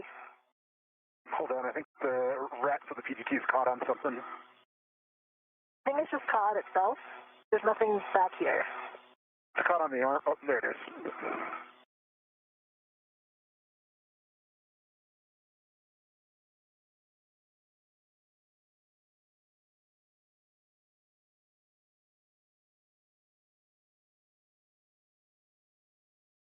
Chris, am I on the roll pedal? You are a little bit inboard. If you go a little bit wider out, you'll be there. There you are. Okay. I saw you move up a clip. Yeah, I'm in a good position. And we are in a handover between our satellites here and do not have visuals of the crew members as they continue work to remove those bolts to get better access to joint number 5 ahead of the eventual swap of that joint with the spare that they retrieved earlier today. But we do still have voice communications with the crew aboard the space station. That looks like vertical. Oh, no, you're not clicked in. You're not clicked in. You're one click off vertical still. One more outboard. I'm hitting the pump module.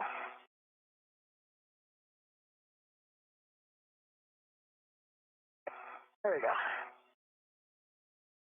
You're still one click off vertical. Yeah, I think my plus is hitting the...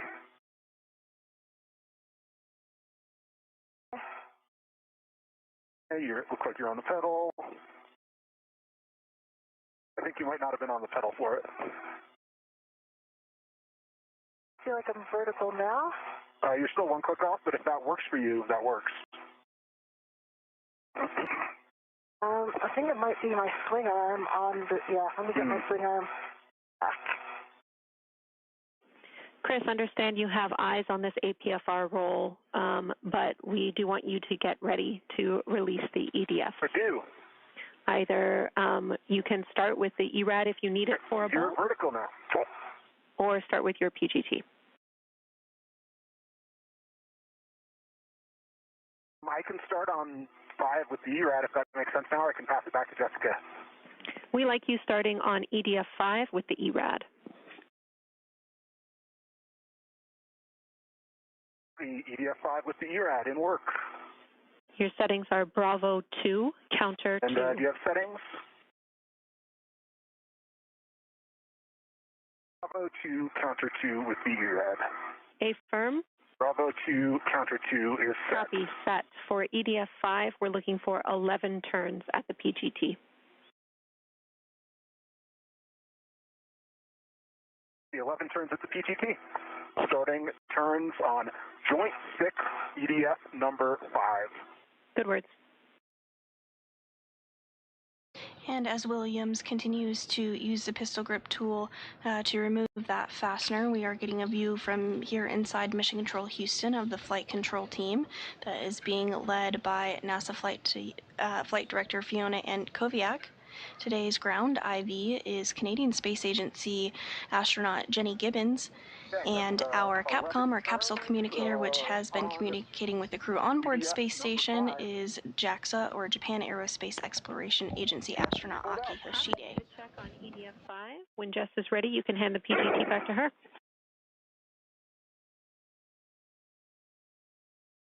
Be in work.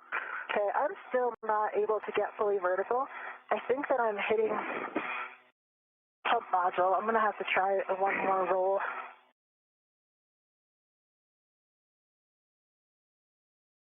The pedal now? No, negative. You're on the foot loop.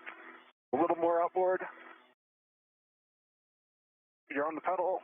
No, you're on the toe, the heel clip, so a little bit more outboard still.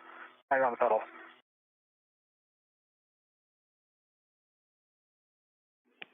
Chris and Jess, for awareness, we are about 1 minute away from an area of potentially ratty calm due to blockage. It'll last about 3 minutes long. Again, we're 1 minute away from that. You're still one click away from vertical, unfortunately.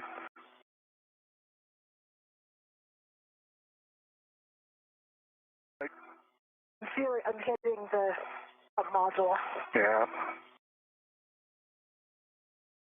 I think I'm going there, and then it doesn't lock because I'm hitting the module. You're like super close.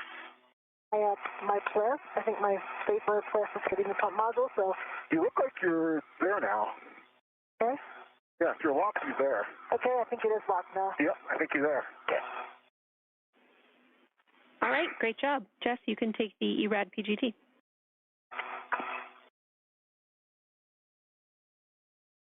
Copy. Got it.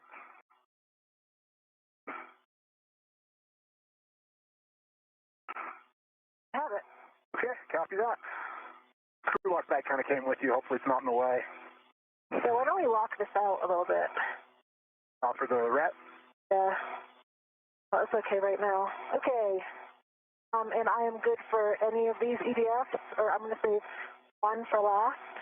Yep, that's what we have written. 2 or 6. You can do EDF 2 or EDF 6. Your settings are Bravo 2, counter 2.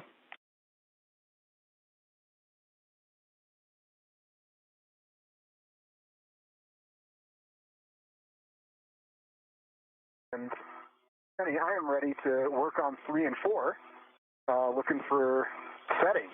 Bravo 7, counter 2, settings for Chris.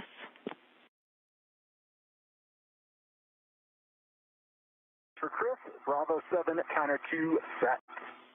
And that was Bravo 2, counter 2 for Jessica? Affirm.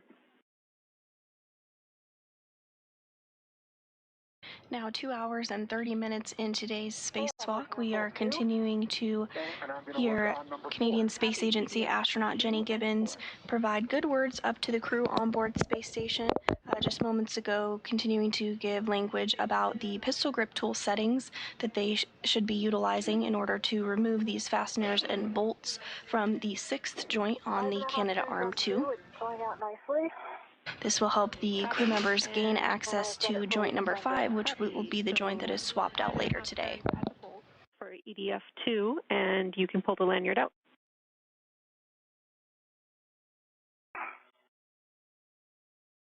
Actually, Jenny,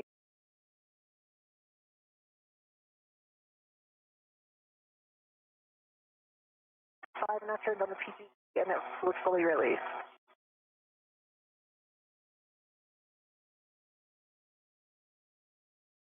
And it does look like we are in that expected period of communications where we don't have perfect communications. This happens from time to time when we have handover between our satellites, but we don't expect it to last long, just about 3 minutes or so. Then we'll have communications restored with the crew that is outside the International Space Station currently, as well as to the ground.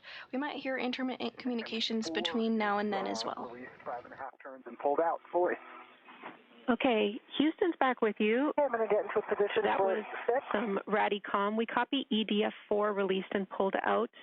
Jess, I missed your clarification on EDF 2.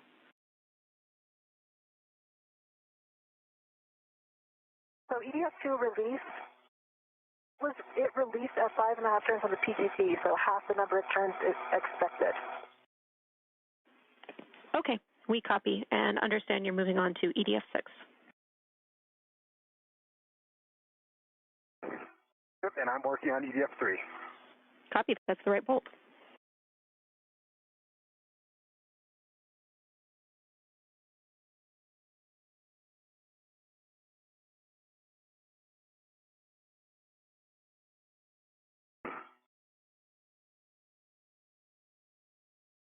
Starting EDF 6. Copy.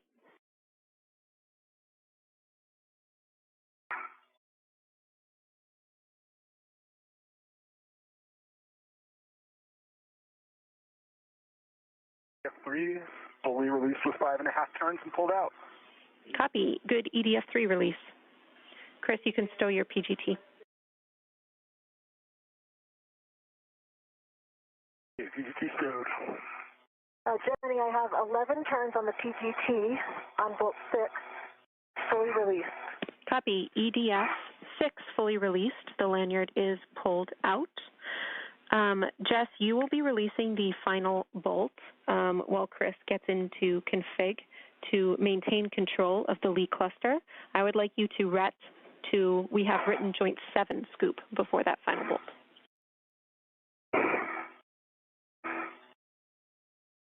I can copy, and and that was just with a mini workstation wrap. Affirm. 25 seconds to handover.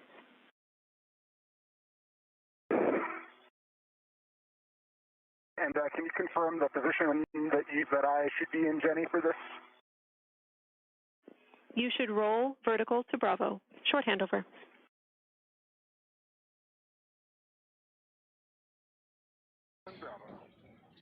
If you're just joining us today, we are 2 hours and 34 minutes into the 280th spacewalk outside the International Space Station.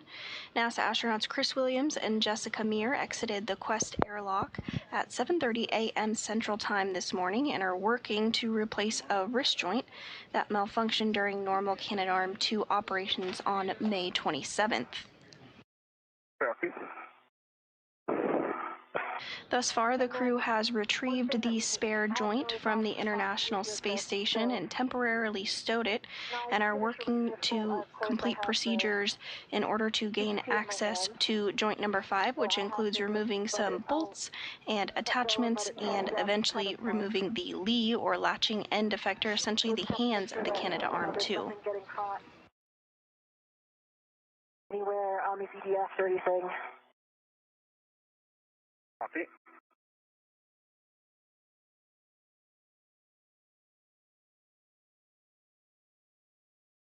Houston's back with you after the handover, and we see the ret to the scoop for Jess. Before you release this bolt, we have a couple of things to talk through. Chris, let me know when your APFR is set, and I'll give you the words.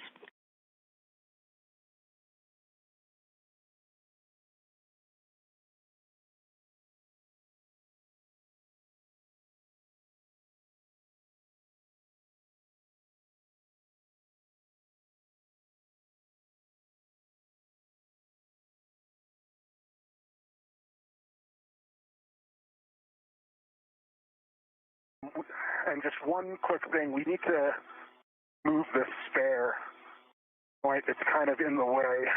So I'm going to need to rotate it.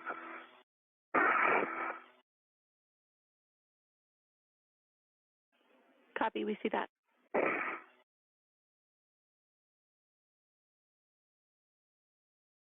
I think that's in a good position now. All right, we agree. And Chris, confirm it looks like you're in Bravo, is that right? I can't see my flicks on my. I am more vertical than I was. But you're not as vertical as me, so I think you're one vertical. You're not vertical. You're one forward. Mm-hmm. All right, and we think this is a sufficient position to release the last bolt and maintain control. Is that right? Yep, I concur. I have a good hold on both scoops. Okay. I think I'm going to have to change my scoop on joint 6 because it's interfering. It is interfering, unfortunately, with the ERAD. I didn't think it would, but given the multiple angles here, it will. So I'm going to have to put it pointing forward later, but then I need to assess that reach.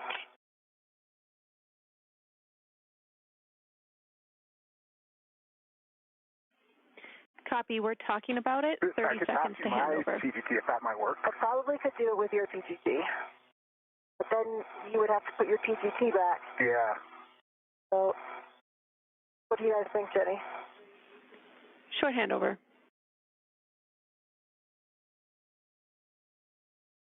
See, I don't know if you can see, but and the handle is just like, it looks like it's going on.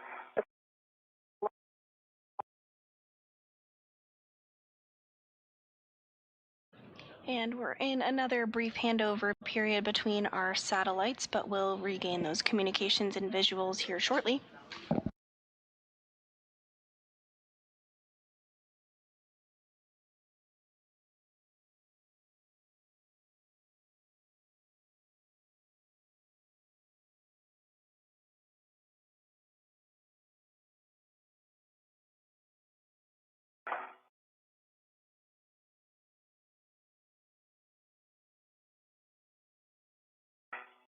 Today's spacewalk is the third of the year, as well as the third of Expedition 74, which is the current increment aboard the International Space Station. We will not have eyes on you for the next 7 minutes or so.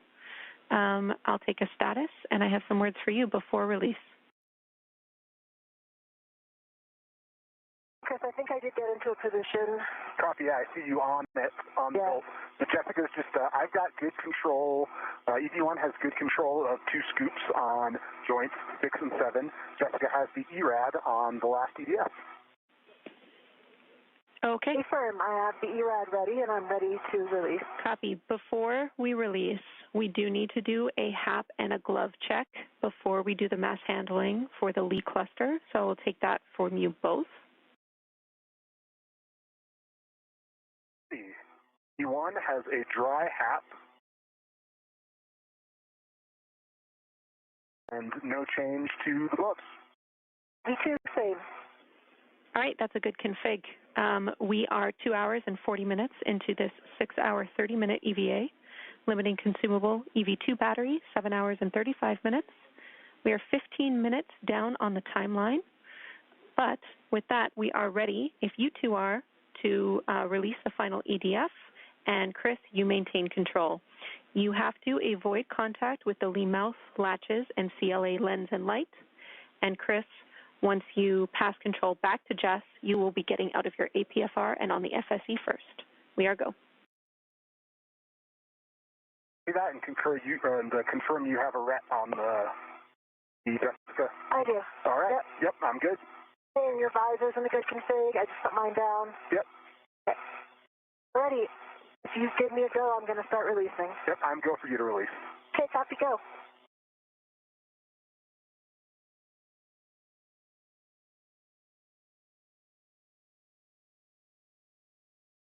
And with that, we did hear a bit of communication between the ground and our spacewalkers, NASA astronauts, Chris Williams and Jessica Meir. We heard a glove and a HAP check. That, again, happens from time to time throughout the duration of every spacewalk that we do. The crew takes a look at their gloves, make sure there's no cuts or tears in the gloves, as well as does a HAP, helmet absorption pad check. This is a absorbent pad that is inside the helmet of every crew member when they do a spacewalk to help absorb any liquid should it become loose during a spacewalk. Both crew members reported good gloves, good HAPs, and have the go to remove the last attachment on the Lee cluster, that latching end effector cluster, essentially the arms of the hands rather of the Canadarm2. Once this is done, the crew will have much better access to the joint number 5 area of the Canadarm2, which is the joint that will be removed and replaced during today's spacewalk. And maybe a little bit more station aft, and then we can start this rotation. Copy. Ready to start the rotation? Yeah, I'm ready. All right, we'll watch the clearance of this joint, and we'll start a gentle roll. Okay, coming slowly. Yep. We're going to need to come a little more station out. See that? Okay. Okay, I need to switch hands. Okay, I'll hold here. Okay, you have control? I have control.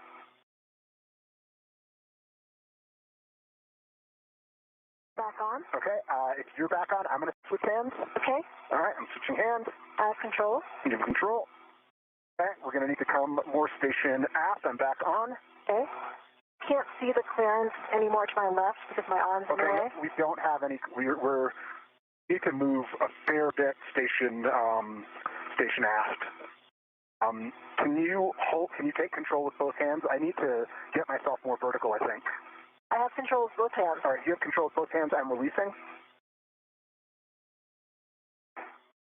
And I am working to get myself fully vertical.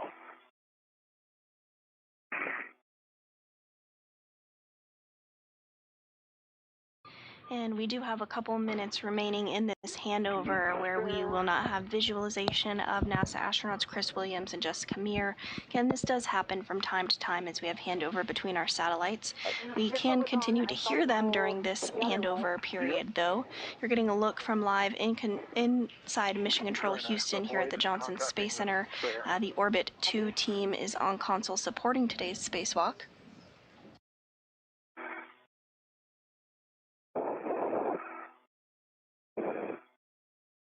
comfortable position, so take your time. Mm-hmm.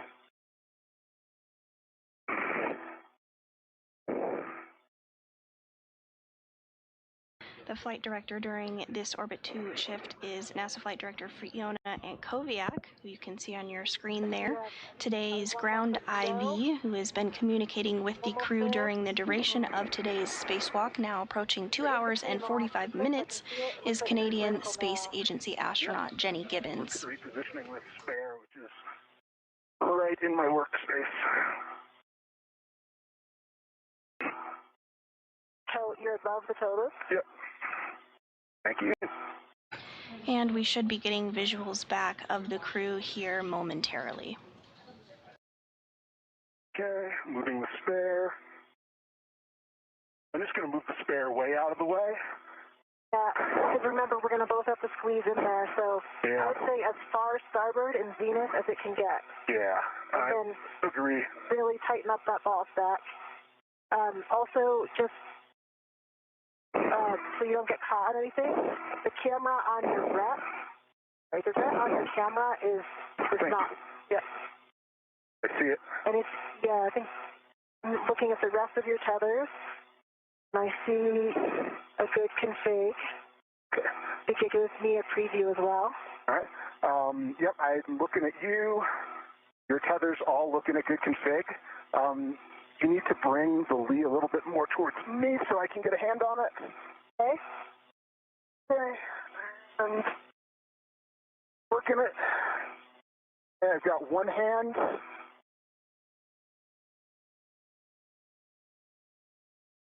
I still have two hands, and I got two hands. so we are touching the joint 5, which is okay. It's just the MLI touching the MLI, but we can't come any more nadir. Yep, let's come station aft.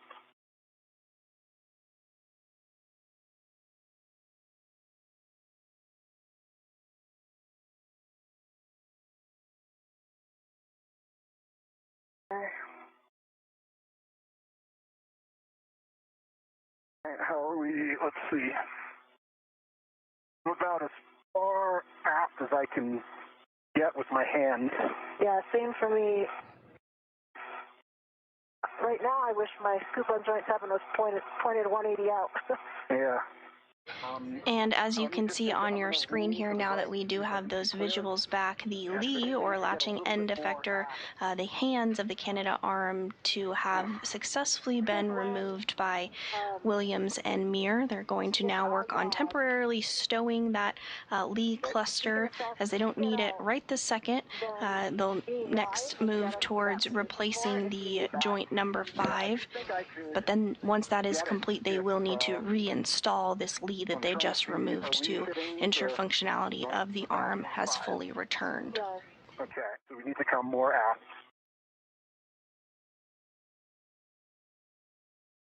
I can't really come any more aft. Okay, I think I need to hop out then and get my BRT on the FSE. I might be able to come up high enough to grab this, I think. Okay. Okay. And I can definitely get it down, I think, toward you. Yeah. Okay, you have it held? Firm. I have good control. Okay, I'm releasing control. I have control. You have control. Houston's following along. We agree with the plan. Chris, once you are down on the FSE with your BRT down and you are close enough to one of the scoops, you will be putting down a RET for a RET swap. See that? Egressed, and I'm down the FSE. One thing to remember that when we get in and out of the APFRs, you can feel it move. Yeah. So, extra tight grip because everything moves, including Froby in your hand. Yeah. I'm going to roll this APFR. And a pretty breathtaking view here of NASA astronaut Chris Williams from his helmet camera as he peers down at the Earth below as it flies just off the coast of Baja, California. You can see the arm 2 extended out as the duo works to repair that joint number 5 in the Canadarm2, which launched on April 19th, 2001 on Space Shuttle Endeavour and was installed on April April 22nd, 2001, by Canadian astronaut Chris Hadfield and NASA astronaut Scott Parazynski. The arm has been an absolute workhorse for the assembly and maintenance and upgrade of the International Space Station. It's played a key role during a number of spacewalks throughout the over 25 years of continuous human presence on board the space station, and also is utilized to move experiments around outside the external portion of the International Space Station, and is used to capture and berth the Cygnus cargo spacecraft.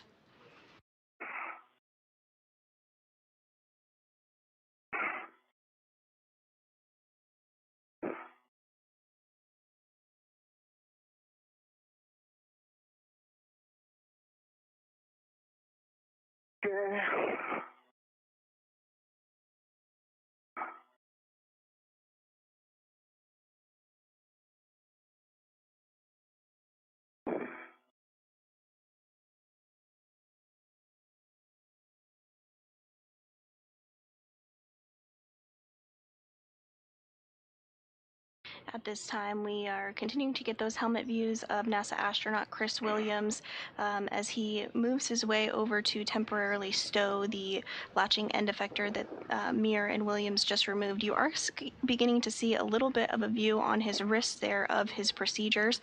That checklist is utilized by the spacewalkers throughout the duration of their spacewalk, as well as when they are depressing and repressing, alongside teams on the ground who are following very closely with those same procedures here in a little more detail, but the crew members do have access to that throughout the duration of their spacewalk.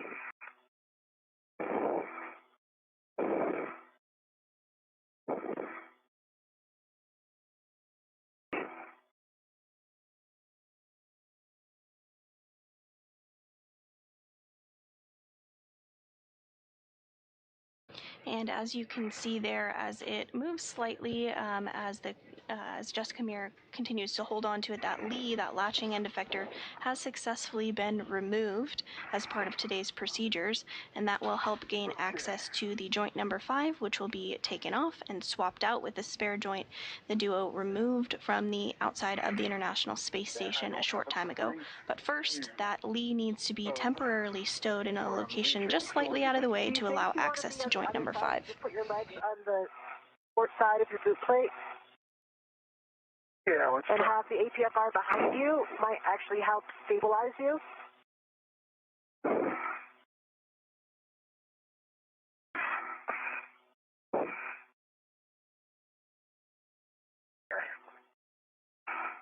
I can get one hand on it. Okay, and is your VRT as tight as you want? As tight as I can get it. Okay. The other joints as well? Yeah. Okay. All right. All right, I've got one hand. Okay, copy. All right. I need to come Do you want me to push let's talk about the plan. Push it toward you? Yeah, push it towards me. Okay, pushing toward you. I have 1.5 hands on. Okay. Got 2 hands.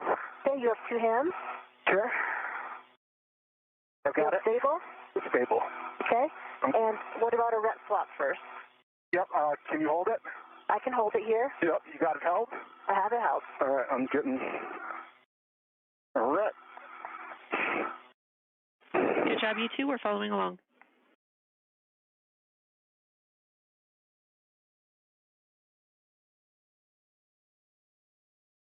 Got it redded. Okay, copy. And I've got it held with 2 hands. Okay. You have 2 hands. I'm going to release my rep. Okay.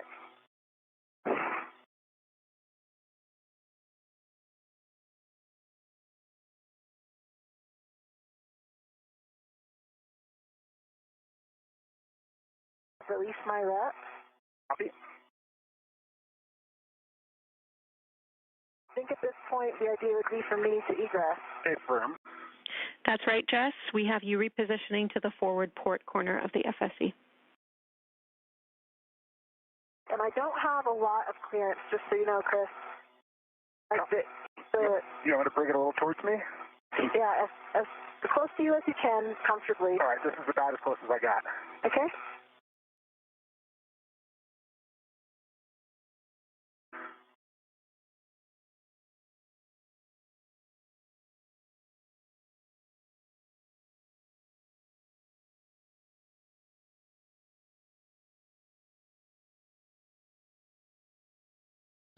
Now, NASA astronaut Jessica Meir, who is completing her 5th spacewalk, is working to egress or exit her APFR, that's the articulating portable foot restraint, which helps gives crew members traction and hold and gives them a secure spot to work from during spacewalks.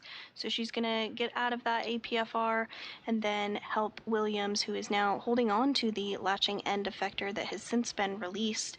She'll help him secure it to a temporary stowage location, enabling them to have good access to joint number 5, where they will remove it and replace it with the extra spare that has been retrieved from outside the space station.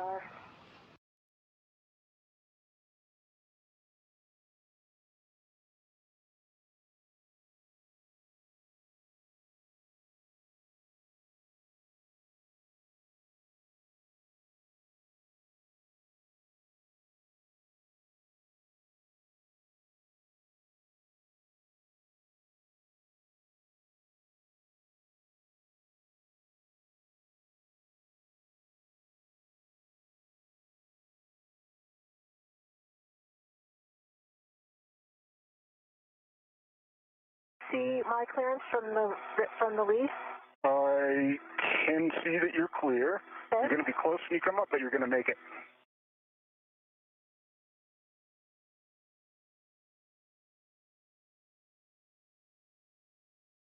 You're close on the left now. Copy. I need to try to roll onto my left. Get a DOT down.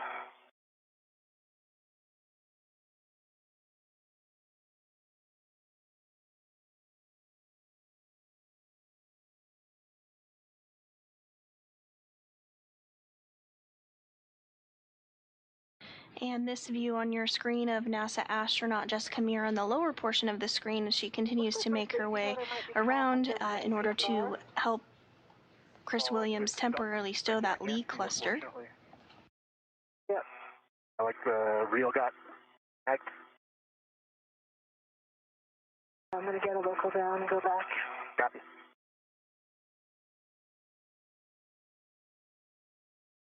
We're also getting a good view of the Earth in the background just behind the Canadarm2, where our spacewalkers are completing the 280th spacewalk outside the International Space Station.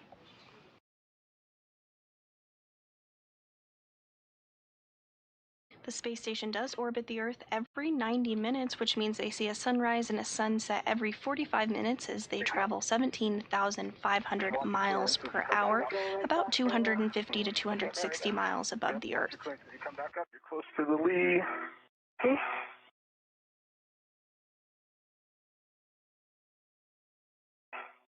Earlier this morning, we had the pleasure of noticing the International Space Station flew right overhead here in Houston, Texas. But the International Space Station flies over other areas too. You can track where the International Space Station is flying over with our app Spot the Station or online.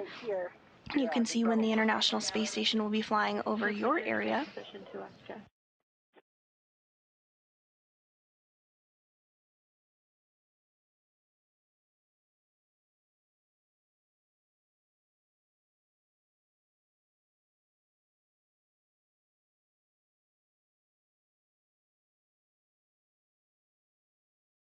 The International Space Station has been continuously occupied for over 25 years, since the year 2000, and in that time, 292 individuals from 26 countries have visited the International Space Station.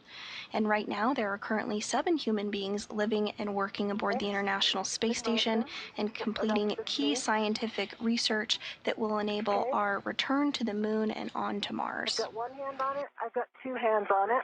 Copy. Let me see if I'm stable. My BRT is getting bent a little bit.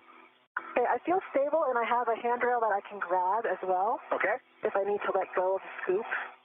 Copy.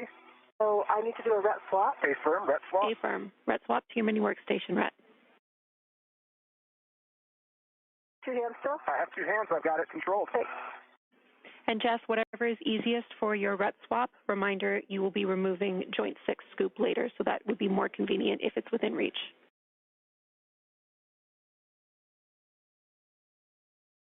I'm going to move it there just to save that for later, because I think it's going to be hard for me to reach 7. Copy.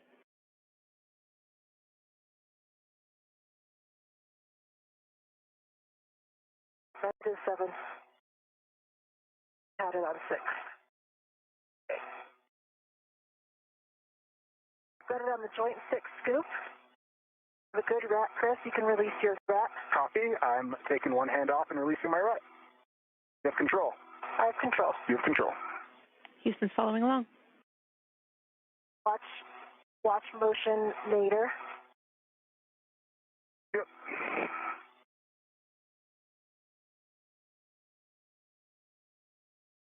I got my rat back off. I've got 2 hands back on it. Copy. I feel like I'm in a good position for you to translate aft. Okay. Yep. I'm going to come around aft. Or, I mean, I think that's what's going to work better. Do you agree? Yeah, I think in this situation, yeah. I think me coming around to the aft side will work best. It's a bit of a reach for me from here. I agree. Okay. I'm going to let go. Do you have full control? I have full control. Okay. I'm going to try to do my best not to bump this as I am getting out of here. But it's going to be tough.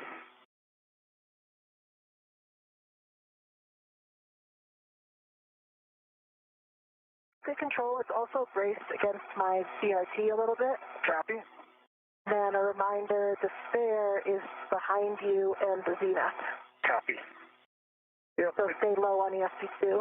Yep. I just need to get my RT off, which...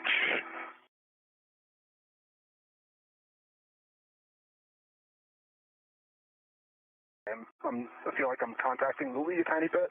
Yeah, it's pushing towards me, but that's okay. Okay.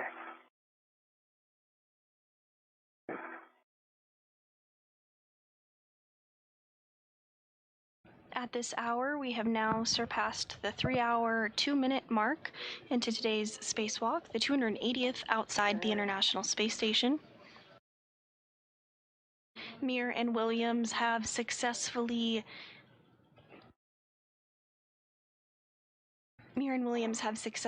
removed the spare joint from outside the International Space Station and temporarily stowed it.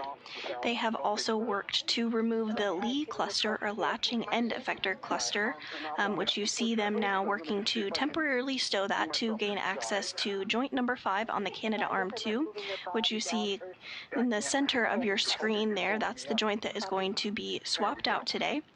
Once that is complete, the duo will reinstall the Lee, and the arm will be powered back on to test electrical connection of the arm.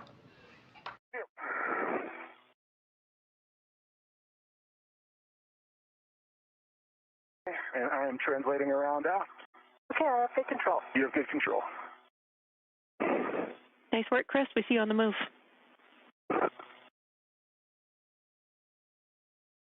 And in this view as well, we are also seeing the new joint that will be installed, and the top right to middle of your screen there next to Chris Williams. That was retrieved earlier this morning from outside the International Space Station and has been secured on that handrail there temporarily while the crew completes additional work on the Canadarm2 to gain access to that 5th joint.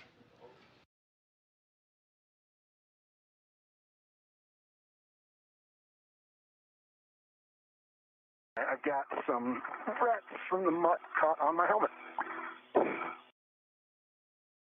Looks like they're on your left side. Yep.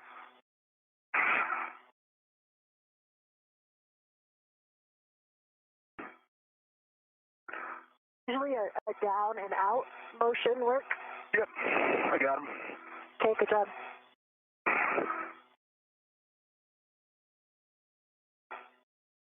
I'm picking up. Moving.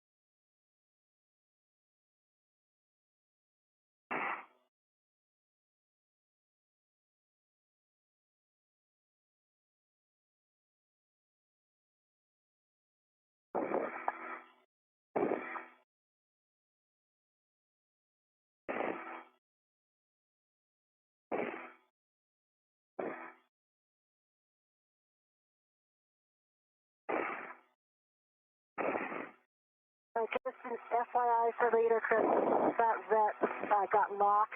Yeah. When we pick it up, it's okay. Just watch it, it doesn't get caught in something else. Copy that. And from this view, we can see NASA astronaut Chris Williams in the spacesuit with the red stripes as he continues to translate. And then NASA astronaut Jessica Meir, who's in kind of the upper middle portion of your screen there. She's wearing the unmarked spacesuit. This is the second spacewalk for Williams and the fifth for Meir.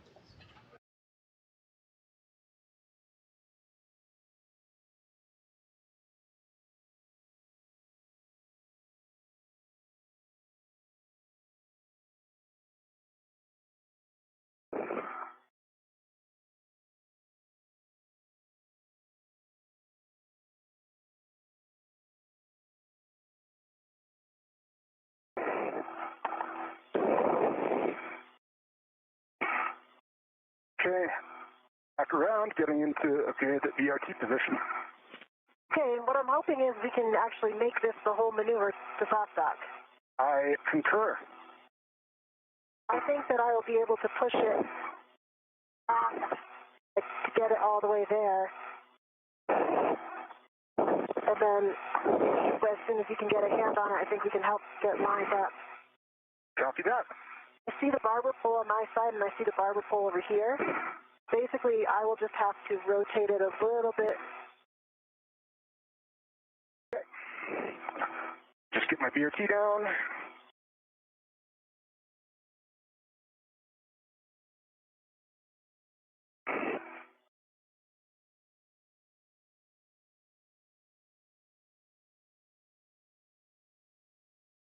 Watch your head and the... Okay, let me get rigidized, and I will be right with you. Are you going to be able to pull it out though and not pull it into you? With one hand, yes. Okay. Yep. Okay, I've got not a great grip on the scoop, but I can move it out. Okay, I'm ready to move out. All right, let's come out. Slow. Slow. Slow. Okay, I think that seems pretty close to a line. Okay, no, it's not. Okay. The barber pole needs to come... Oh, I'm losing the grip. So, basically, we need to rotate it towards the aft a little bit. We're getting close now. Okay. And a little bit more. Okay. I think I see soft dock lined up. I see you lined up. Let's try to come down. All right, come down. Okay. I see soft dock on this side. You looking? I see. Expecting to see the thing on the bottom move, click. Yeah. It looks like it's lined up. I can try an EDF. Do you have it held? I have it held. You have it held? EDF 5 is in. Okay, copy. Okay, Great work. I can see. Okay, I can push 6 in as well. Haven't sure both pushed in? Okay, do we want to do 3 on that side then, if it's easier? Yeah, let's just do it. Because I have all this stuff, like releasing them will be harder on this side. Yep, I can do 4, 5, and 6. Great job. Yep, we agree. Very, very well done, Okay. both of you. We are expecting EDFs 4, 5, and 6, and those are also the ones that we can drive with Chris's PTT from the aft side. And getting ready. And we're getting a good view now of NASA astronaut Chris Williams as he prepares his pistol grip tool in order to secure the latching end effector that has been removed from the Canadarm2. This is going to be temporarily stowed in this location to allow access to that 5th joint that's going to be swapped out today. And then they'll put the latching end effector back on the arm after the joint has been swapped out. So we'll do the same thing in a reverse later on. Looking for PTT settings. Bravo 7, clockwise 2. Bravo 7, clockwise 2, set. We're looking for 5.5 turns, and then we'll take your PTT good words, and then you can re-trigger each bolt until you get less than a quarter turn. Do that. 5.5 turns, and then come back and re-trigger the less than a quarter.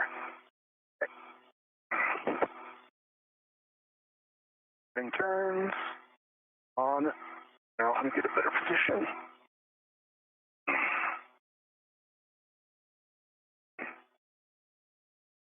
Turns on 6. Copy.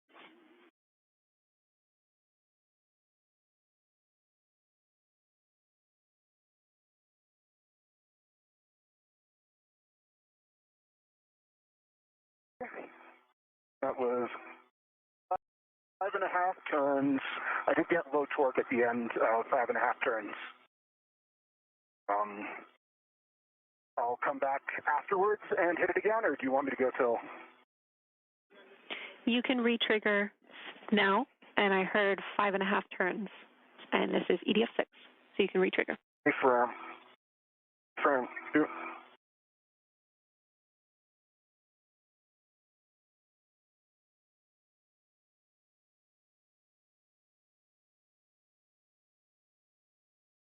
Re-triggered, did not turn, and I got green light.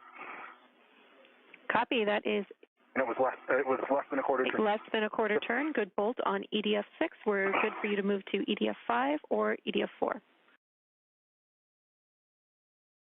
Gonna do EDF 5 next. Copy. And Williams continuing to use the pistol grip tool to install those fasteners to temporarily stow the latching end effector.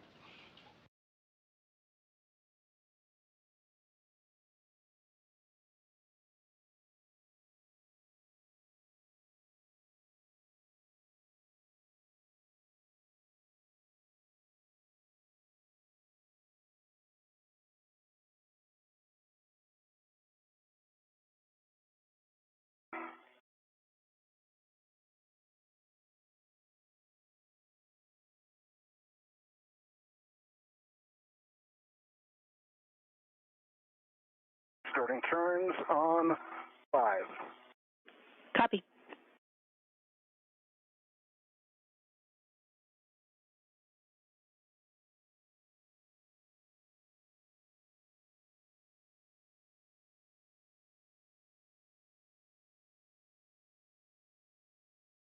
And that was 5.5 turns, and it worked out with a green light. I'm going to retrigger on it. Copy. 5.5 turns, torqued out, green light, waiting for the retrigger.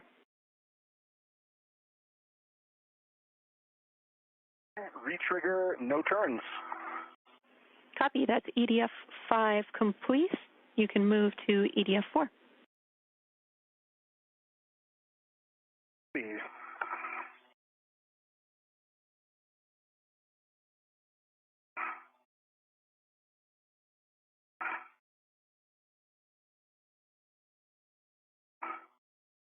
I need to adjust my position here.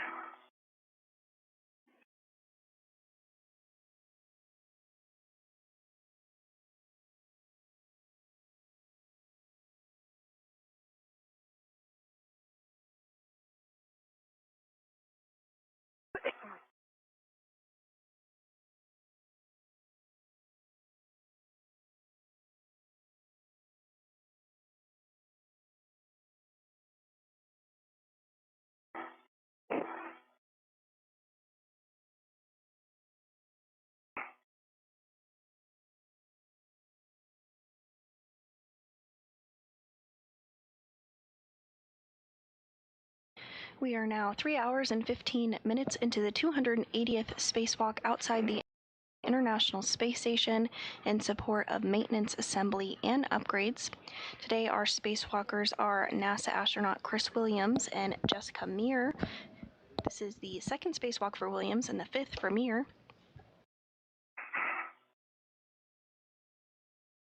The duo are working to replace a wrist joint on the Canadarm2. Should I start repositioning, or do you want me to still stay here with a hand on it?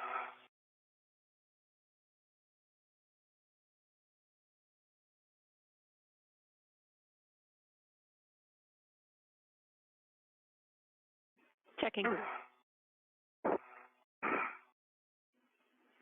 Jess, you can reposition, but we need the RET and scoop to stay on it until 3D EDFs are turned. Copy. In that case, I will wait because I'm going to remove that RET as my first action anyway, right? Or that scoop? Yes, you'll be removing that scoop. As written, we have your BRT RET to the scoop, so we might want to do a RET swap to set us up well for stowing the failed joint on your BRT with that RET scoop later. Okay, copy. Hey, and I'm in position for 4. Confirm Bravo 7 clockwise 2. 5.5. Okay, firm. Bravo 7 clockwise 2 is set.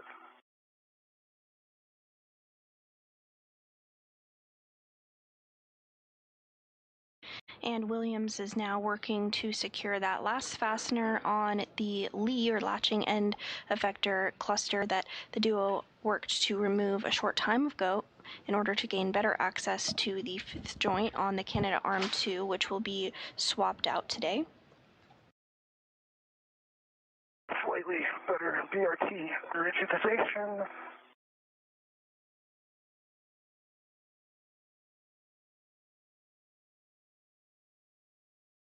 That was 5 turns, and I got a low torque. I'm going to give it another hit. Copy.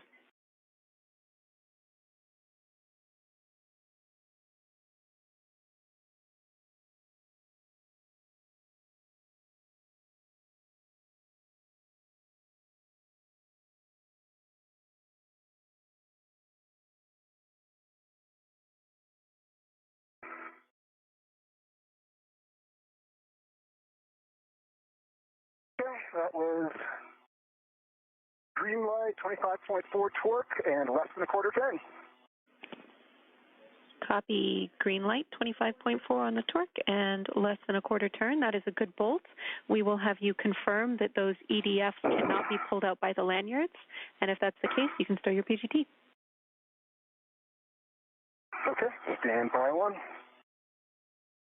And Jenny, I've swapped onto my BRT RET on the scoop on joint 6. Copy.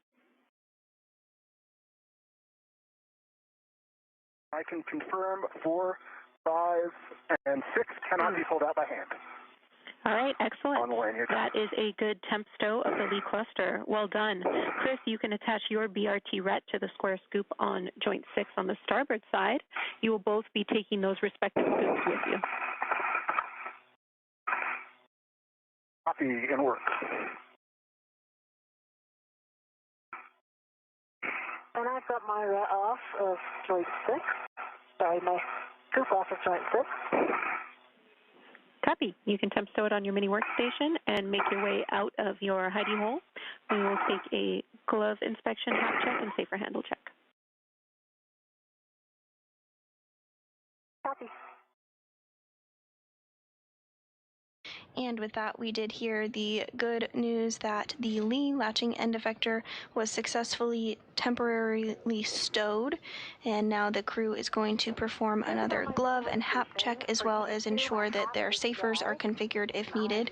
If you were tuning in with us earlier this morning, you'll recall that the safers are the simplified aid for EVA rescue and are worn on the back of the crew members and provides a little boost should it be required to get the crew back to the International Space Station in the very unlikely event that they become untethered. Sometimes you'll hear this referred to as a space jetpack, but it just propels the crew back to the International Space Station should it be required. We do not expect that today, but it is worn as a precautionary measure during all spacewalks. Okay, I took the adjustable off of joint 6 scoop. I've got the joint 6 scoop on my BRT ret. I've got a dry hap and no change to my gloves for EV1. Copy.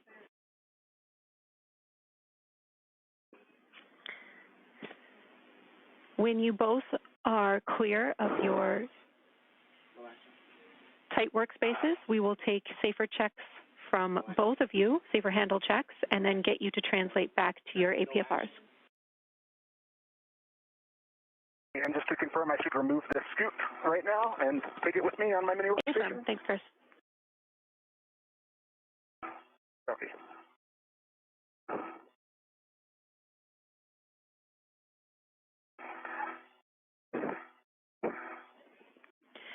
Jess, after the safer handle check, we will have you roll your APFR from Lima to Juliet.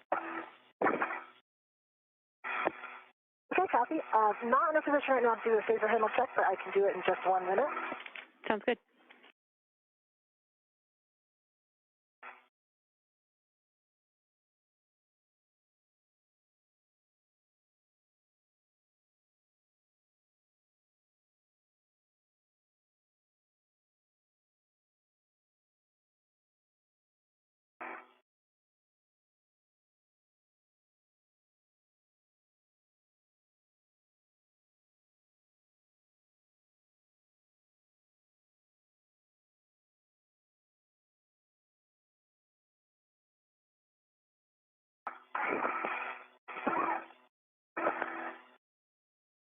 I've retrieved the scoop.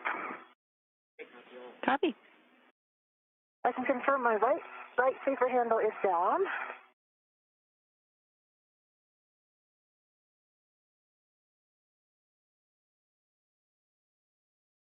Left handle's down. Great. 2 safer handle checks on EV2.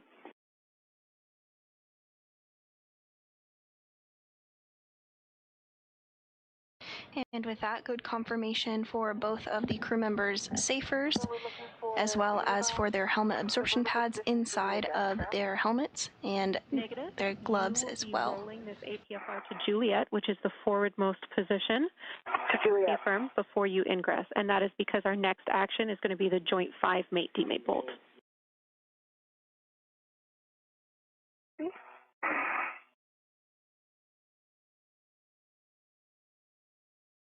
And in Juliet.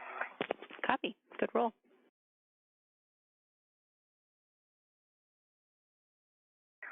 Can confirm my right safer handle is down. Working my translation.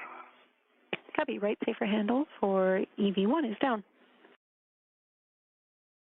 My left safer handle is down. Two good safer handle checks on Chris. Thank you.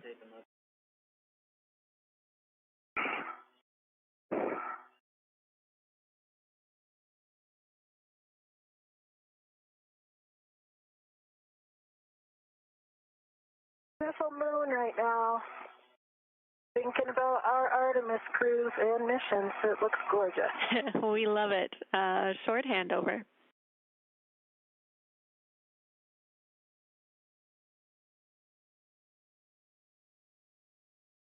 And some good words there from NASA astronaut Jessica Meir. She reflects on the full moon that they have a great view of from the International Space Station. Thinking of the Artemis 2 crew is what she had mentioned. Here inside Mission Control Houston, today's ground IV is Canadian Space Agency astronaut Jenny Gibbons, who played a key role during the Artemis 2 mission. If you listened in, I'm sure you had the lovely opportunity of listening to her serve as Capcom for Artemis 2, communicating directly with Reed, Victor, Christina, and Jeremy during their test flight around the moon. Back in the APSR. All right, great. You can ensure that the ingress aid is tucked in, and then the next step for you is to retrieve the PGT. Understand that might be difficult to do until Chris is in place. Chris, I have APFR settings for you when ready. Copy. I'm just getting around. Corner.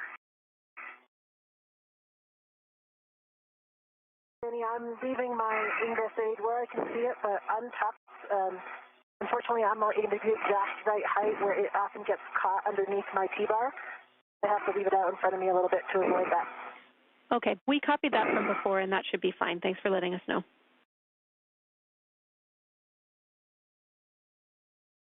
And just to note, it does happen. It happened several times where I got it caught and had to reposition, when you're moving around in the APFR.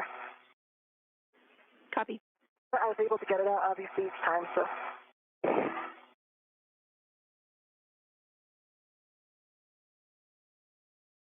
And another view from inside the International Space Station Flight Control Room here in Houston. Today's Orbit 2 team is being led by Flight Director Fiona Ankoviak. Visual with this position as a mate, the indicator. Copy.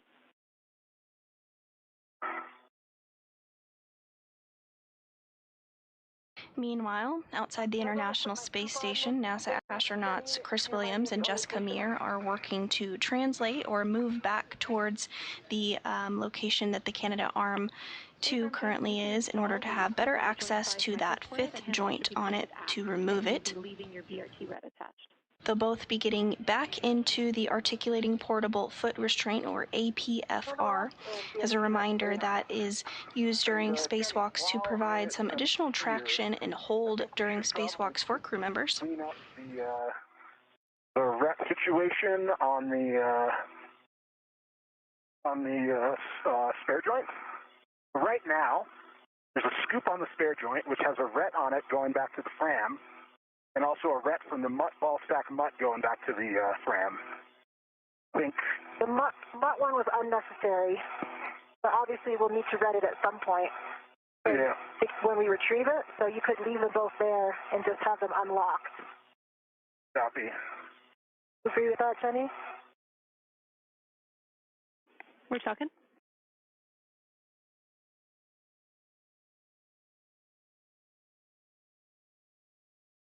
All right, we suggest...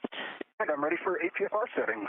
Okay, just to finish the thought on the mutt ball stack mutt, we would suggest that you move the ret, which is on the mutt ball stack mutt, so that it's completely on the mutt ball stack mutt. So that is the one that's on the fram goes also to the mutt ball stack mutt, because as you say, it's not required. And if you do want your APFR settings now, we're expecting Charlie and 6 prior to your ingress. Charlie and 6, and I'm working this ret situation. Copy all. And I have the scoop on joint 5, handles pointing off, and it has a good lock. Copy, good config. Jess, while you have a spare minute here, can you verify that all the EDFs in front of you have at least one of the lanyards intact?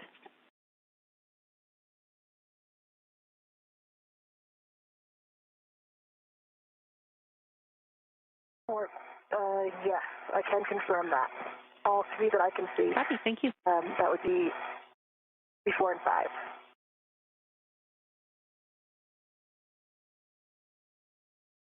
Brett is back on the Muttball staff. And I heard Charlie and 6 for the APFR setting. Good words, Charlie and 6. And I'm also supposed to remind you to set up your waist tethers to roll between Charlie and Bravo as required, because we no longer have the leak cluster for you to react against. Copy that. Yep, I got my waist tether set up.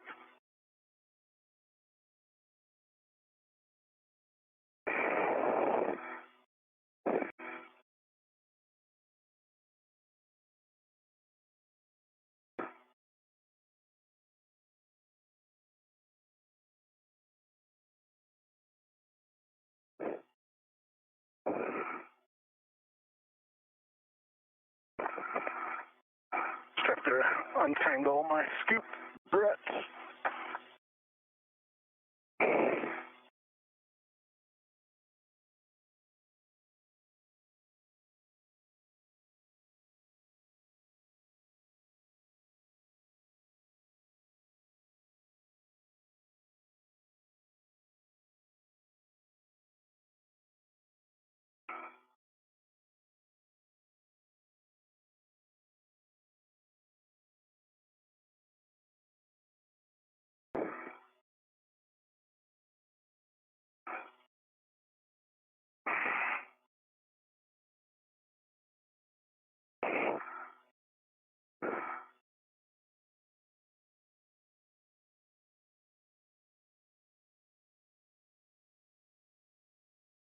Roll of Charlie is set.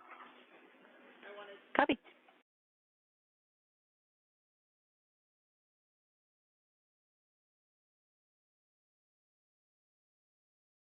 And I'm working my ingress. Copy.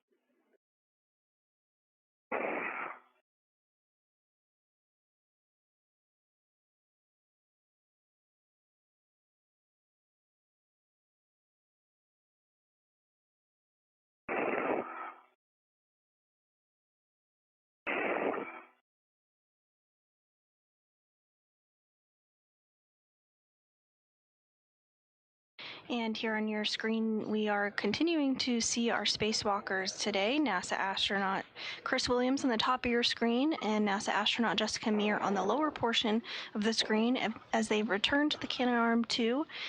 They're working to get back into the articulating portable foot restraints, which will give them some traction and a bit of hold while they work to remove the joint 5, which is the very center circular looking object in the center of your screen there. They're going to remove that and swap it out with the spare joint, which they retrieved from outside the International Space Station earlier. You can see that spare joint floating just behind Williams' head. We have surpassed the 3-hour and 30-minute mark in today's spacewalk, now at 3 hours and 32 minutes.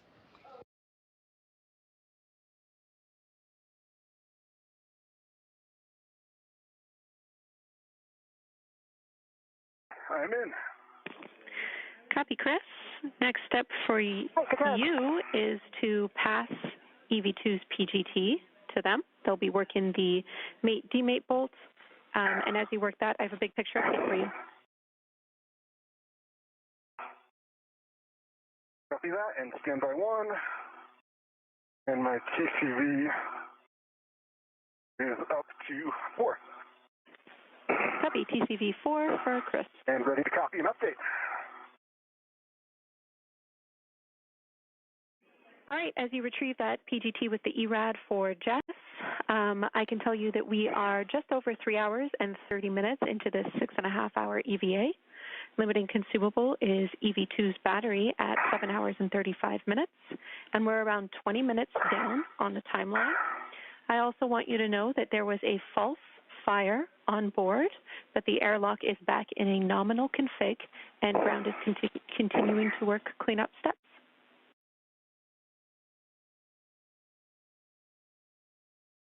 All. Thanks for the update. Got it. 2 copies. I got it. Oh, watch that. Okay. Yeah. Oh, yeah. So I wonder now if you should try to keep the bag on that side. Yeah. And we lock it out so that we... Oh, this is an adjustable, so I can pull it tight? No, I just meant, with my rep. Oh, lock it out? Yeah. Sure. I'll give you some slack and lock it out.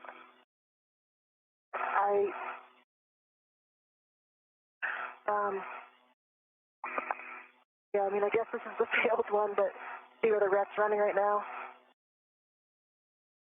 Yeah, we don't want to... Okay, I got it under my scoop now. I think that's going to work. Okay. I'll lock it. And then... Actually, I might not lock it. I want it to retract. It's under the scoop, and the scoop's keeping it clear. Okay, and I do not have my scoop attached yet, so just... Okay, no worries. Can you give me words on that, Jenny? Checking. Yeah, we have it as written to do the mate-demate bolt first before the scoop. Okay, copy. Getting lined up for that. And your settings, Jess, are Alpha 2, counter 3.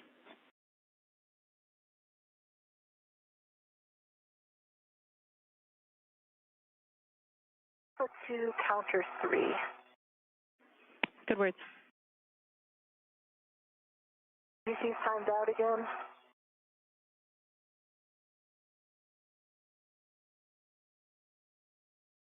Give it another cow. Houston copies. A pass.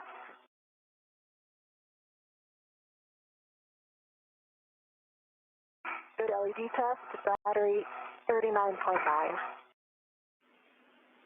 Copy. That was Alpha 2, counter 3. Affirm, this will be 70 turns at the PGT.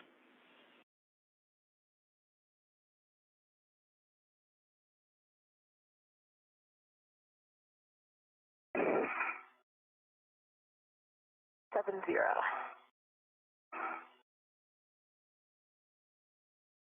And Chris, some additional words for you on that scoop. I gotta sit out again. You will not be installing that on the failed joint. That actually will go on the spare joint microsquare. That's right. Thank you. No problem. Thank you. And as you can see here on your screen, we have entered into another night pass. The International Space Station orbits the Earth every 90 minutes, so that means every 45 minutes the crew sees a sunset and a sunrise.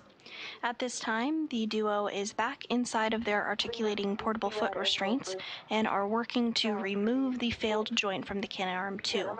They'll utilize the pistol grip tool, which has been used quite frequently during today's spacewalk, in order to do so. Once that's removed, they will swap it out with the new joint that they retrieved from outside the International Space Station. That spare was already on board. You think that you can... I think I'm on it now. It looks good to us. I concur.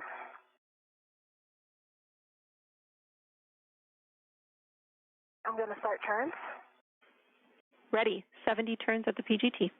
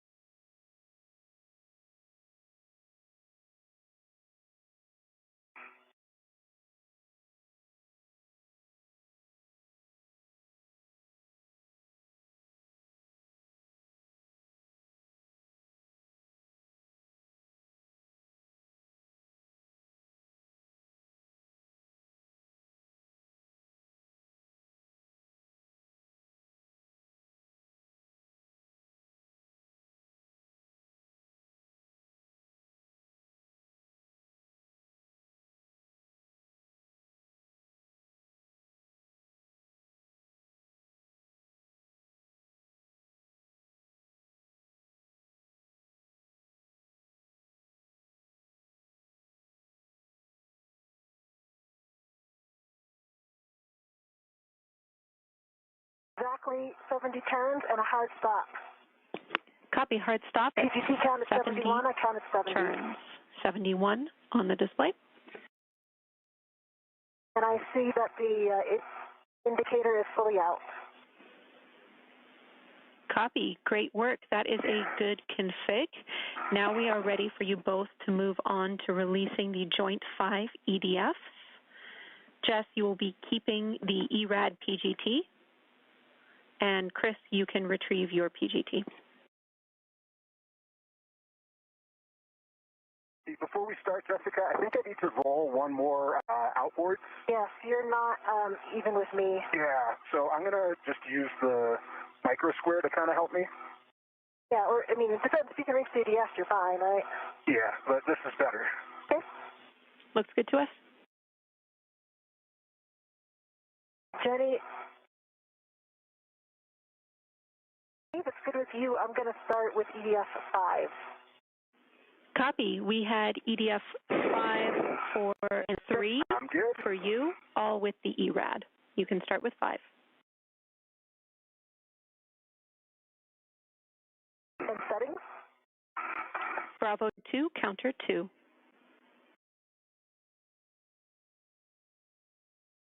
Bravo 2, counter 2. That's a good readback.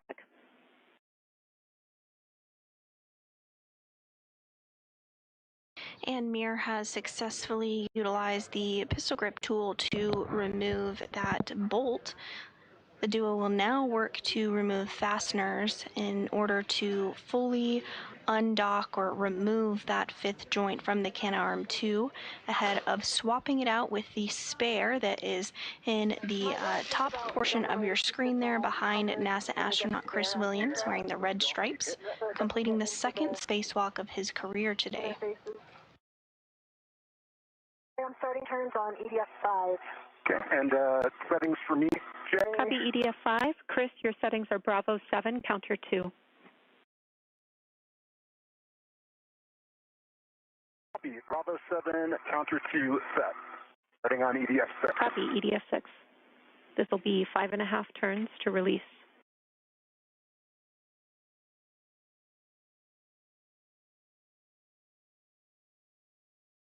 Turns on the PGT for Jessica, and I have EV5 fully extracted. Copy. EDF 5 fully released, 11 turns. You can move on to EDF 3 or 4.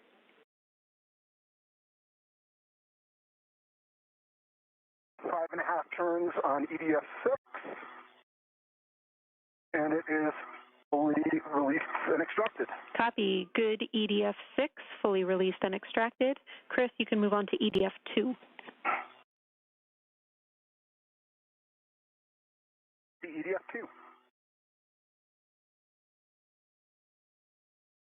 And each of our spacewalkers continuing to make good progress with the pistol grip tool on those fasteners, working to remove them together. Copy. I'm not undoing, Chris is undoing the last one in this one, right? So I could do 4 first. Affirm, you are maintaining control while Chris will release the final bolt, which is EDF 1. So he has one more bolt before he does that. Copy.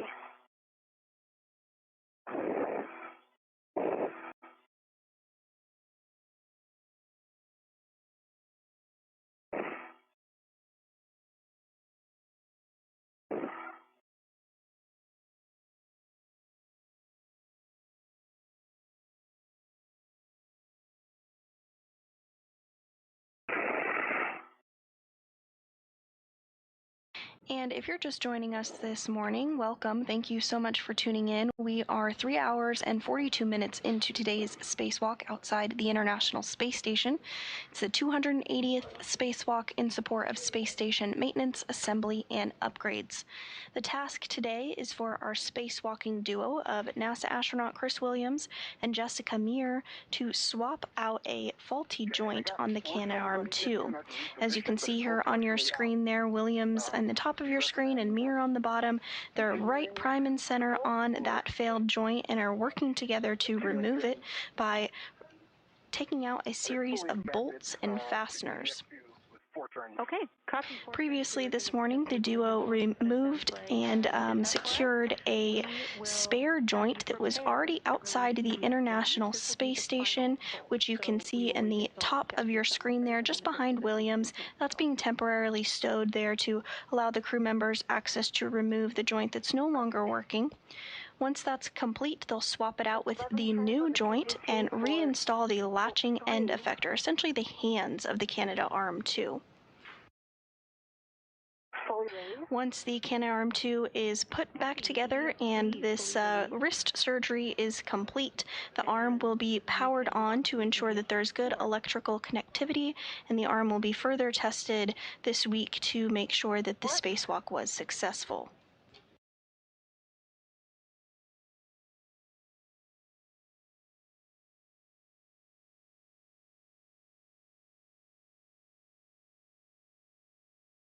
The Canadarm2 launched in 2001 on Space Shuttle Endeavour and was installed by Canadian astronaut Chris Hadfield and NASA astronaut Scott Parazynski.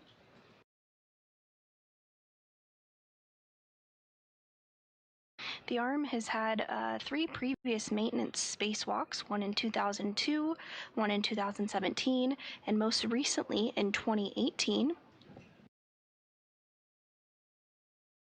And the arm is an absolute workhorse and has been critical to not only the assembly and maintenance, but the ongoing performance of the International Space Station. It helps move crew members around during spacewalks. It can move experiments from outside the International Space Station, and also is prime for capturing and berthing the Cygnus cargo resupply spacecraft. 4. And repairs to robotics like the Canadarm2 are normal and expected after more than 25 years of continuous operations.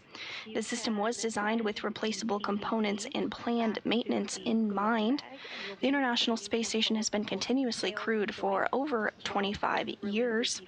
In fact, 292 visitors to the International Space Station have taken place from over 26 countries. Do we want to think about securing that crew lock bag better?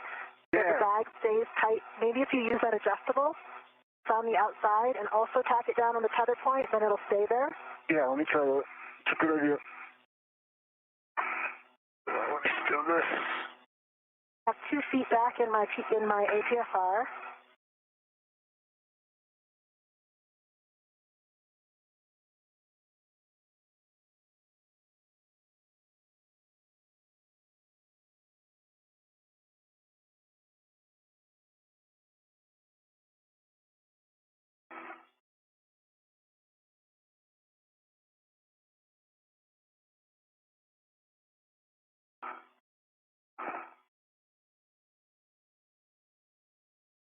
My scoop.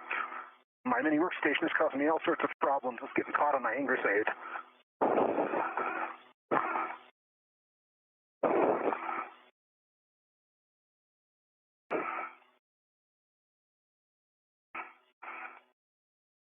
Is there any reason why would I be able to put my DRT on the scoop before he releases that bolt? Or do you worry about side loading?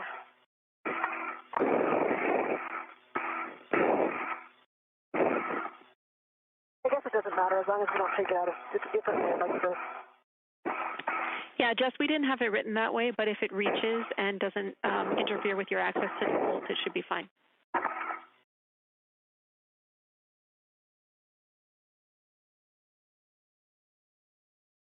What do you mean my access to the bolt? I'm done releasing bolt. Yeah, correction to my last. Just as long as it doesn't interfere with your access to control the joint while Chris releases the final bolt.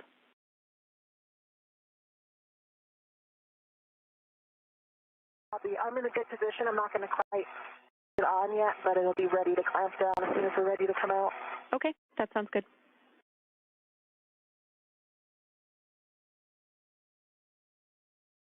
I don't think I can get another hook on that, Jessica, unfortunately. Kind of clobbered. Okay. What I can do is just put the hook around. Nah, I don't think that'll do anything. Yeah, I'm just wondering if there's any way that we can keep the crew lock bag over there so that we just... Right now, we pull the PGT and the whole bag moves over. And yeah.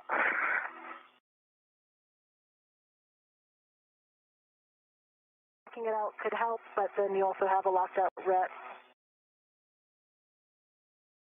Yeah, I don't think we should lock out the PGT. What if you put a... Yeah, I can just... Well, so can you put the other end of that adjustable on you? That's how I had the crew lock bag earlier. So basically it's like in between you and... As long as it doesn't hamper your access with getting the spare. Sorry.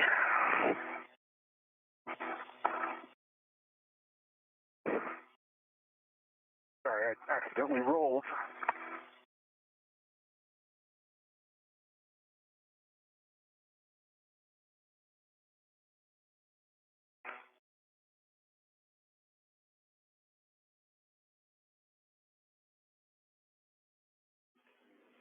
Yeah, I understand your... I do actually have my BRT on the scoop already. Okay, we copy, Jess. Chris, understand you're getting back in that APFR and in a good config.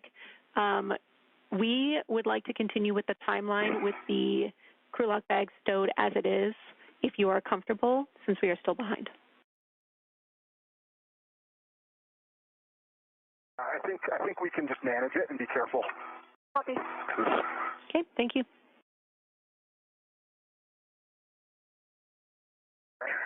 Can you see my left foot? Unfortunately, I can't. Okay. I think I'm in a good spot. Definitely like 2 clicks vertical, but as long as you're in a good position, and you're closer to the spare right now, so that might help you. Mm-hmm. Right? Can you? Is this your position for reaching the spare, or are you moving again?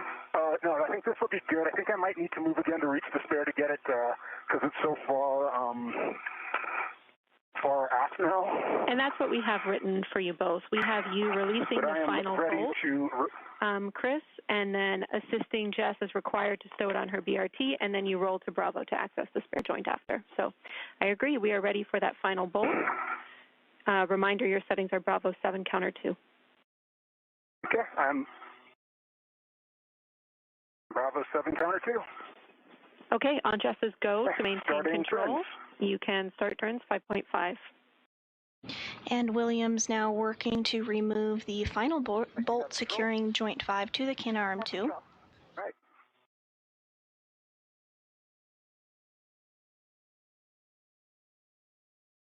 .5 turns. Feels loose. And my wobble seems to be stuck on the EDF head. Yeah, mine got a little bit stuck too. You can just kind of rock it back and forth a little. The wobble kind of made it a little painful, but it also obstructed the EDF. Nice work, and we see that EDF is pulled out. You're stowing your PGT, Chris. You can verify all the EDFs are retracted and then release it from soft dock. This will end up on EV2's BRT. Jess, we suggest you lean back in the APFR for good clearance and around 30 seconds to a short handover.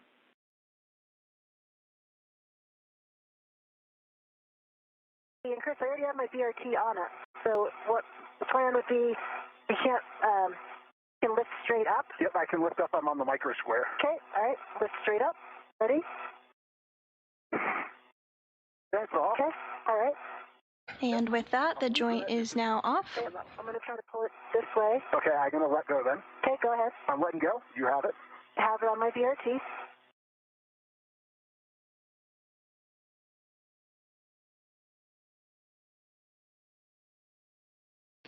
And we are in a short handover period between our satellites here, but here in Mission Control Houston, the team continuing to follow along and monitor the spacewalk today. Today's ground IV is Canadian Space Agency astronaut Jenny Gibbons. The team inside Mission Control Houston is being led by Flight Director Fiona Antkowiak during this Orbit 2 shift.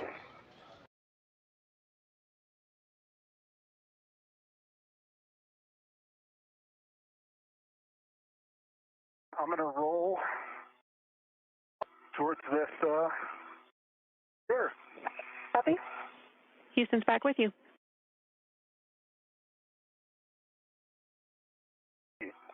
Jenny, I've got the sails on my BRT, and Chris is getting into position to get the spare. Great. Thank you.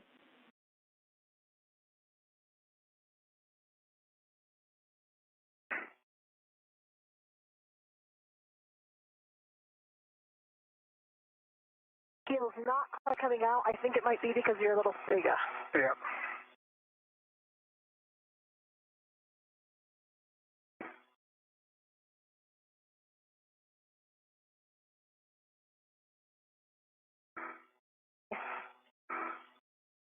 Okay, I'm over at the spare. Copy. You will be installing your square scoop on the free joint micro square, the free spare joint micro square. The handle will be facing away from the mate-demate bolt. I'm going to have to reorient things here.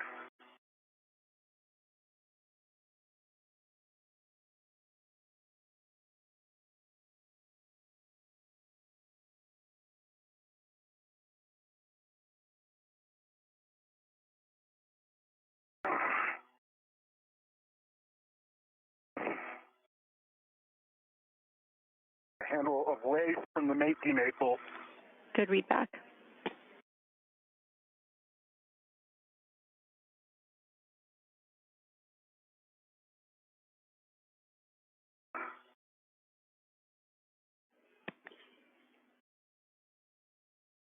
That doesn't work because of the bayonet. Yeah, you're going to have to come. Well, I got it. It might work.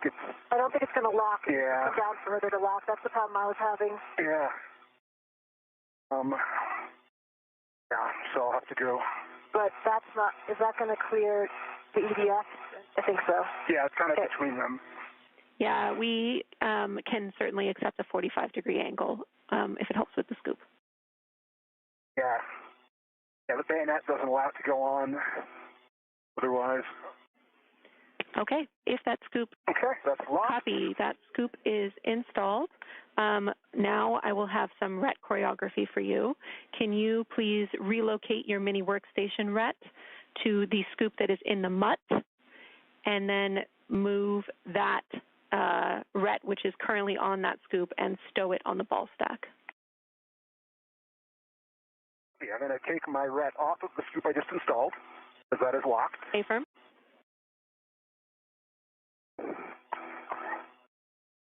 And that, pay attention that you're on the barber pole side right now, which is on your side. So that's the scoop that's going to be on your side. A firm.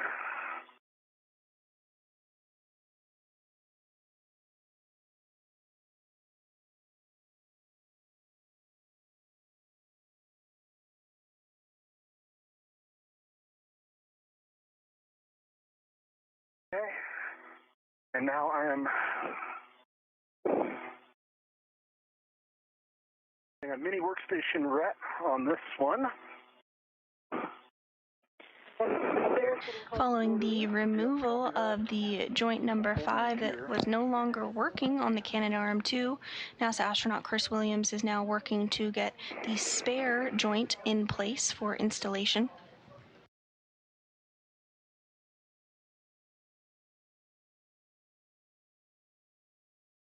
I am readied to the spare. All right, nice work. Now you can remove the RET that's currently on the square scoop, going to ESP2, and temp stow that on the ball stack. Copy and work.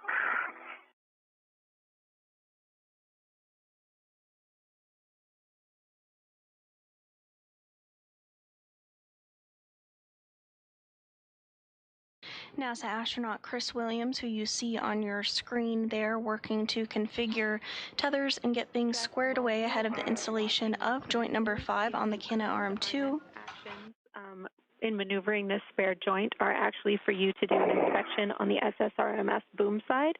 If you can get good visuals now, that would help us. Okay, I can, and I can even take pictures if you want. I have a really good view right now. I can see that everything has a great inspection. Everything looks pristine. All the connectors, I don't see any fog. Great news, and no pictures required. Copy. I got that RET back on the ball stack, and I am ready to the scoop on. I think we have something reversed here. I'm ready to the scoop that's currently I think I'm ready to the scoop that's on the barber pole side. Oh, yeah, no, this is good. Sorry. Yep, this is That correct. should be correct. The point of the RET swap was to set us up for that, for the proper install, but thanks for the check. We want to make sure it's right. And this view from NASA astronaut Jessica Meir's helmet cam looking directly at NASA astronaut Chris Williams. He's wearing that spacesuit with the red stripes across from her. You can see he has that spare joint just to his side and is going to get that maneuvered over to directly in front of what Jessica's looking at, where they just removed that joint 5 from. They'll then work to reinstall the joint. Your left hand is on the back side, which is going here where my left hand is. Yeah. So you're read it on the wrong side. Yeah, this had me read to the wrong side, I think. So, yeah. Okay, so let's figure this out. Let me just see if I can rotate this around. Loosen this up. And you can see the black marking on your side now, correct? Yeah, I can see it on this end of it, yep. And that just makes sense from a topology endpoint. So I need to put another RET on here. Well, you can just take off the one you put on. You can reach it. I gotta keep it redded. Or I guess it's locked in the mud.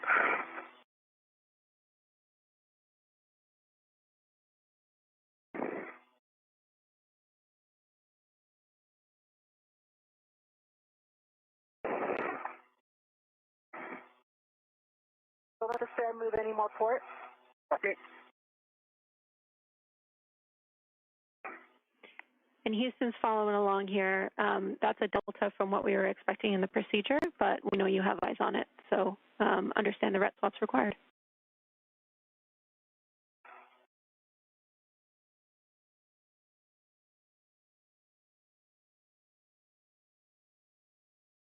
Come starboard a little. Sorry, I'm trying to avoid all of the bad parts.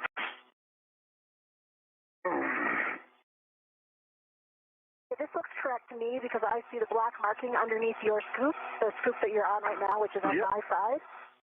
Yep. It's facing opposite than the one that I took off, but I think that that's fine. I'll be able to grab it. Okay. Okay, so I think my next actions are to... are you going to roll more first? A little bit out, yep, and I got to roll out more.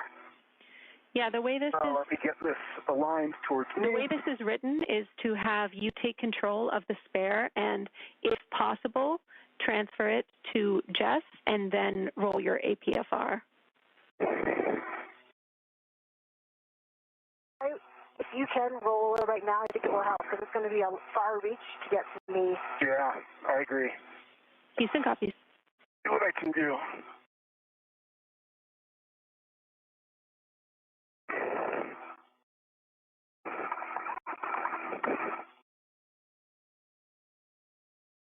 As long as you can still reach the mark, of course.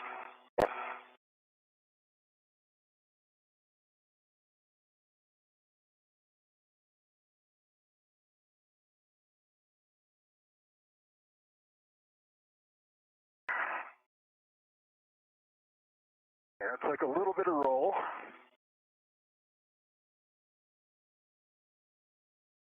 It's going to be quite a reach. Yep.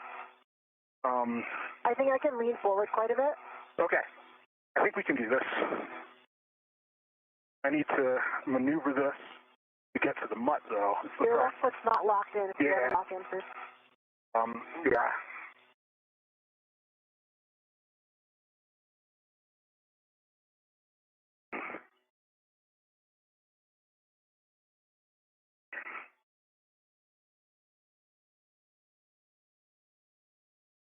Let's see how we can maneuver this.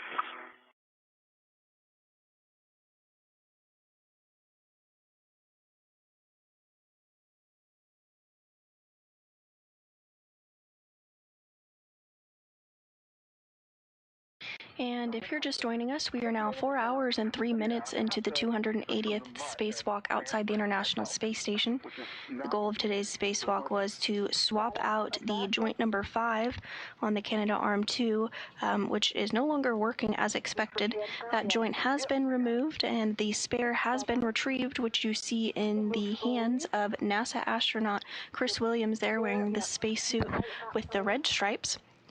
Alongside NASA astronaut Jessica Meir, their next steps are going to be to work to get that replacement joint installed on the Canadarm2. Stand by right there.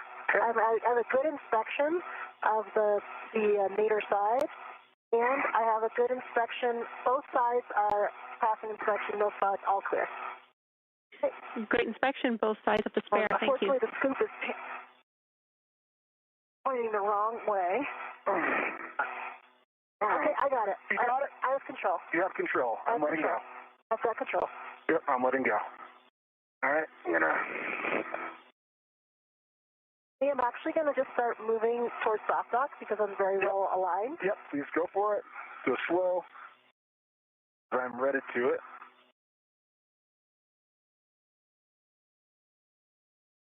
Looks pretty good. One of the EDFs popped in.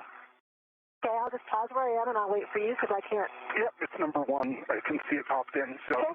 I'm in a good position. We're lined up. I'm just have a few more inches to go. Copy. I see 4 clear EDFs. 3, 4, 5, and 6. Yep, I just got a little roll. Pulling one all the way out. One's all the way out. Okay, let's push down. Yeah. I see good. See, soft dock is aligned. Doesn't feel like it's very tight in that soft dock. No, I got an EDF in. I got one pushed in. Okay, copy. I can push in 4. Pushed it 2. Pushed in 6. Copy. Okay, now. Okay, I've got 5. And 5 all the way pushed in. 4 is not going in all the way. Oh, yeah. You just needed a little wiggle, and it got all the way in.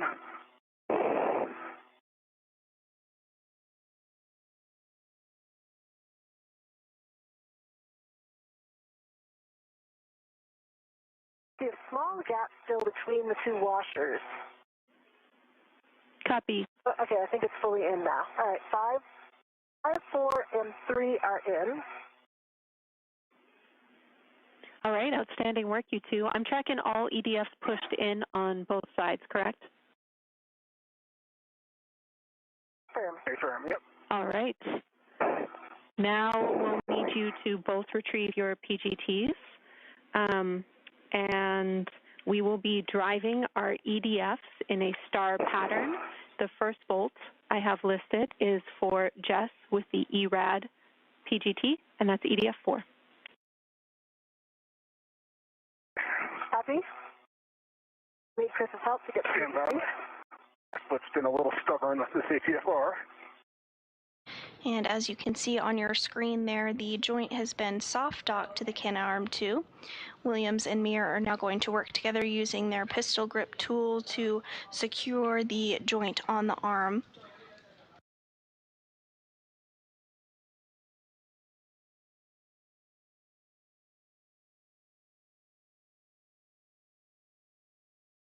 Can you grab the PGT? Almost. Okay, I got it. You got it. I'm going to control the bag here. Okay. The bag. Let me know if you think it's best to lock out the... Let me just pull the bag over to me. Okay. And can you keep an eye on the ret for the PGT? That it doesn't... I can, yep, it's in a good spot. Okay. Jenny, setting? Alpha 7, clockwise 2, EDF 4. 4. Alpha 7. Clockwise 2 is that. Good readback. You can drive This will be approximately 11 turns at the PGT.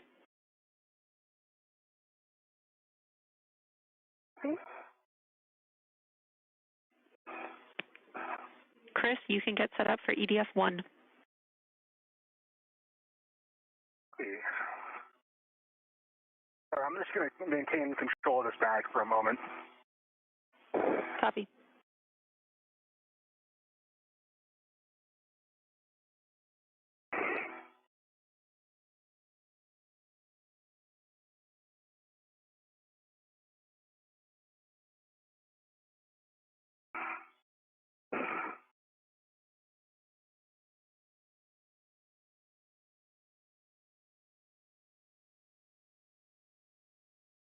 At exactly 11 turns, I have good green light, and my torque is 9.2. 4. Copy. That was EDF 4. Good light, 11 turns, and a torque of 9.2.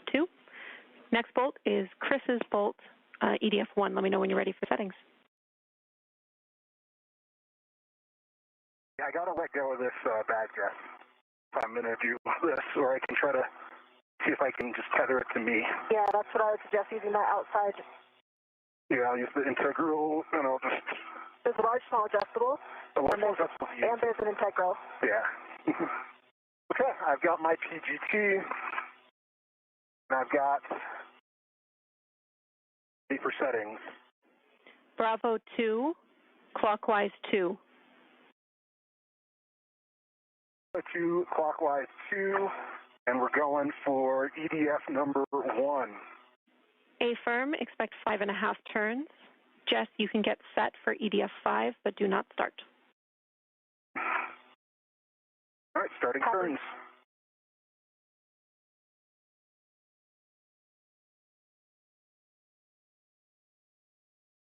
And Williams now working to secure joint number 5 on the Canadarm2. Okay, that was 5.5 turns. Green light, 16.0 on the torque. Copy. Good turns on EDF 1. You can get in position, but do not start EDF 2. I'm ready for 5. You can start turns on EDF 5, 11 turns at the PGT. Copy.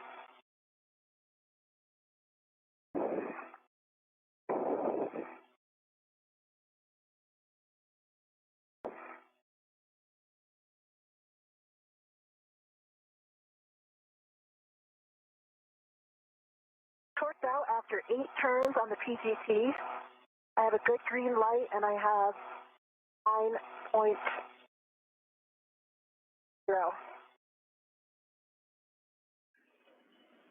Copy. That was Looks fully in. 8 turns. We'll call that good for our initial turns on EDF 5. You can get set up for EDF 3.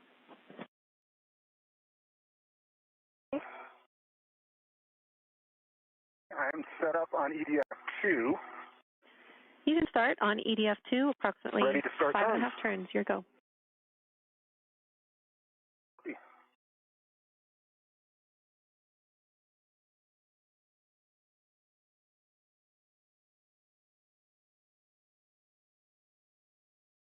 That was only 3.5 turns, and I got a... I think it popped out of position.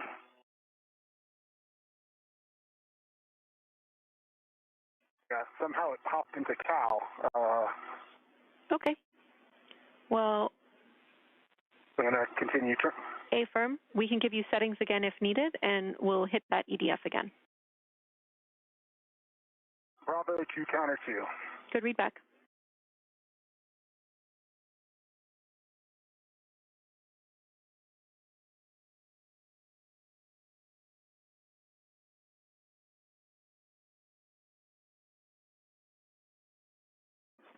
And Chris, can we clarify that you have clockwise 2?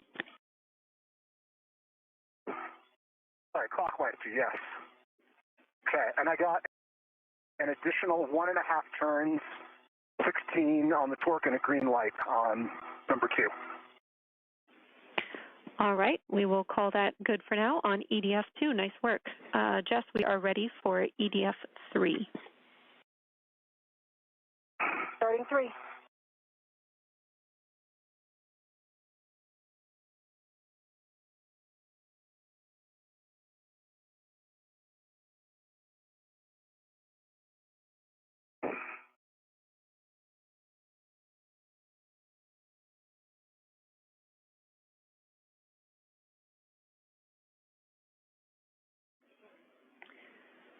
Jess, well, you're turning EDF3. Chris, your new settings are Bravo 7, clockwise 2. Bravo 7, clockwise 2. And Jenny, I torqued out at only 6 turns. I have fall to red torque and a torque of only 2.7. Do you see that the does look like it's fully installed? Copy. We will have you Need to wait for a retorque or drive that bolt again.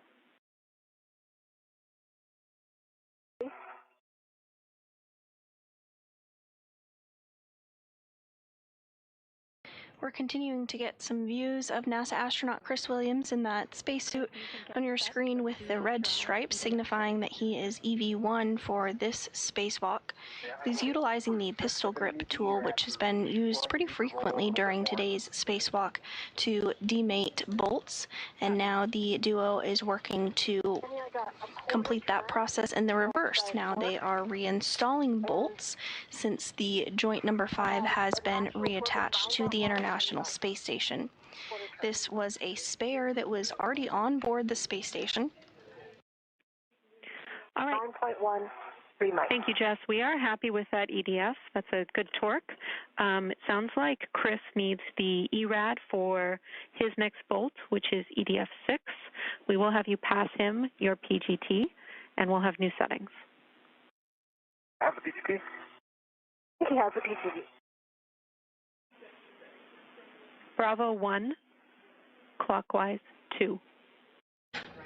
And here on your screen, we have a really great visual comparison of the 2 pistol grip tools being utilized today.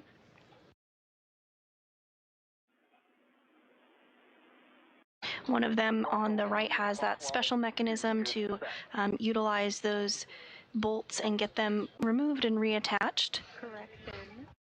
Chris, we would actually like this to be Bravo 2, clockwise 2. Bravo 2, clockwise 2. Copy that. Should be what was set. I've got Bravo 2. It was an Alpha, I think.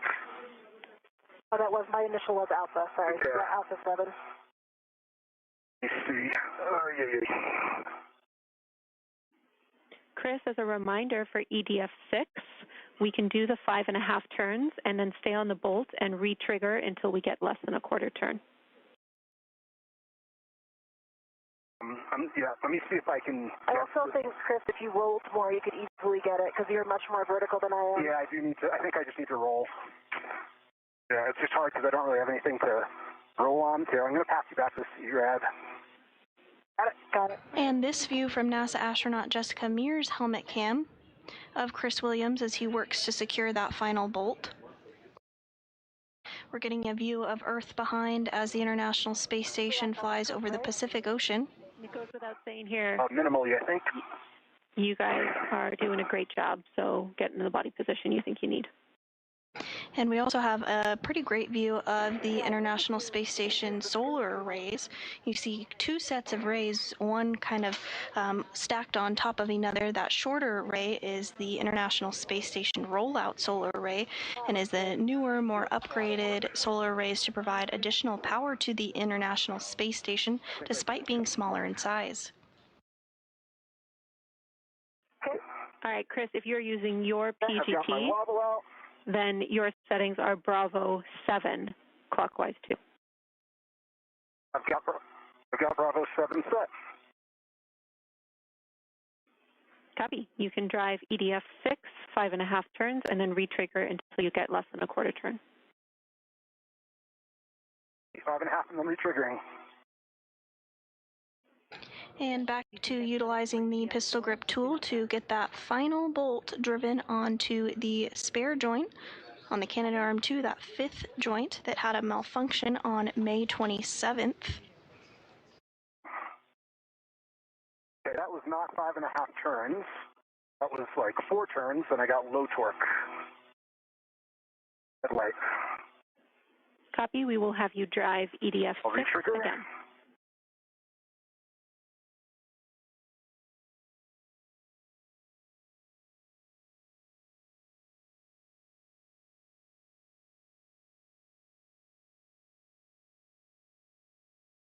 What are my settings?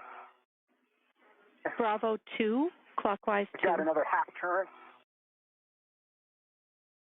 2 clockwise 2. Yep, I got another half turn, 25.4, green light.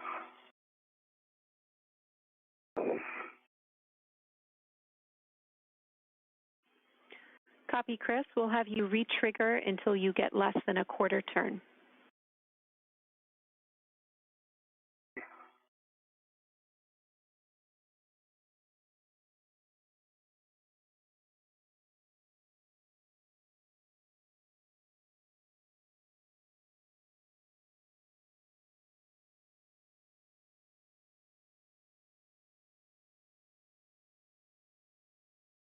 And we are now approaching the 4-hour, 20-minute mark of today's spacewalk, the 280th in support of space station maintenance, assembly, and upgrades, the third of 2026, and the third of Expedition 74. NASA astronaut Chris Williams is completing his second spacewalk today. You see him there continuing to utilize that pistol grip tool to install the spare joint on the Canadarm2. NASA astronaut Jessica Meir is completing her 5th spacewalk of her career today.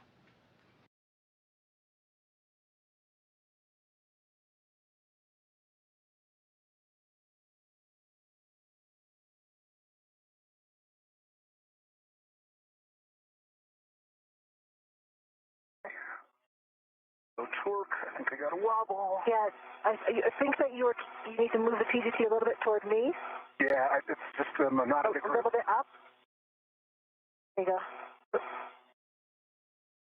I'm in a great bracing position.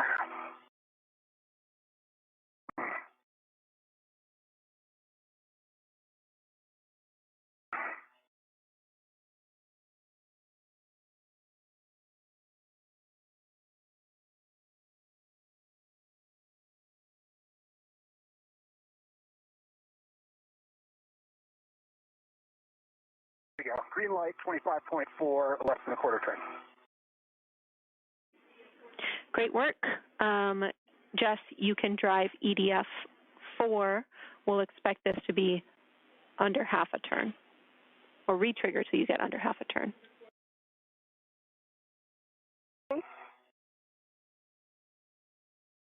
Looks like my PGT's turned off again, too. Copy. Chris, you can get positioned for EDF 1. The EDF 1. I've got a good cal. The LED test battery, 39.5. Copy. That was clockwise 2. Bravo 2, clockwise 2.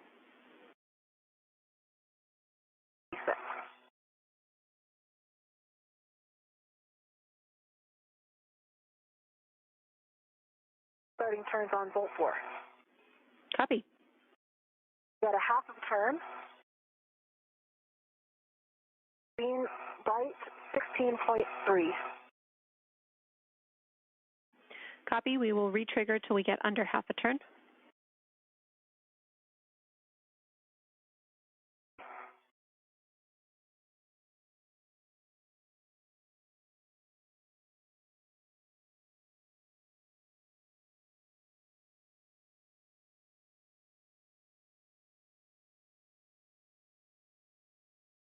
An eighth of a turn. Green light, 16.6.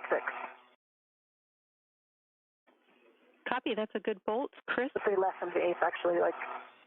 Chris, you can drive EDF 1. Yep, I'm ready to... Re-trigger until you get under a quarter turn. Jess, position. EDF-1, Bravo 7, counter 2. Copy. Jess, position for EDF-5.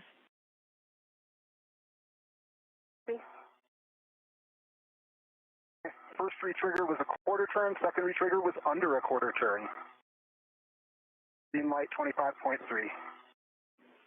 Copy. That's a good bolt. You can get position, but do not drive EDF-2.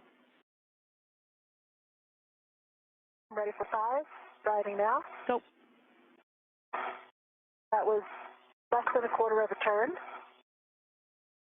Green light 15.9.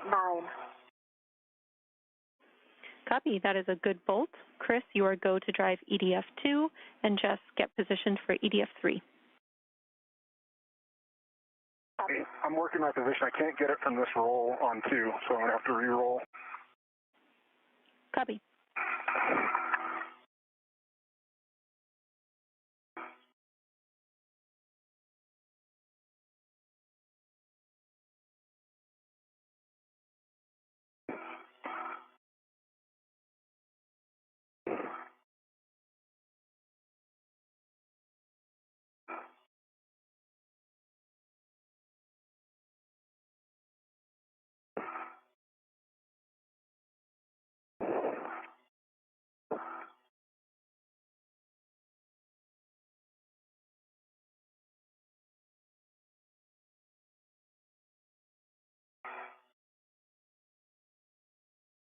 Position on 3, but you want me to wait for him to do his first? Stand by. This bag is getting in a not great spot. Affirm, Jess.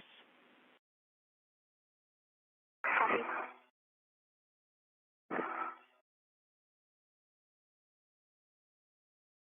In the pool, the bag was so nice on the aft side, huh? Or the forward side is our.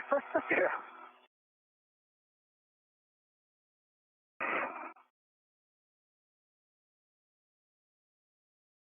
I'm trying to manage this bag and re-ingress. Okay, I'm back in. Just try to tuck the bag behind the scoop. See if that will kind of temp hold it back there.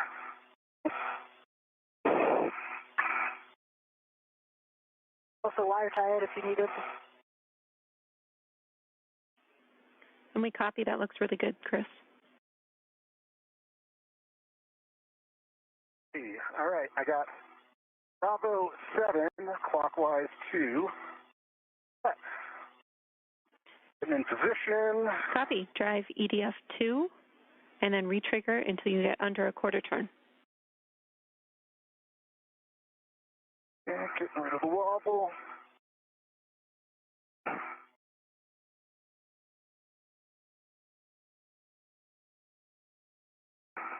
Okay, that was a quarter turn still. Retriggering one more time.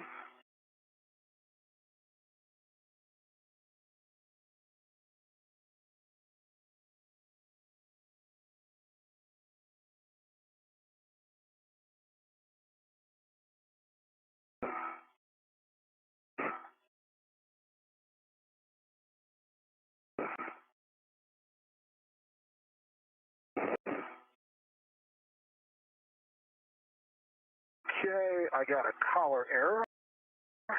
Stand by. Just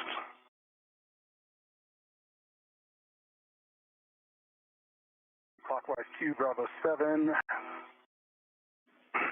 Good settings.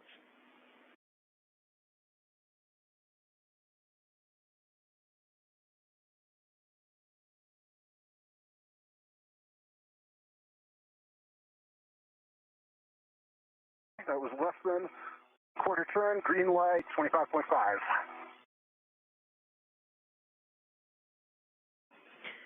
Okay, that is a good bolt for EDF-2. Jess, you can drive EDF-3, and then retrig till less than half a turn on the PGT. Okay.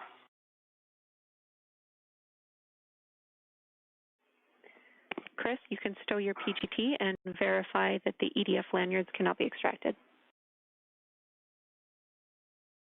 Didn't work. Got about a half a turn, so I did one more, and it was less than a quarter of a turn. I did get a false red torque. All right, we'll hit that bolt again, Jess.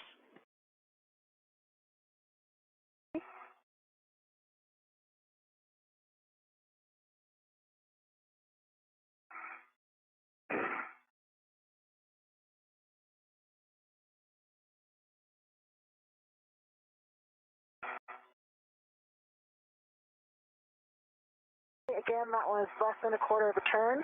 Green torque, 16.1.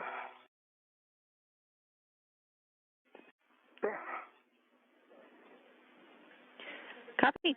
That is a good EDF, Jess. We will have you do the same. Check the pull lanyards and make sure that your EDF cannot be extracted. And I got 3 good pull checks, cannot be extracted on 6, 2, and 1. Okay, and I can verify the same for 3, 4, and 5. Nice work, you two. Jess, get in position for the joint 5 mate demate bolt. I have new settings for you, and Chris, remove the square scoop and stow it on your mini workstation. Good work.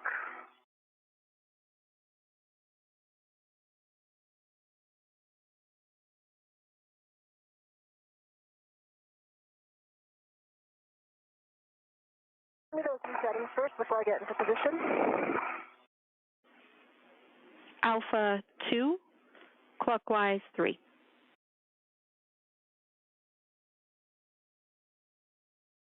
Alpha 2, clockwise 3. Good readback.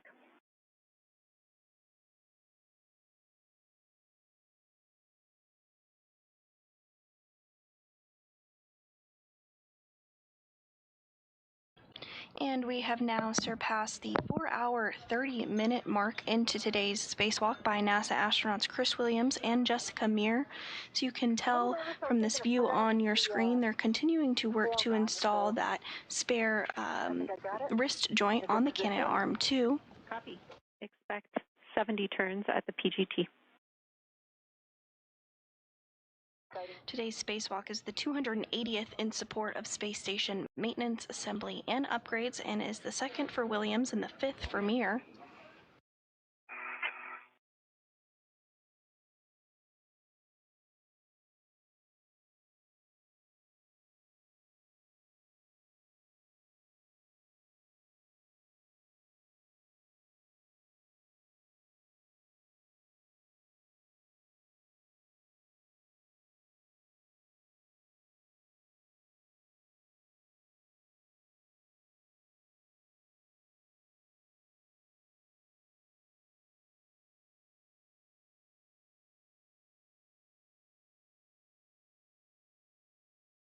And this view now from NASA astronaut Jessica Meir's helmet cam, looking across the way at NASA astronaut Chris Williams, who's serving as EV1 during today's spacewalk, wearing that spacesuit with the red stripe on it. We're about halfway through a day pass of the International Space Station. The space station does orbit the Earth every 90 minutes, so a sunrise and a sunset is seen every 45 minutes. The space station flies about 250 to 260 statute miles above the Earth at a speed of 17,500 miles per hour and has been continuously crewed since the year 2000. In that time, 292 visitors have spent time on the International Space Station, living, working, and contributing to key science that is a stepping stone for NASA's Artemis program as we return to the moon and on to Mars. All right, excellent work, Jess. You can tend your PGT back to the bag, and then you'll be removing your square scoop from the spare joint and stowing it on your mini workstation. Copy.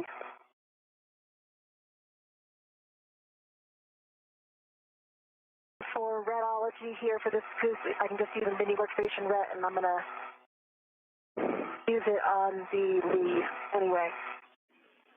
Affirm, this is the scoop that you will be installing on joint 6 microsquare, so mini workstation's appropriate. Copy. I have a ret on it. Nice work. And it's released. Copy. And we did get confirmation that the spare joint, that joint number 5 on the Canadarm2, has been successfully installed. All of the bolts have been driven.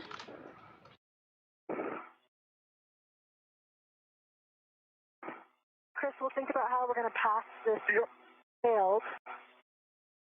Given my body position right now, passing behind would actually be easier. Okay. But I don't know if you would need to roll do that. Yeah, I think I would definitely need to roll to do that. Yeah, the way this procedure is written, just so that you have what the nominal plan was going to be, after Chris removes the scoop from the installed joint and tends it to his mini workstation, he's going to roll to a more vertical position, and then you're going to work together to stow that failed joint on the mutt ball stack mutt. Okay, so that will make the pass off quite difficult because I'm in this forward position. And I probably don't want to take a foot out to try to get more distance when I have the failed on me. Copy. Do you agree with that? Short handover.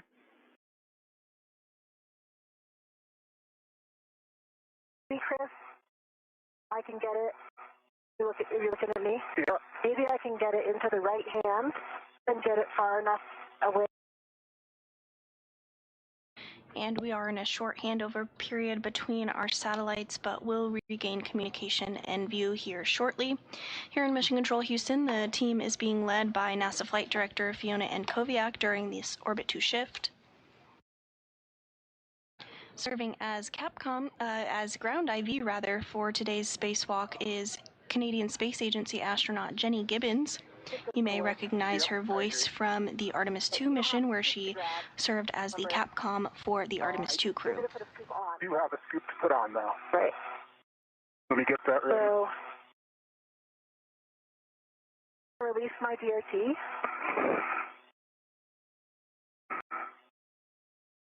Okay. Out of my DRT.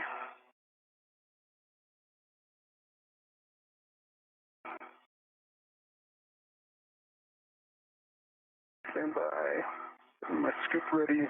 Houston is back with you, and we agree with the plan.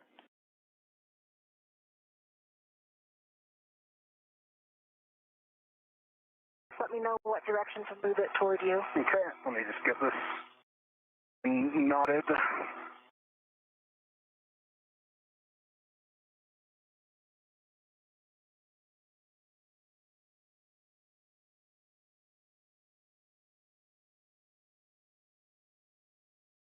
With the Joint 5 successfully removed and then installed with the spare that was on board the International Space Station, both Williams and Meir are working to temporarily stow the failed joint.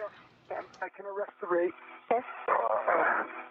This joint will be brought back inside the International Space Station with them to be sent down to the ground for analysis and possible refurbishment. Yep.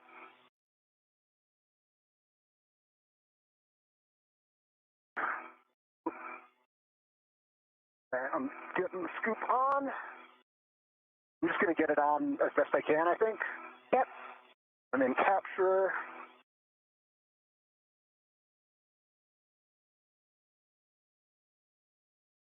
Right, scoop is on and locked. Okay. I got control with the scoop.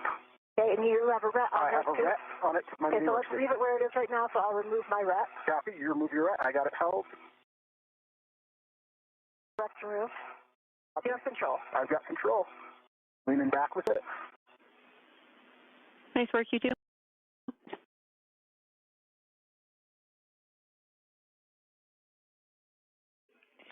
Chris, we will have you stow the failed joint in the mutt ball stack mutt. We suggest that you stow the unretted scoop in the jaws. Okay. Yep.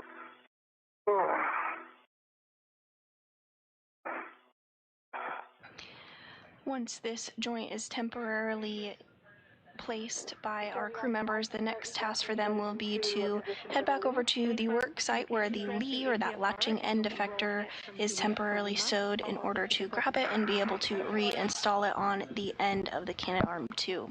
Okay, I'll give you that before I get out. Half is dry.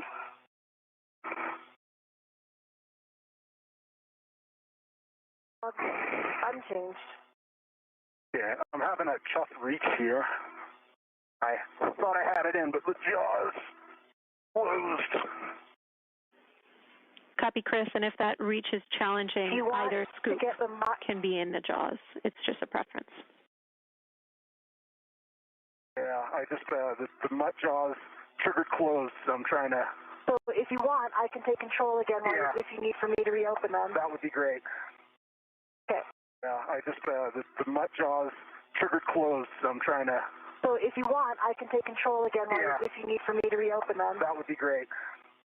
Okay. Coming back to you. Okay, the scoop's facing the wrong direction. Yeah, I've got control. You've got control. All right, I'm leaning back. I've got control. Just remember it's read it to you. Yeah. So.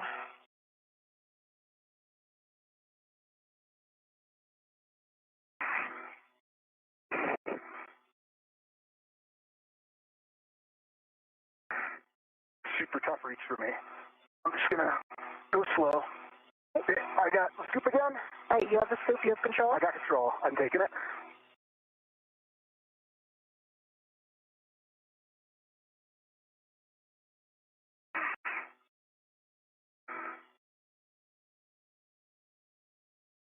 Have any more port? Yep. I have like a foot to go, and I'm like, oh.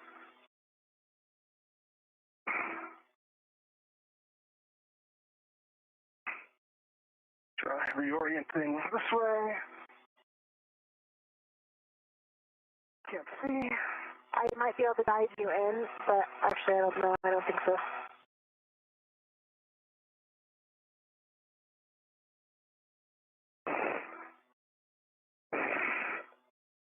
Come any more port? Let me think this through. Pull the mott closer to you. Trying. Super, thank you. Looks better.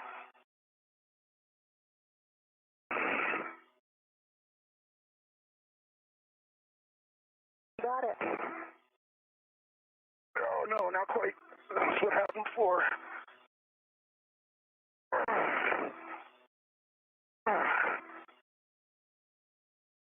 Oh, it's not quite closed. Change the angle a little bit to get them to close. Oh, come on. I can't do it from this APFR position, I don't think.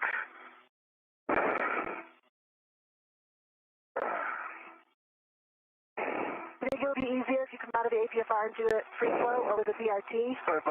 Here we go. Got it?